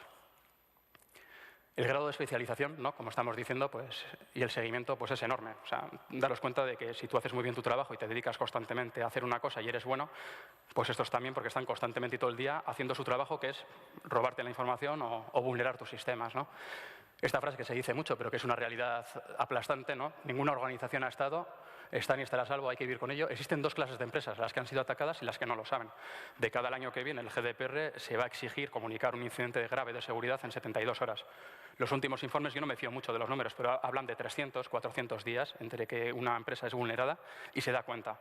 Pues el gap que hay es de años, ¿no? De un año, exactamente, ¿no? Es una burrada, ¿no? Entonces, en nuestro caso, en nuestro tejido industrial, donde la pyme es muy importante, donde hay empresas grandes, pero que son las menos, no todo el mundo puede, ¿no? Permitirse el tener un departamento de IT completo, robusto, con personal dedicado exclusivamente a la seguridad. Es importante apoyarnos en los partners. Cada vez tenemos unos partners mejores, especializados en estos temas. Luego, en concreto, pues está Álvaro Fraile, de ITS, que es un lujo tenerlo aquí también, y os puede contar un poco su visión también del tema del OT, ¿no? La industria. Estamos conectándonos nosotros, pero es que estamos conectando plantas de hace 30 años a una red que es Internet sin saber exactamente ni lo que hacemos. Aparatos de Siemens que igual tienen 35 años y que nunca jamás han sido parcheados, ¿no? Entonces, contar con un fabricante que vaya de la mano, sobre todo en esa internacionalización, a esos países donde vas. Si ya tienes miedo aquí, imagínate cuando vas a como habéis ido antes, ¿no? A Colombia, a Argentina, países donde la ciberdelincuencia es el día a día. Aquí lo vemos mucho, pero es que allá hay gente que vive exclusivamente de esto y no tiene otra salida, ¿no? Que la eslabón débil ya hemos dicho que somos nosotros, y metamos esfuerzos en dinero y formación y concienciación. No vale de nada, en nuestro caso, pues, tener el state of the art en tecnología de firewall, en tecnología de lo que sea, si con este correo hemos pagado X millones de euros, ¿no? Y no lo va a pillar absolutamente nada porque es ingeniería social pura y dura, ¿no? Es trabajar con las personas, ¿no? En este caso nosotros, como ejemplo, hemos hecho un plan alineado con el plan estratégico 2017 al 19, que tiene un eje en concreto solo para esto, para formar a la gente, porque nos hemos dado cuenta que por mucho que gastamos millonadas en antivirus, en endpoints, en firewalls, en comunicaciones seguras, en VPNs, pues no vale absolutamente de nada si no lo haces con las personas, ¿no? Estamos haciendo un programa muy, muy agresivo desde el punto de vista de concienciación y por eso estas charlas yo creo que están fenomenal y agradeceros el que nos deis también un rato pues, para hablar de esto, ¿no? El tema de las comunicaciones seguras, bueno, esto es así un poco más chapa, ¿no? Pero bueno, al final lo que se trata es de cambiar a las personas y cambiar a las personas es muy complicado. Primero porque no todas las personas, como he dicho, están en el mismo nivel y porque el ser humano, yo creo que al final tiene una resistencia natural al cambio. Siempre la ha tenido, históricamente siempre la va a tener y cuando se llega a ciertas edades yo creo que sube muchísimo esa resistencia, ¿no? Lo vivimos. La gente joven sí está más preparada, le puede costar más, le puede costar menos, pero sí que en las compañías, sobre todo de solera, es difícil esa gestión, ¿no? Y después de quitarnos un poco el susto, ¿no? de los virus, los bichos y tal, tengo un vídeo que me gusta mucho usar y lo usamos mucho en la compañía de gestión del cambio. Es un vídeo muy, muy viejo, que está en una resolución un poco mala, ya lo siento, pero que define perfectamente la gestión del cambio de una cosa del medievo que es igual antes que ahora. Si pasamos al vídeo. Espero que os guste. Broder Ansgar? Ja, der er jeg. Ja, så bra. Ok. Ja, hei du. Hei du. Ja. Ja, hva gjelder det? Ja, det er denne her. Ja, vil du sitte? Takk. Ja. Jaha? Ja, så jeg har ikke fått gjort noen ting hele formiddagen. Nei, jeg beklager at det tar tid. Altså, skjønner vi holder på å legge om til et helt nytt system, og da skal alle ha hjelp på en gang. Ja. Så du kommer ikke inn i den, eller? Nei, den bare ligger der.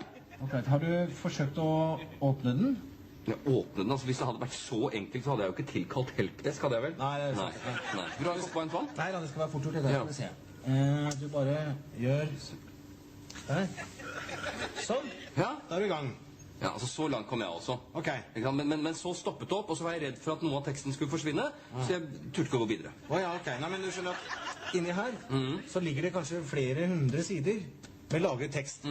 Så for å komme videre, så tar du tak i et ark på den måten her, og så liksom blar du over på neste side sånn. Da fortsetter teksten der. Jeg blar, altså? Du blar, ja. Men når jeg skal tilbake, da? Ja, da bare blar du tilbake igjen. Tar tak der, og så sånn. Der, så er du tilbake til den teksten du hadde sa. Ikke noe... Ok, så den slutter der, og så fortsetter den der, ja. Ok, men når jeg skal avslutte for dagen, hva gjør jeg da? Da bare slår du sammen permene. Ja? På den måten der. Sånn. Da er den lukket der, ligger alt lagret inni der. Jeg risikerer ikke å miste noe av teksten her nå? Nei, alt ligger lagret inni her nå. Ja. Må du i tilfelle sette fyr på, eller det er kanskje lite sannsynlig. Så. Ja, ok. Nei, men for det er noe med det at når du har holdt på med skriftruller, så tar det litt tid å konvertere til å bla i en bøk. Ja. Ja, det er greit. Ja, men du, en til før du går. Jeg må bare gå gjennom en gang til. Altså, jeg åpner sånn, og så, hva du kalte det? Blar. Jeg blar. Ja, blar videre. Blar frem og tilbake. Ja, teksten ligger der hele tiden. Ja. Og når jeg er ferdig, så bare lukker jeg den. Oi. Flott. Fint det. Kjempefint. Ja, flott det. Ja, men du, vent, ikke sant? Nå er den sånn igjen, nå får jeg ikke åpnet den. Nå får jeg ikke åpnet den. Ja, det er fra feil side. Du må åpne fra andre siden. Så det er ikke likegyldig det, altså? Ja, åpne fra den siden der. Sånn. Der. Der er den åpen. Ja vel. Har du lest manualen, eller? Manualen? Jeg skal følge med sånn manualen som brukerveiledning. Det er sikkert den der. Der, vet du. Åja, den ja. Står alt sammen. Ja, men ikke sant, der har du samme problemet. Får den ikke opp. Ok, det skulle vi kanskje ha tenkt på. Pues al final es un resumen muy claro, ¿no? La gestión del cambio, pues en la Edad Media también existía, ¿no? Todo lo anterior siempre es mejor y necesitamos primero, pues eso, transformar a las personas para transformar las empresas. Yo creo que es la conclusión más clara tanto en el ámbito de la ciberseguridad como en el ámbito de cualquier otra cosa ligada a la empresa, ¿no? Y eso es todo. Eskerrik asko. Eskerrik asko, Koldo. Seguiremos trabajando sobre algunas de las cuestiones que has dejado. Estamos recogiendo ya opiniones y preguntas también desde la audiencia, lo recuerdo, a través del hashtag Munduari Begira. Industriaren arloa bereiziki esanguratsua da eta begia jarrita ditu nola ez segurtasunaren auzi honetan. Garapen industriala oso bizkorra da, horrek aukera berri asko ematen dizkigu eta ondorioz arriskuak ere bai. Esan daiteke industria 4.0 daukagun bezala, zibersegurtasun 4.0 ere behar izango genukeela. Vamos a hablar de ciberseguridad y de industria. Y precisamente nos acompaña para hacerlo Álvaro Fraile, que es CEO de ITS, una de las empresas del ecosistema Grupo Egile, y esto es especialmente importante porque es un grupo nacido de la industria que desarrolla un proyecto desde el intraemprendimiento precisamente para poder dar respuesta a estos nuevos retos. Vamos a acercarnos a este mundo siempre apasionante en un primer lugar con esta ponencia, después tendremos la oportunidad de seguir charlando y recuerdo, cualquier duda, cuestión, sugerencia, pregunta a través del hashtag Munduari Begira. Álvaro, zeurea. Muy bien, muchas gracias. Nada, lo primero es agradeceros todos la asistencia a este tipo de charlas, agradecer al Gobierno vasco y a la SPRI también pues, que nos inviten a este foro donde podemos expresar un poquito y hablar de estos temas. Mi compañero Koldo en su ponencia está hablando sobre todo del histórico, ¿no? De cómo ha evolucionado en materia de ciberseguridad en los últimos años, ¿no? Como hemos visto, cómo iba desde el chavalín que está en el taller a redes organizadas que son como empresas, que están en el lado del mal, por llamarlo de alguna forma, y trabajan como verdaderas empresas y porque su función es lucrarse, ¿no? Lucrarse de este tema. Yo voy a intentar enfocar lo que es la presentación no en la evolución, sino en el terreno de juego, ¿no? ¿Cuál es el terreno de juego donde juegan este tipo de amenazas? Y en especial haré foco en la parte de ciberseguridad industrial para diferenciarla un poquito de la parte ciberseguridad IT, por diferenciarlas y ver por qué el terreno de juego se está ampliando. Un poquito hablaré del contexto de la ciberseguridad industrial, la problemática, algunas regulaciones y estándares industriales. También hablaré de la técnica de defensa en profundidad, una defensa pasiva contra una defensa activa, la defensa activa en la industria y ciberseguridad como proceso. Aunque veáis que son muchos puntos, voy a ir bastante rápido. Crece la superficie del ciberataque. Esta mañana lo estábamos hablando en otra ponencia, pues que hoy en día tenemos todo conectado, ¿no? Cada vez más dispositivos conectados. IoT, ¿no? El Internet de las cosas, desde temas domésticos hasta temas industriales. Si contamos cada uno los dispositivos que tenemos conectados hoy en día en Internet, solo mirando en casa, smartphone, smart TV, el iPad, el portátil, hasta la cafetera, el microondas y todo lo que llegue, ¿no? Conectado. Y aquí son unos datos de ver cómo va a ser ese crecimiento. Y vemos que, pues que a nivel de usuarios vamos a pasar de 300 millones conectados en 2015 a 4.000 millones. Y, por ejemplo, en el tema de conexiones de smartphone, de 3.300 millones a casi 6.000. Es decir, es casi duplicar. Por lo tanto, el terreno de juego se amplía porque cada vez hay más dispositivos. Y además hay otro tipo de dispositivos. Pues bueno, están las tablets, son todas conocidas. Otros dispositivos que llevamos en el día a día, el teléfono inteligente, el reloj inteligente, las zapatillas inteligentes que me va dando la velocidad a la que corro ando, pues bueno, mucho más. Y sobre todo también los dispositivos IoT, que aquí es donde me voy a centrar yo, sobre todo en la parte industrial. Voy a dejar la parte más doméstica, pero en la parte industrial. Y por poner un poco en contexto la parte industrial y diferenciarla de la parte ciberseguridad. Yo diría que la parte de ciberseguridad es todo aquello que sucede en un mundo virtual. Quiere decir, la problemática que podemos tener es que nos entren en nuestros servidores, nos roben información, nos vulneren la página web, la cambien y nos hagan daño a la imagen, pero todo queda en un entorno virtual. Hay daños, evidentemente, y puede haber daños y consecuencias económicas, pero no sale del mundo virtual. Cuando hablamos de la ciberseguridad industrial, ya estamos interactuando con el mundo real. Y me explico. Hoy en día ya hay dispositivos, pues aquí hay un ejemplo, ¿no? Pues en un pantano, lo que es la presa, pues que las compuertas están controladas por un sistema SCADA, que es un sistema informático. Igual que las luces de una ciudad, igual pues que una gestión de gas, petróleo o nuclear, ¿no? Y para ponerlo más claro, aquí se ve que un sistema SCADA sería, digamos, el nexo entre la parte del mundo virtual al real. Quiere decir, en una pantalla virtual informática yo tengo un control de mando o tengo un dashboard donde voy cambiando cosillas y a la hora que cambio una válvula o le digo abre o cierre, automáticamente en algo en el mundo físico lo hace posible. Por lo tanto, ya estamos interactuando. Entonces, quiere decir que el impacto es mucho mayor. Imaginemos un impacto de, Dios no lo quiera, pero en un pantano pues se abre una compuerta del agua de forma descontrolada o se abre la compuerta de clorificación del agua o bueno, en una ciudad se entra, como ha sucedido, ya es noticias, y apagan las luces, ¿no? Por tener unos conceptos claros. Ciberseguridad industrial es el conjunto de prácticas, procesos y tecnologías diseñadas para gestionar el riesgo del ciberespacio derivado de los sistemas de automatización y de control de procesos industriales. Sistemas de automatización y control industrial, todo aquel sistema que permita supervisar y controlar el funcionamiento de instalaciones y procesos industriales. ¿Dónde se encuentran? Tratamiento de aguas, ferrocarril, metro, control de tráfico, generación, distribución de eléctricas, plantas químicas, como veis, automáticamente en todas las infraestructuras, Smart City y cada vez más aeropuertos. ¿Y qué son? Pues los sistemas SCADA, los DCS, que es un sistema de control distribuido, los PLCs, RTUs, son cacharritos que van conectados, que los estamos conectando a la red de Internet y no son los tradicionales, ¿no?, del típico pues, PC o el tipo portátil, pero que los tenemos conectados. Por lo tanto, ya están en el ciberespacio y son vulnerables ante amenazas ciber que pueden atacar también los dispositivos IT. Por poner un ejemplo, pues son otros tipos de componentes y los protocolos en el lenguaje del que hablan. Estamos acostumbrados que en el mundo IT solo hablan protocolos TCP/IP, ¿no?, y son muy conocidos. Cuando vamos al mundo industrial, esos componentes hablan otros tipos de protocolos.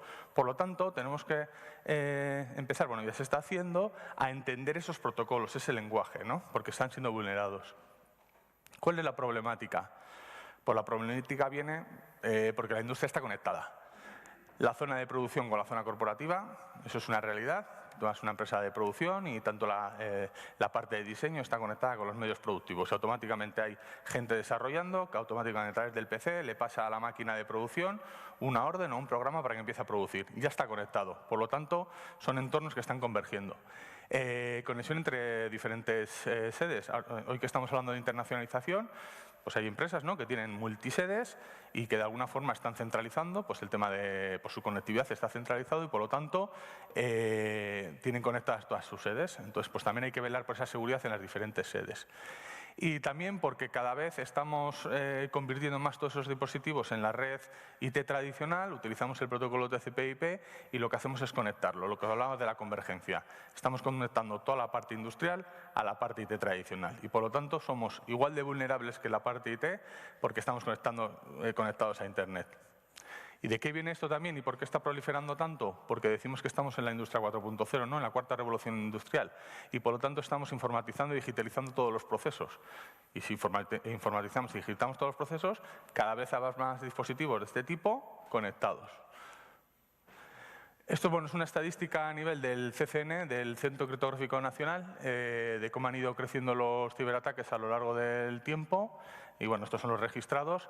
Lo más preocupante aquí sería que el 66% está en un nivel alto. En un crítico son poquitos, pero casi todos están en un nivel alto. Quiere decir que estamos en un nivel alto de alerta ante amenazas. Estos son ejemplos de noticias y son orientadas a la parte industrial. Aquí en el primero podemos ver, pues esto es un ataque a una acería alemana que lo que hacen es entrar en el sistema SCADA que controlaba el horno, uno de los hornos, y entonces le mandaron una orden falsa donde decía que era apagar, era encender, y donde decía el termómetro de la temperatura una temperatura, era diferente, entonces el horno no se apagó, subió una temperatura y explotó. Hubo daños, no hubo daños personales, pero sí hubo daños físicos.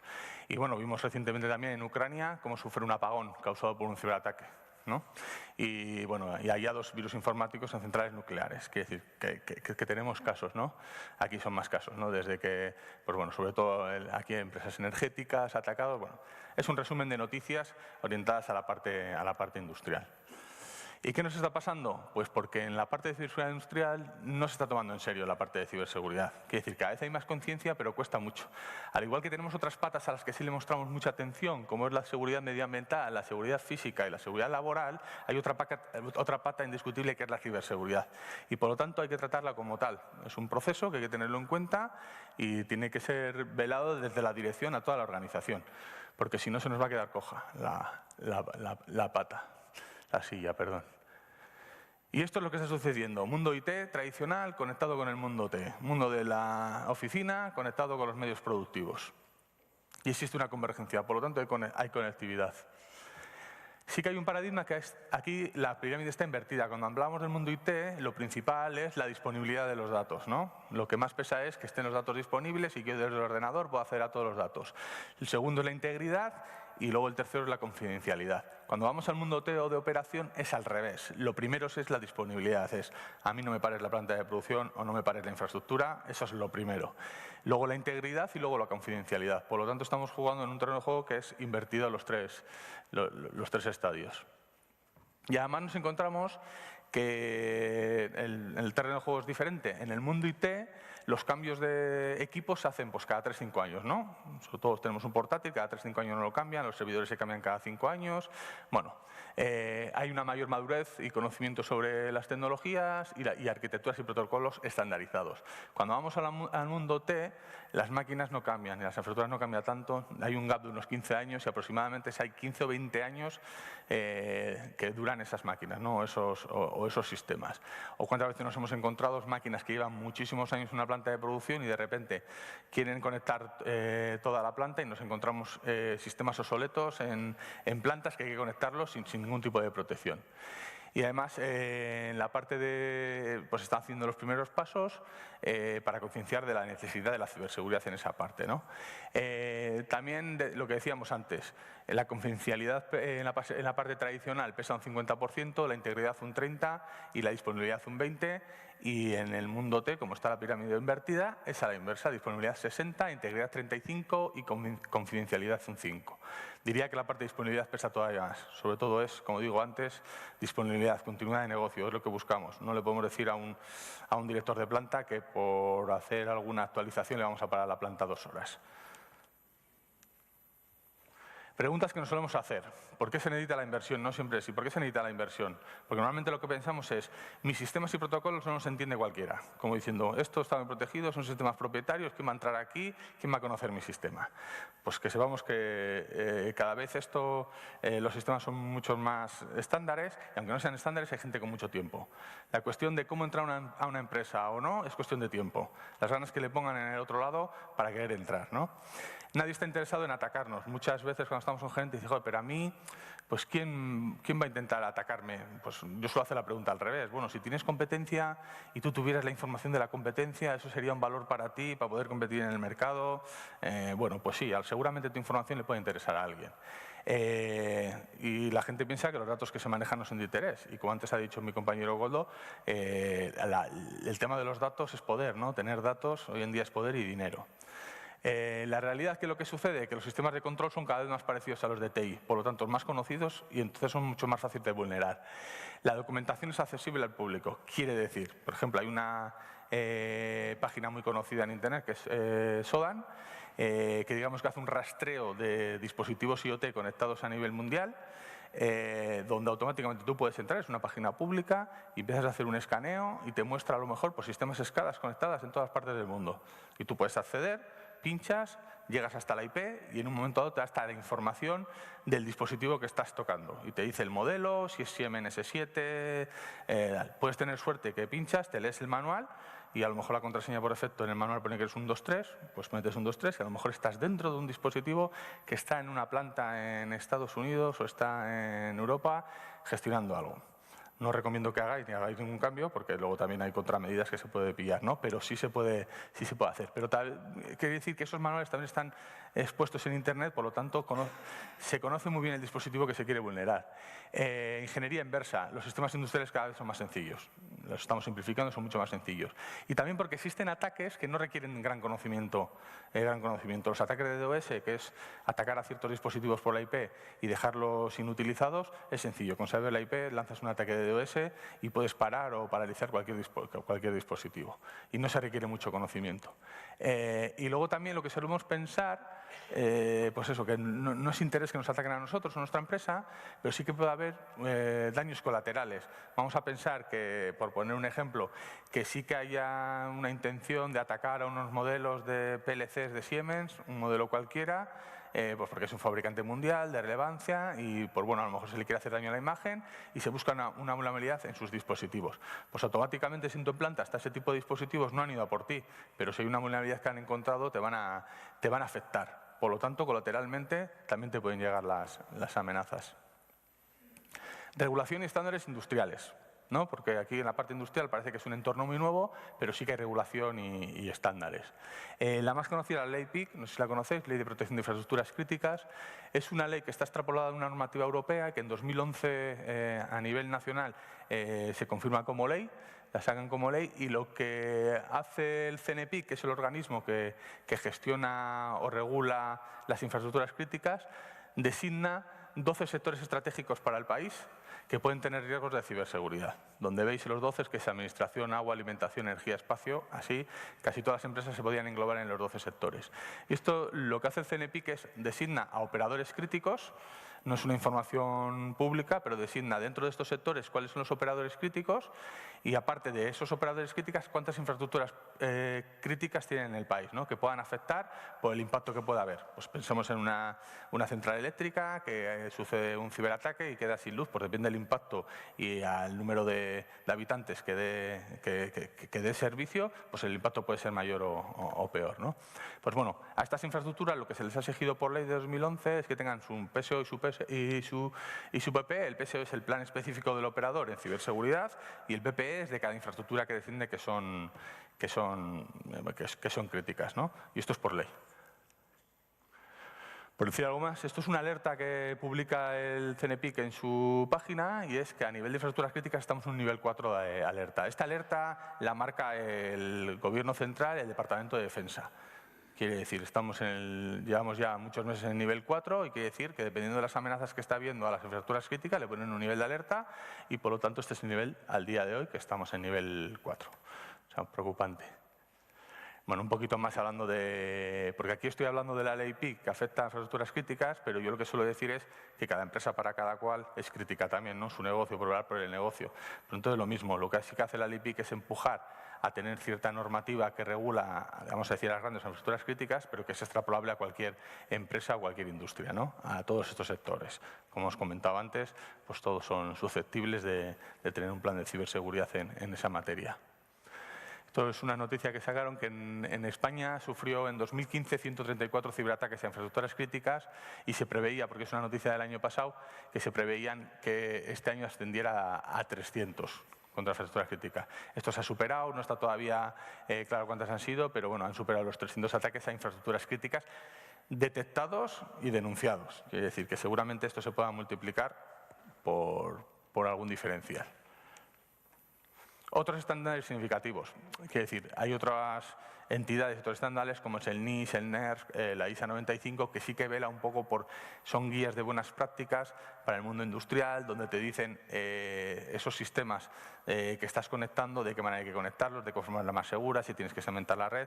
Quiere decir que tenemos ciertas herramientas o ciertas guías donde sí que nos puede ayudar a hacer una buena implantación y tener en cuenta más la parte de ciberseguridad, ¿no? Siguiendo estándares. No voy a avanzar en esto, pero son estándares, documentos regulatorios, que si alguno está interesado se lo envío y aquí tenéis unas cuantas, ¿no? En el que hay sectoriales, es interesante pues, contarlas. A la hora de hacer una implantación en una planta y velar por la seguridad, pues lo mejor es basarse en un estándar ya, ¿no? Regulado. Defensa en profundidad. Nada, solo un slide donde voy a comentar, en la parte industrial se utiliza mucho este concepto que es defensa en profundidad, que ahora lo explico. Al igual que en el mundo militar, la estrategia de defensa en profundidad se basa mediante la colocación de varias barreras, defensas consecutivas, en lugar de solo una muy fuerte, para retroceder, ¿no? Para que el atacante tenga más capacidad de reacción y no avance tan rápido. Pero es que en el mundo de la ciberseguridad prácticamente lo mismo. Quiere decir, extrapolamos lo que está en el mundo militar al mundo de la ciberseguridad. Lo que se intenta es buscar retrasar al atacante para tener más tiempo de detección y respuesta ante el incidente. Y esto es una representación, ¿no? De cómo lo que ya se hacía hace años, pues también se puede representar en el mundo de hoy. Digamos que esto es una fortaleza donde lo principal siempre es detectar cuáles son los activos que nos pueden atacar o qué más daño nos pueden hacer si son vulnerados. Pues el activo evidentemente está, pues como se hacía antes, lo que sería la realeza en la torre final, estarían, pues bueno, lo que es el foso en la parte inicial y empezaríamos a poner esas barreras que decimos de defensa, ¿no? En la primera puerta pues sería la parte de red o el firewall, ¿no? El cortafuegos, que lo que hace es vela por lo que entra y sale de la empresa, que sería la puerta de entrada. Luego, accediendo hacia adentro, nos encontraríamos la red corporativa, en este caso el poblado, y luego a la hora de ascender ya a los activos críticos, pues tendríamos otro tipo de tecnologías, ¿no? Pues un IDS, un IPS, sistemas de detección de intrusos, bueno, que lo que hace es pone más complicado al atacante que llegue al activo crítico. Y luego, como última barrera, pues otro firewall, ¿no? A la hora de entrar a los activos. Pues es lo mismo, igual que nos defendíamos cuando nos querían atacar con este sistema, en la parte de ciberseguridad podemos aplicar la misma tecnología.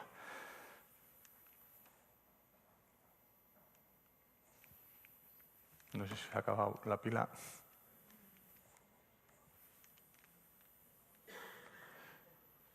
No sé si me podéis pasar vosotros. Bueno, iba a hablar ahora de lo que... Esto era un poco la técnica de defensa en profundidad y lo siguiente era hablar de la parte de defensa activa contra la defensa pasiva, ¿no?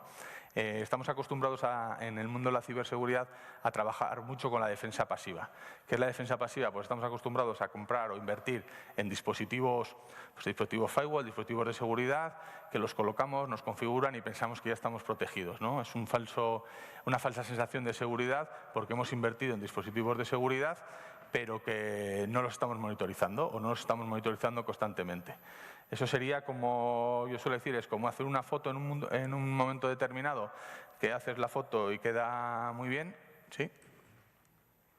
¿Vale? Defensa pasiva, y haces muy bien, y la defensa activa sería ir más como a la videocámara, ¿no? De estar grabando constantemente todo lo que sucede y viendo lo que pasa en todo momento. Quiere decir, lo que prevalece sobre todo es la defensa activa, porque también solemos decir que no se puede combatir lo que no se ve. Si no tenemos sistemas monitorizando digamos, la tecnología que hemos puesto 24/7 y no hacemos una defensa activa, pues nos quedamos un poco cortos, ¿no? Lo que digo. Tenemos que estar monitorizando constantemente todos los dispositivos en los que invertimos. En la industria, ¿cómo funciona esto? Al igual que en la ciberseguridad normal, en IT. Lo primero es caracterización de las amenazas. Lo primero que tenemos que saber es identificar qué tipos de amenazas podemos tener y qué tipos de amenazas nos pueden atacar. Lo siguiente es la monitorización. Ya que tenemos un poco identificado cuáles son el tipo de amenazas que nos pueden atacar o vulnerar nuestros sistemas, pues tenemos que monitorizar los activos, nuestros activos los más preciados, tenemos que monitorizar para que, pues en un momento si se han sido vulnerables, pues detectarlo cuanto antes. Muy importante la respuesta ante el incidente. Quiere decir, como vamos a tener incidentes y vamos a ser vulnerables, lo importante es la respuesta al incidente y con la rapidez que tú puedas mitigar pues lo que ha podido suceder por tener esa brecha de seguridad y porque te haya pasado algo del entorno ciber. Muy importante después es el análisis forense, que una vez que haya sucedido y ya se ha dado la respuesta y está todo subsanado, pues bueno, se investiga un poquito más el ataque, pues para conocerlo mejor, de dónde viene, y bueno, esto lo que hacemos al final es llegar al aprendizaje, que lo que nos hace es, a través de todas estas líneas, pues llegar a tener una recolección y tener unos indicadores de compromiso mucho más efectivos para que no nos vuelva a suceder de la misma forma lo que nos ha podido pasar en una brecha de seguridad. ¿Cómo entender la ciberseguridad y tanto la ciberseguridad industrial? No es un estado, es un proceso, lo que decía, es un proceso continuado. Es necesaria una vigilancia constante. Y no vale solo con tener soluciones que se instalan en un momento dado, se instalan, se dejan y parece que ya estamos protegidos. Para ello tiene que haber una vigilancia activa, con el conocimiento de los activos que queremos proteger, tiene que haber una expertise y formación continua del equipo de trabajo que está por detrás, tiene que haber garantía y eficiencia de trazabilidad, por lo tanto tiene que haber procedimientos, tiene que haber una definición de indicadores de compromiso, hay que saber qué es lo que más nos impacta. Tiene que haber una inteligencia de las amenazas, o sea, tenemos que conocer a qué amenazas nos estamos enfrentando, y luego también en la parte industrial, pues conocimiento del malware industrial y dónde están atacando a esos nuevos protocolos, ¿no? Que decíamos que hasta ahora nos estaban monitorizando, pero que en el mundo industrial empieza a haber otro tipo de protocolos. Y la ciberseguridad se entendía como un proceso. Esto realmente está puesto como una línea en línea temporal, pero realmente lo ideal sería que fuera un círculo, porque esto es recurrente. Vamos a decir, dependiendo en el estado de madurez que estuviera una empresa, ¿por dónde empezaríamos? ¿No? Por lo primero sería ver qué políticas y procedimientos nos afectan, ¿no? A qué políticas y procedimientos nos queremos adecuar nuestra organización. Lo primero sería adecuarnos a los estándares o a la normativa que nos aplique, y bueno, ya tendríamos por lo menos saber con qué tenemos que cumplir o con qué queremos cumplir. Lo siguiente sería el diseño y la operación, pues sería diseñar qué arquitectura hay que montar para tener nuestro sistema securizado. Después tendríamos que hacer una auditoría para comprobar que esos sistemas que hemos instalado son seguros, se hace una auditoría para comprobarlo. Después, como hemos dicho, hasta aquí nos quedaríamos una defensa pasiva, empezaríamos la monitorización empiezas a hacer ya una defensa activa, porque lo que estás haciendo es monitorizar todo lo que has implantado tanto aquí y aquí, sobre todo en la parte de operación, todos esos dispositivos, ¿no? Lo estás monitorizando en tiempo real y por lo tanto tienes mucha más información de las modalidades que puedes llegar a tener. Y lo último sería ya pues, inteligencia y respuesta ante incidente. No solo la monitorización, sino tener una capacidad de inteligencia y una respuesta ante incidente para cuando suceda, para sufragar lo que suceda lo antes posible, ¿no? Y haya menos impacto en la empresa. Pues yo voy a terminar con esta frase que es: grandes impactos surgen de pequeños incidentes, sin embargo, pequeños esfuerzos realizados a tiempo pueden aumentar enormemente la seguridad. Esto viene porque muchas veces cuando hablamos de ciberseguridad, todas las empresas se creen que tiene que haber una macroinversión. Yo no digo que esté mal la macroinversión, pero siempre tiene que haber una balanza, ¿no? En el riesgo de la inversión y no inversión y la seguridad y no seguridad. Pero sí que es verdad que haciendo pocas inversiones o bien enfocadas puedes mitigar mucho el riesgo de tu organización. Por lo tanto, lo que se recomienda siempre es pues, pararse a pensar, hacer un plan director de seguridad, donde tengas una foto inicial en cómo estás en materia de seguridad, dónde quieres estar en los próximos años y bueno, marcarlo en un plan e ir acometiéndolo poco a poco, ¿no? Y en principio, pues todo, hasta aquí llega mi ponencia. Muchas gracias a todos. Y nada, espero que haya sido un poco amena.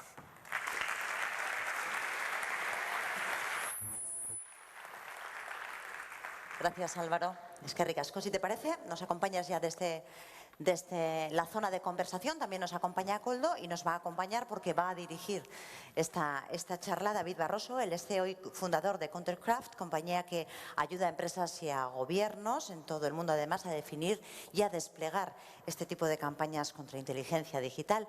Estamos recibiendo y seguimos recibiendo preguntas a través del hashtag Mundura Begira. Me han dicho que antes lo he dicho mal. No es Munduari Begira, Mundura Begira. Mesedez atera hori, jaso hori da zuzena. Zuen galderak eta jasotzeko. Y mientras esto ocurre, David, dejo de tu mano dirigir la conversación. Muchas gracias. Bueno, pues lo primero, buenas tardes. Yo creo que estamos todos un poco impacientes por la hora de la comida, con lo cual vamos a intentar ser un poco dinámicos e incluso, pues, punto de vista polémico, ¿no? Para que podamos incluso participar desde el público. Si yo digo la palabra WannaCry, ¿cuántos de vosotros os suena esa palabra? Levantad la mano. ¿No? Yo creo que bueno, 70-80% del auditorio, ¿no? Es decir, WannaCry y todo lo que está ocurriendo de ciberseguridad en el mundo es algo que está impactando muy fuertemente no solo a empresas, sino también a individuos, pero también a gobiernos. Y hoy en día es raro el fin de semana o en la semana que no se habla de ciberseguridad y las ponencias tanto de Koldo como de Álvaro nos demuestran un poco los riesgos que hay. Entonces, hemos preparado una serie de preguntas, pero luego queremos dar también la palabra al público y espero que no seáis tímidos y hagáis alguna pregunta, no solo por internet, sino también por aquí, porque básicamente estamos viviendo hoy en día pues un cambio sustancial donde vemos que la tecnología impacta tanto en nuestras vidas como empresas, como ciudadanos, como gobiernos, y donde vemos un poco, si el caso de WannaCry es un poco un argumento de una película, es decir, es supuestamente un grupo supuestamente que pueden ser el Servicio de Inteligencia ruso o puede ser un grupo que trabajó con la NSA. Bueno, nos da un poco igual. Roban unos exploits, es decir, una especie de herramientas para atacar sistemas, en este caso a la NSA, un servicio de inteligencia, en este caso de Estados Unidos. Las publica para el deleite de todos nosotros, para que podamos utilizarlas y verlas. Incluso ahora va a publicar más por un coste de unos $21.000, si queréis algunos apuntaros. Y básicamente alguien coge esas herramientas y genera un gusano, que es lo que llamamos, y produce el WannaCry, que encima pues eso, impactó a bastantes empresas. Entonces, aprovechando que tenemos a Koldo y Álvaro, yo creo que también hay dos preguntas que quiero lanzarles tanto a Koldo como a Álvaro. Uno, como empresas que estamos haciendo negocios a nivel internacional, ¿cómo nos puede afectar este estado geopolítico donde los propios estados son los que se espían no solo a los enemigos, sino que espían a nuestras empresas para, por ejemplo, conocer qué oferta vamos a presentar en el próximo canal de Panamá? Porque, claro, van a querer favorecer a sus empresas locales de su país frente a las empresas de otro país. Y dos, ¿qué experiencias podemos sacar del incidente de WannaCry? Es decir, porque seguro que ambos lo habéis vivido, ¿no?, en vuestras carnes y muchas noches de ese fatídico 12 de mayo, donde casi pues, todos los que nos dedicábamos a esto estuvimos trabajando ese fin de semana a destajo.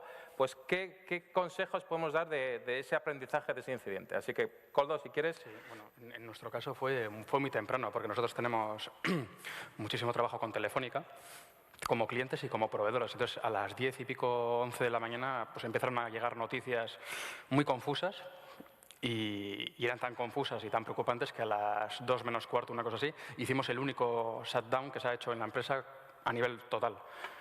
Cerramos todas las comunicaciones, cosa que no habíamos hecho en la vida, al menos en los 15 años que voy a hacer, ¿no?, en el grupo. Y pues que si no se sabía nada, era una locura, ¿no? Es decir, eran noticias por un lado, gente por otro lado, empresas del IBEX, luego que no del IBEX, luego que sí estaba en Asia, luego que había saltado no sé dónde. Entonces, en nuestro caso fue cortar todo y revisar todos los parches.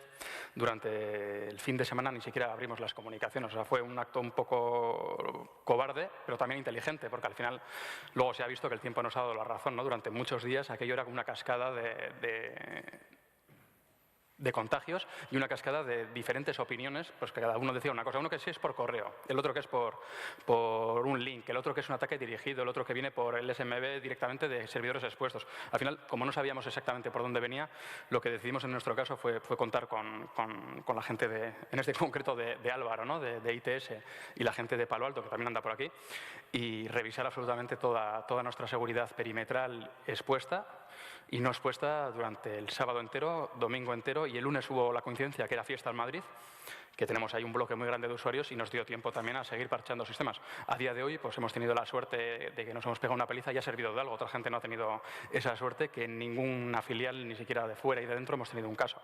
Pero ha sido, ya te digo, algo de suerte y muchísimo esfuerzo. Ha sido un impacto bestial, como un antes y un después, ¿no? Que eso parece una tontería, era un virus que tampoco tiene grandes fallos, ¿no? Que David sabe más de esto, ¿no? Pero quizá se ha demostrado que tiene grandes fallos de diseño, y yo muchas veces lo defiendo como una prueba de concepto casi, de que vienen cosas mucho peores y que esto ha sido para probar la velocidad de propagación de una herramienta que había sido robada y que, como dice David, por $21.000, creo que es en Kickstarter, ¿no? Hay una campaña de crowdfunding o tal. Pagando con criptomonedas, por supuesto. Pero para el final que se liberen todavía muchas más y las que habrá. O sea, al final yo creo que muchos gobiernos también se habrán metido ahí para sacar esas herramientas. Igual lo que vemos es la punta del iceberg, es mi opinión particular. Que lo que se ha expuesto es una pequeña punta de lo que realmente se robó, y eso que se ha robado se está vendiendo a gobierno a base de subasta. Y Álvaro, ¿cómo afectó a la industria un poco de aquí del País Vasco? ¿Cómo vistes tú que, aparte de la experiencia de Koldo, cómo vistes el resto de empresas? Porque quizás Koldo es un raro avis de que es una persona que sabe mucho de seguridad y su empresa pues al final aplica mucha medida. Pero ¿cómo lo vistes en el resto? Pues yo voy a contar un poco la experiencia desde la parte de proveedor de servicios, ¿no?, que proveemos de esa tecnología y esa alerta temprana, y cómo recibimos nosotros, cómo nos enteramos del WannaCry y cómo lo ven nuestros clientes. Sobre todo lo que hubo es mucho temor. Mucho desconocimiento de clientes que no están preparados como Koldo, que no tienen un departamento informático tan potente ni tanto conocimiento, porque evidentemente llamaban con miedo de qué iba a suceder con su empresa. Parecía que esto era el fin del mundo y que a ver si les afectaba o no, y muchos de ellos realmente estaban protegidos. Pero bueno, lo que sí que es verdad que hubo una estampida, ¿no?, de terror, llamando a ver qué podía suceder. Nosotros, ¿cómo trabajamos? Sí que quería resaltar aquí un poco la colaboración, porque hubo mucha parte de colaboración, porque cuando sucede este tipo de campañas, Koldo ha dicho que a las 10 y pico se empiezan a oír, porque realmente lo que se empieza a oír son rumores. Es decir, no sabe lo que ha sucedido sino salvo el que le ha sucedido, ¿no? Porque lo ha visto la vulnerabilidad y lo ha podido. Entonces, las primeras horas, pues eso, 9 de la mañana, fue sobre todo empresas como la mía, ¿no?, como ITS, estamos en diferentes foros, somos CERT oficial, estamos en la red de CERT, y de ahí la cooperación pues vale mucho, ¿no?, porque nos compartimos información sin identificar de qué cliente puede venir, pero sí información. Entonces ahí, en ese rumor, pues vamos comentando hasta que empezamos a pasarnos entre nosotros la primera muestra de ya un equipo infectado, donde ya no es un rumor, se constata que es una realidad. Recibimos la primera muestra, eso nos permite a nosotros diseccionar lo que es la muestra y qué es lo que está haciendo, para que a nuestros clientes les podamos asesorar en materia de qué tienen que hacer para evitar que esta vulnerabilidad del WannaCry pueda entrar en sus instalaciones, ¿no? En este caso entraba por una vulnerabilidad de Microsoft, pues bueno, instalar el parche. Entonces nosotros lo que hicimos, una vez que ya sabíamos cómo actuaba la vulnerabilidad o el gusano, pues hicimos unas contramedidas que se las trasladamos a nuestros clientes para que pudieran actualizar sus sistemas. Lo primero, tranquilizarles, porque evidentemente estaba habiendo una oleada, pero bueno, te quiero decir que había un planning para mitigarla y para que no entrara. Y lo siguiente es pasarle el plan de acción, ¿no? Que es lo que tenían que hacer. Evidentemente, en nuestro caso, ¿cómo afectó? No afectó por empresas que estuvieran afectadas directamente con el virus. Afectó porque hubo mucho miedo. Todos los departamentos estuvieron el fin de semana parcheando sistemas que llevaban sin parchear mucho tiempo. Y ese fue el impacto, ¿no? El impacto es dedicar a gente 24/7 a actualizar los sistemas por tener el riesgo de que pudiera entrar ese virus de WannaCry, ¿no? En este caso aquí no fuimos muy afectados y por lo tanto, sobre todo, el impacto fue esa dedicación de recursos en ese fin de semana a actualizar sistemas constantemente, ¿no? Sí. Para que, además, de hecho parece, ¿no? El chascarrillo que está ahí en el sector de la ciberseguridad es que ese fin de semana fue el fin de semana que más se parcheó en la historia de la informática, ¿no? Porque todas las empresas estuvieron parcheando. Por desgracia, los equipos de informática lo pasaron mal. Los servidores de Microsoft a ratos ni funcionaban, de las peticiones que tenían. O sea. Sí, yo creo que todos también con las empresas que trabajamos sufriríamos, ¿no? Que seguro que os pidieron los equipos y bueno, espero que ninguno de vosotros usarais Windows XP aún, pero también todavía existen. Pero, por ejemplo, Windows XP, que totalmente está fuera de cobertura, de soporte de Microsoft, aunque sacó un parche especial, sí que es verdad que, ¿no? Que todas las empresas estuvieron parcheando como locos y que fue un poco lo que ha protegido que muchas otras cosas que pudieran ocurrir, pues al haber parcheado, pues estuvieran solventadas. Esto también vino porque sobre todo hubo un impacto muy mediático, que esto hizo incluso a todos los directores, hice automáticamente, no había excusa, ¿no? Si el departamento de informática decía que tenía que parar 24 horas porque había que actualizar, en este caso no hubo... La única vez, en este caso se ha hecho caso, ¿no? Sí. Muchas veces nos encontramos con el problema de que las actualizaciones no son posibles porque no se puede parar una planta o una oficina y no puedes parar ciertas horas, entonces esperas a una ventana más alejada o en verano a hacer ciertas actualizaciones. En este caso lo que hizo ese impacto mediático es que todos estuvieran tan concienciados que en el momento que el informático sacaba la mano y decía esto hay que parar, corto las comunicaciones y tengo que actualizar todos los equipos, se le dejó vía libre. Sí. Y de hecho, un poco relacionado con ese incidente, hay también unas siglas que seguro que nos suenan a todos, que nos va a afectar y tenemos que cumplir todas las empresas que trabajemos con ciudadanos de la Unión Europea, que es el GDPR, que seguro que a muchos os suena porque hay que cumplir dentro de unos meses y las multas por no cumplir pues son muy cuantiosas, ¿no? Hablamos de un 4% de los beneficios de la empresa o hasta 20 millones de euros por no cumplir lo que el GDPR supone que es la nueva Directiva de Protección de Datos Personales, ¿no? Seguro que muchos de vosotros habéis escuchado lo que es la LOPD, ¿no? Que la LOPD pues viene de la LORTA de hace, no sé, 15, 20 años, que un poco intentaba proteger los derechos, los datos personales de los ciudadanos y de la gente que hace negocios con empresas.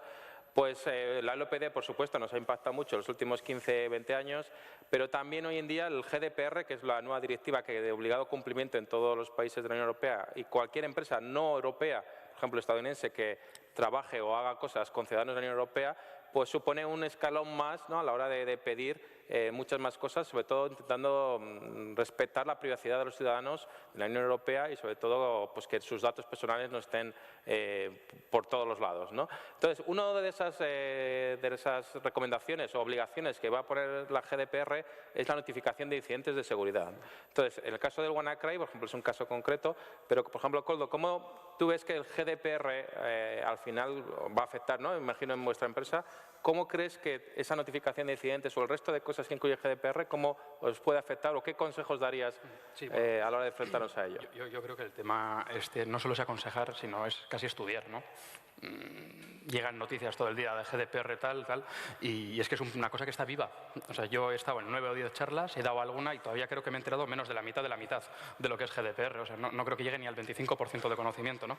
Entonces, ¿con qué me he quedado? Con lo que más impacta a nuestro negocio, ¿no? Es decir, comunicación, ¿no? Sobre todo. Es decir, en 3 días tienes que comunicar, dices, pero si es que estamos hablando de esas cifras que hemos dicho antes, ¿no? De 300, 400 días.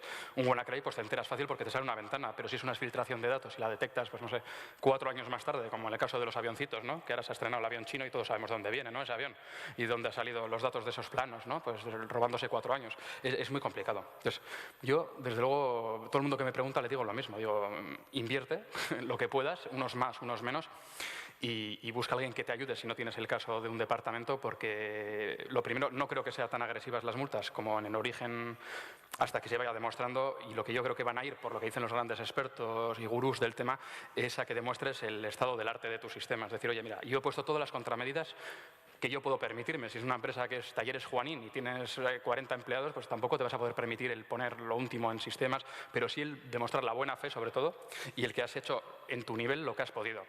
Que luego te ha pasado algo, pues lo tendrás que asumir. Yo creo que ahí van a ser más benévolos, sobre todo los primeros años. Es que dudo que a alguien le puedan fastidiar un 4% de la facturación porque sí, ¿no? Y cada vez que tengas un incidente, porque si tú puesto un incidente a la WannaCry ahora y dentro de un mes que salga lo sé qué y vuelves a tener que pagar y pagar y pagar. Yo creo que en ese sentido, tranquilidad desde el punto de vista de, yo creo que las multas no van a ser las que dicen, al menos los primeros X años, pero lo que hay que tomar conciencia es que tenemos un grado de madurez, al menos en el Estado y en el País Vasco en concreto, yo creo que muy bajo, bajísimo a la hora de responder ante una normativa tan estricta, ¿no? Como es esta. De hecho, no lo estamos en muchos casos en la LOPD, que lleva un montón de años. Pues imagínate una cosa que acaba de salir, que tiene mucha fuerza la parte inglesa y que ahora con el Brexit también se ha desfigurado un poco, porque el 80% de esas normas vienen de una aplicación estricta que tienen los ingleses, que ellos son así muy estrictos en esos temas, y que ahora tienen como una batalla interna que no sabemos si va a llegar al resto de la Unión Europea o cómo va a llegar, ¿no? Entonces yo creo que eso, sobre todo pues el que no tenga capacidad, que busque ayuda, que hay grandes profesionales. También va a haber grandes nichos de negocio donde haya gente que no tenga ni idea y se meta, pues como todo en la vida, hay oportunidades para bien y para mal, ¿no? Pero sobre todo que busque a gente buena que le ayude, porque es muy complicado. Sí, está claro que es un desafío para todos. Y los propios abogados se enteran, ¿no? O sea, No, todavía es algo que se está creando. Pero Álvaro, ¿tú cómo lo ves en Euskadi al final por sectores?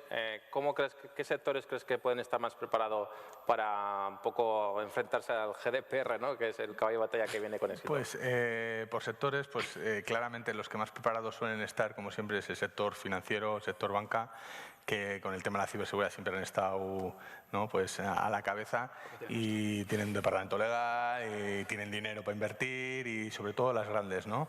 Las que pues ya llevan tiempo mirando cómo les va a afectar esta nueva ley. Pero bueno, es una ley que afecta a todos, o sea, ese reglamento va a afectar a todos. Lo que hay que tener en cuenta es, como cualquier ley, que el no conocimiento no exime de cualquier sanción, y por lo tanto yo estoy de acuerdo con Goldo que, aunque las multas hablan de 20 millones de euros o el 4% de tu producción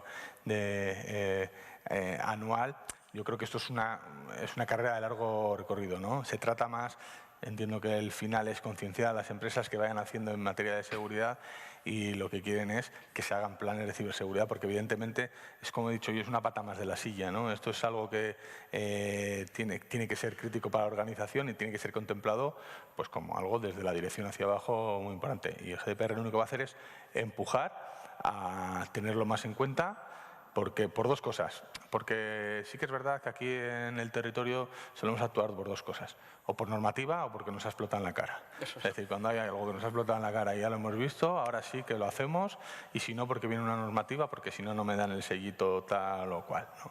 Entonces, bueno, pues aquí viene pues una normativa que además lo que tenemos que hacer es aprovecharlo, vamos a orientarlo con nuestro plan de ciberseguridad, vamos a hacer las inversiones mínimas que nos puedan ayudar, no solo para el cumplimiento, sino que realmente sean beneficiosas para nuestra empresa, para crecer en madurez de ciberseguridad.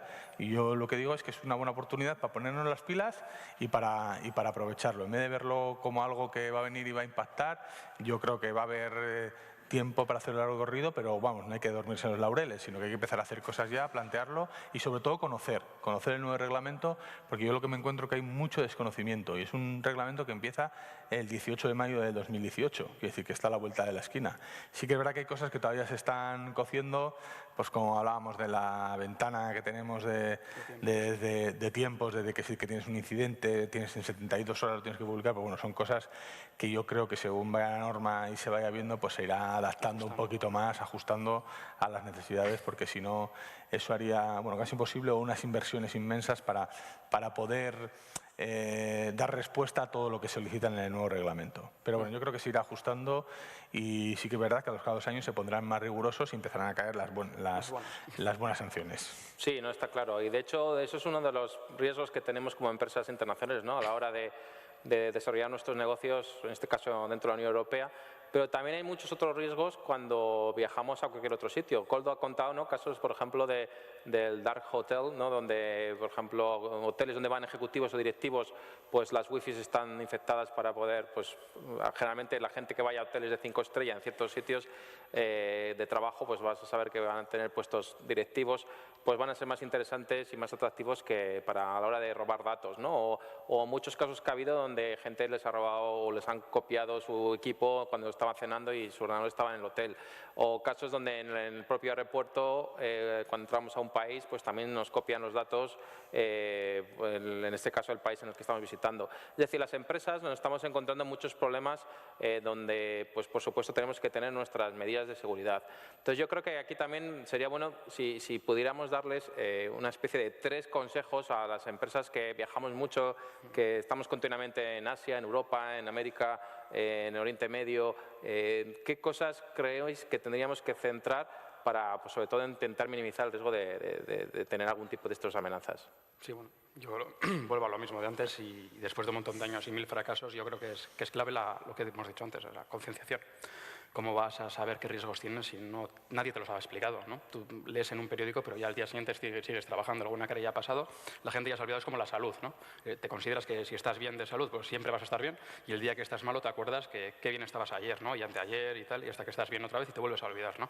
Pues sobre todo el ver eso, ¿no? Y escalarlo siempre desde arriba hacia abajo. Al final ha existido siempre en la empresa, y existe en todas, en la mía también, ¿no?, la figura del VIP, ¿no? Persona que puede navegar a todos los sitios, bajarse absolutamente todo el contenido, visualizar los vídeos más chorras del universo, y sin embargo a todos los demás empleados se lo quitamos cuando la información más sensible realmente la tiene esa persona, en su portátil, en su agenda, su secretaria. Muchas veces nos olvidamos también de los personal assistants, ¿no? Decir, oye, ¿dónde está el señor no sé qué? Pues está de viaje en no sé dónde, joder, ya te estoy dando una pista, ¿no? Es decir, que está en Panamá cerrando un acuerdo en no sé dónde, joder, y le dices hasta el hotel, ¿no? Pues dices, pues mal asunto. Entonces, primer consejo, pues concienciar, o sea, sobre todo desde arriba, y que desde arriba permee hacia abajo, pero que permee con el ejemplo. Es decir, pues mira, eres el director general de la empresa de 100.000 personas, pues no te vas a bajar el vídeo, que para eso tienes tu casa, ¿no? Y otra cosa que estamos haciendo nosotros es el llevar la parte, y es un poco triquiñuela también, ¿no?, de llevar la parte de la ciberseguridad al hogar. Nos hemos dado cuenta que la gente pues tiene mucho más miedo a su propia casa, defender su dinero, su cuenta corriente, los hijos adolescentes que están en el Facebook, el Instagram, el Snapchat, compartiendo vete tú a saber qué cosas, y ahí sí se preocupa. Sin embargo, en la empresa pues su actuación no es la misma. Entonces, lo que estamos haciendo nosotros es hacer pequeñas píldoras de formación, primero atacando al tema de casa, y decir, si en casa ya te comportas de una forma, pues no sé, segura o simplemente con unos pequeños hábitos, en la empresa te vas a comportar parecido. Entonces, nosotros hemos dado la vuelta, que no sé si en 3 años os contaré, ¿no?, si ha sido un éxito o un fracaso, pero dados los fracasos anteriores yo creo que teníamos que dar la vuelta a la tortilla. Y para mí ese es el mayor consejo. O sea, si tienes la formación, tienes la capacidad y has formado a la gente, ya en cualquier ámbito, pero no, como nosotros tenemos siempre la semana de la seguridad laboral, la higiene en el trabajo, ¿por qué no damos una semana también, o unos días, ¿no?, unas pinceladas de ciberseguridad? Si es que es lo mismo, si te afecta a tu vida, te afecta a todo. En el caso de nosotros, que estamos en 50 países, 50 y tantos países, pues el buscar ayuda, es decir, ir de la mano de una empresa tecnológica, y luego muchas veces nos olvidamos que tenemos instituciones como el CERN, el CNI y demás, pues que te puede echar una mano también a la hora de decir, oye, estás en países calientes, que llamo yo, templados, países con una situación geopolítica que te puede estallar. No sé, nosotros nos hemos ido del Yemen 14 veces pues porque trabajas 4 meses y tienes que huir. Estás en Argelia, estás en países donde cambia de repente el gobierno, Venezuela, Caracas ahora, que es una bomba de relojería, pues necesitas también gente que te ayude. Entonces, en este caso, y gratis, pues tienes a instituciones, y si no, pues tienes a expertos, tienes a mucha gente, pero todo basado en la formación. Yo daría simplemente un consejo, si ese al final te vale para lo demás también. Muy bueno. Y Álvaro, ¿tú qué opinas entonces? Yo, por nada, por ¿Qué decir consejo darías ahí de...? ¿Qué consejo? Sobre todo que hubiera una buena política de seguridad definida. Quiere decir, que no se dejara al aire, sino que una empresa lo que tiene que tener es una política de ciberseguridad bien definida, seguida por todo el mundo, como decía Koldo, no que se lo pueden saltar los VIP porque tienes que dejarlo todo abierto, porque sería una brecha de seguridad. y seguirla, asesorarse para definir esa política y en el caso de la internacionalización, cuando sales a ciertos países, por tener ciertas reglas, ¿no? Yo diría, ¿qué es lo que más puede suceder? ¿No? Pues que lleves ciertos planos, te vas a un país, te los roban, porque existe mucho espionaje industrial y está demostrado que te siguen desde incluso en el aeropuerto. Los aeropuertos son focos de robos de información, sobre todo de espionaje industrial. Te despistas en un momento, te roban el portátil y piensan que es un robo ocasional y realmente es un robo dirigido, porque saben que vas a ir a la planta de a no sé qué país, a hacer una planta de muchos millones y ahí tienen los planos. Entonces yo diría un poco es definir una buena política de seguridad que la siga todo el mundo. En la parte internacional, por ejemplo, en los portátiles, pues tener información encriptada, porque es lo importante, ¿no? Lo que te pueden robar es la información, tenerla encriptada, hay otros sistemas de tenerla controlada, pues para revocar permisos o no, para que solo los pueda abrir el usuario que los tiene que abrir, y sería eso, definir la política de seguridad, utilizar la tecnología para proteger esos datos y sobre todo es seguirla sin saltársela, porque yo creo que muchas veces existen políticas, la excepción es la que confirma el ataque, porque muchas de lo que nos pasa es eso, es que tenemos bien marcado, parece que la teoría es muy buena, pero luego la práctica es que, bueno, no es que es incómodo y mira, es que toca dar el botón y encriptar. Y bueno, y ya digo que muchos de los incidentes que podemos tener, sobre todo en la parte de espionaje industrial, viene por esa parte, porque han ido a robar los datos. Sí, de hecho yo creo que también depende del grado de paranoia, ¿no?, que podamos tener, puesto que si nos fijamos en las personas que saben mucho de seguridad, que puede ser por ejemplo los militares, ¿no?, que en el tema militar, pues las guerras vienen viniendo desde hace miles de años, ¿no?, desde que el hombre existe. Básicamente cualquier, en este caso ejército o cualquier grupo militar, tiene una red totalmente desconectada de Internet, ¿no?, que es la red que está separada con lo que se denomina un air gap, ¿no?, una especie de que nunca está conectada a una red pública y donde manejan su información confidencial. Entonces, claro, ahí estamos hablando ya de un caso que es verdad que la usabilidad es un poco difícil, ¿no?, el tener porque al final queremos compartir cosas, enviar correos, pero sin llegar a ese extremo, ¿no?, que es un poco el extremo militar, donde ellos pues no se fían de nada, ¿no?, y de hecho está el dicho de que el ordenador más seguro es el que está a 100 metros bajo tierra sin estar enchufado y con un montón de hormigón por encima, puesto que cualquier otra cosa es factible de ser comprometido. Sin llegar a ese extremo de que al final la usabilidad tenemos que conjugarla de alguna manera, porque al final la concienciación sí que yo veo que funciona a cachos, ¿no?, en el sentido de que la gente, los seres humanos, nos olvidamos rápidamente, volvemos a escribir la contraseña en el post-it y volvemos a abrir los correos que nos están llegando, aunque nos hayan contado que no se debe hacer.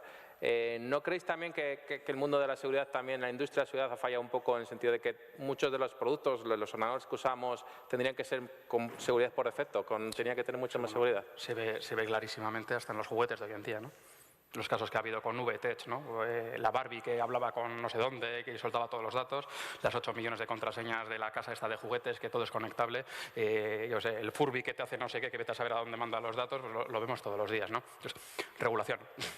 Lo que pide mucha gente, ¿no?, que esté regulado. Esos estándares que ha explicado Álvaro a nivel industrial, ¿por qué no aplicarlos a cualquier dispositivo conectable, a un teléfono, a una tablet, a un ordenador, pero también a la nevera, ¿no?, que hoy en día le das al botón de Amazon, me faltan huevos, falta no sé qué, ¿no? El otro día, pues como cosa a chascarrillo curioso, ¿no?, en una empresa que estaban haciendo una auditoría interna, vieron unas trazas de unas conexiones súper raras y no sabían lo que era, nadie sabía identificar de dónde era, y era que es que la nevera, a alguien se le había ocurrido la brillante idea de poner un conectable.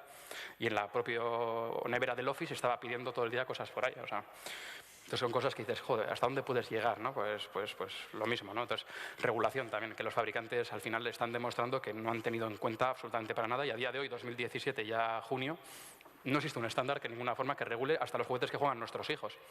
Entonces, ¿cómo va a haber un estándar para otras cosas, ¿no? Pues regular sobre todo es complicado, pero bueno, GDPR no deja de ser un estándar que tenemos que cumplir, ¿por qué no que lleve de la mano también una parte de seguridad embebida en el procesador, en la memoria, que evite dumpeos, que evite cosas que si te roban el ordenador por portátil el whipeo sea inmediato, en vez de tener que hacer cosas, ¿no? Pues, bueno, sí, regular, pero es algo complicado a nivel internacional, ¿por qué no a nivel europeo? Por lo menos alguien que dé la primera, ¿no?, el primer paso. Vale. No sé si tenemos tiempo para alguna pregunta del público o vamos más de... Para una pregunta del público sí que vamos a tener tiempo. Nos preguntan, ¿cómo se explica a un CEO? Y es una pregunta que va yo creo que para los tres. ¿Cómo se le explica a un CEO que por mucho que su empresa parezca pequeña y en un contexto mundial insignificante, la ciberseguridad va con él o con ella? Al final yo creo que basta enseñarle los periódicos de últimamente, ¿no? Es algo que era más difícil hasta el otro día.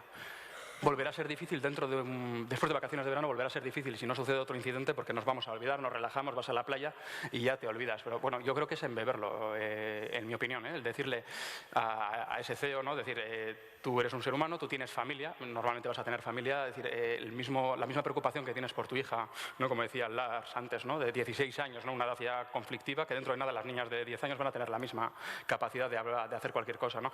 Esa preocupación, decir, si la tienes ahí, ¿por qué no la tienes en tu compañía, ¿no? Yo diría que es la concienciación, claramente.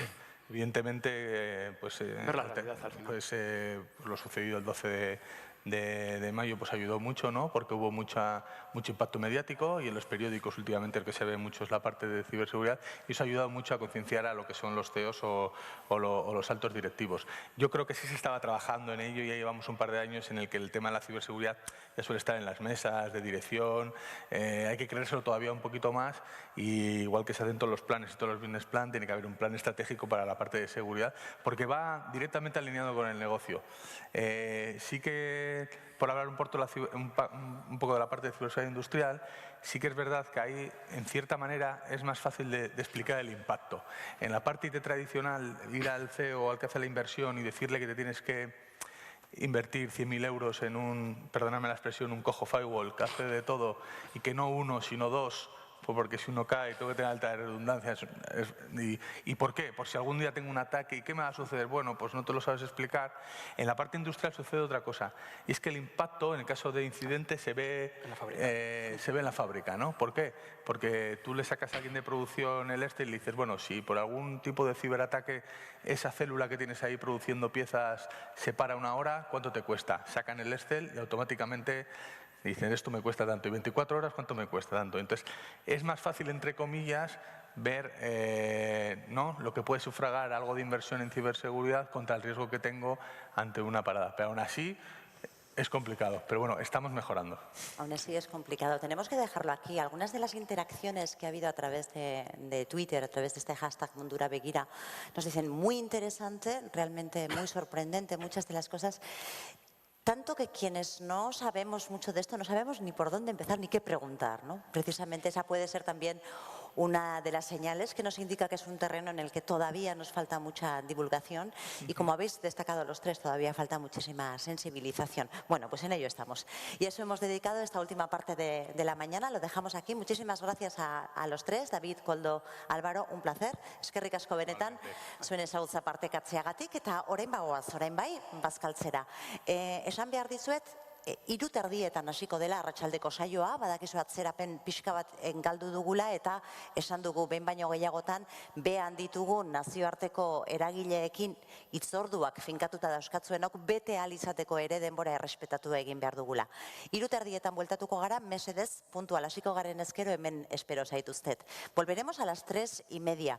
Hemos retrasado unos 15 minutos también el arranque de la jornada de la tarde para poder dar respuesta a quienes teníais ya concertadas las citas con los agentes y las agentes de la red que están trabajando en la parte baja del Palacio. Os pido, por favor, que estemos, eso sí, puntuales. A las 3:30 arrancaremos. Tenemos mucho que seguir trabajando. Beraz, on egin eta bueltara arte.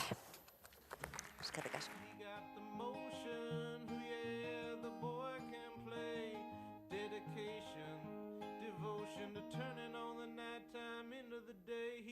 Song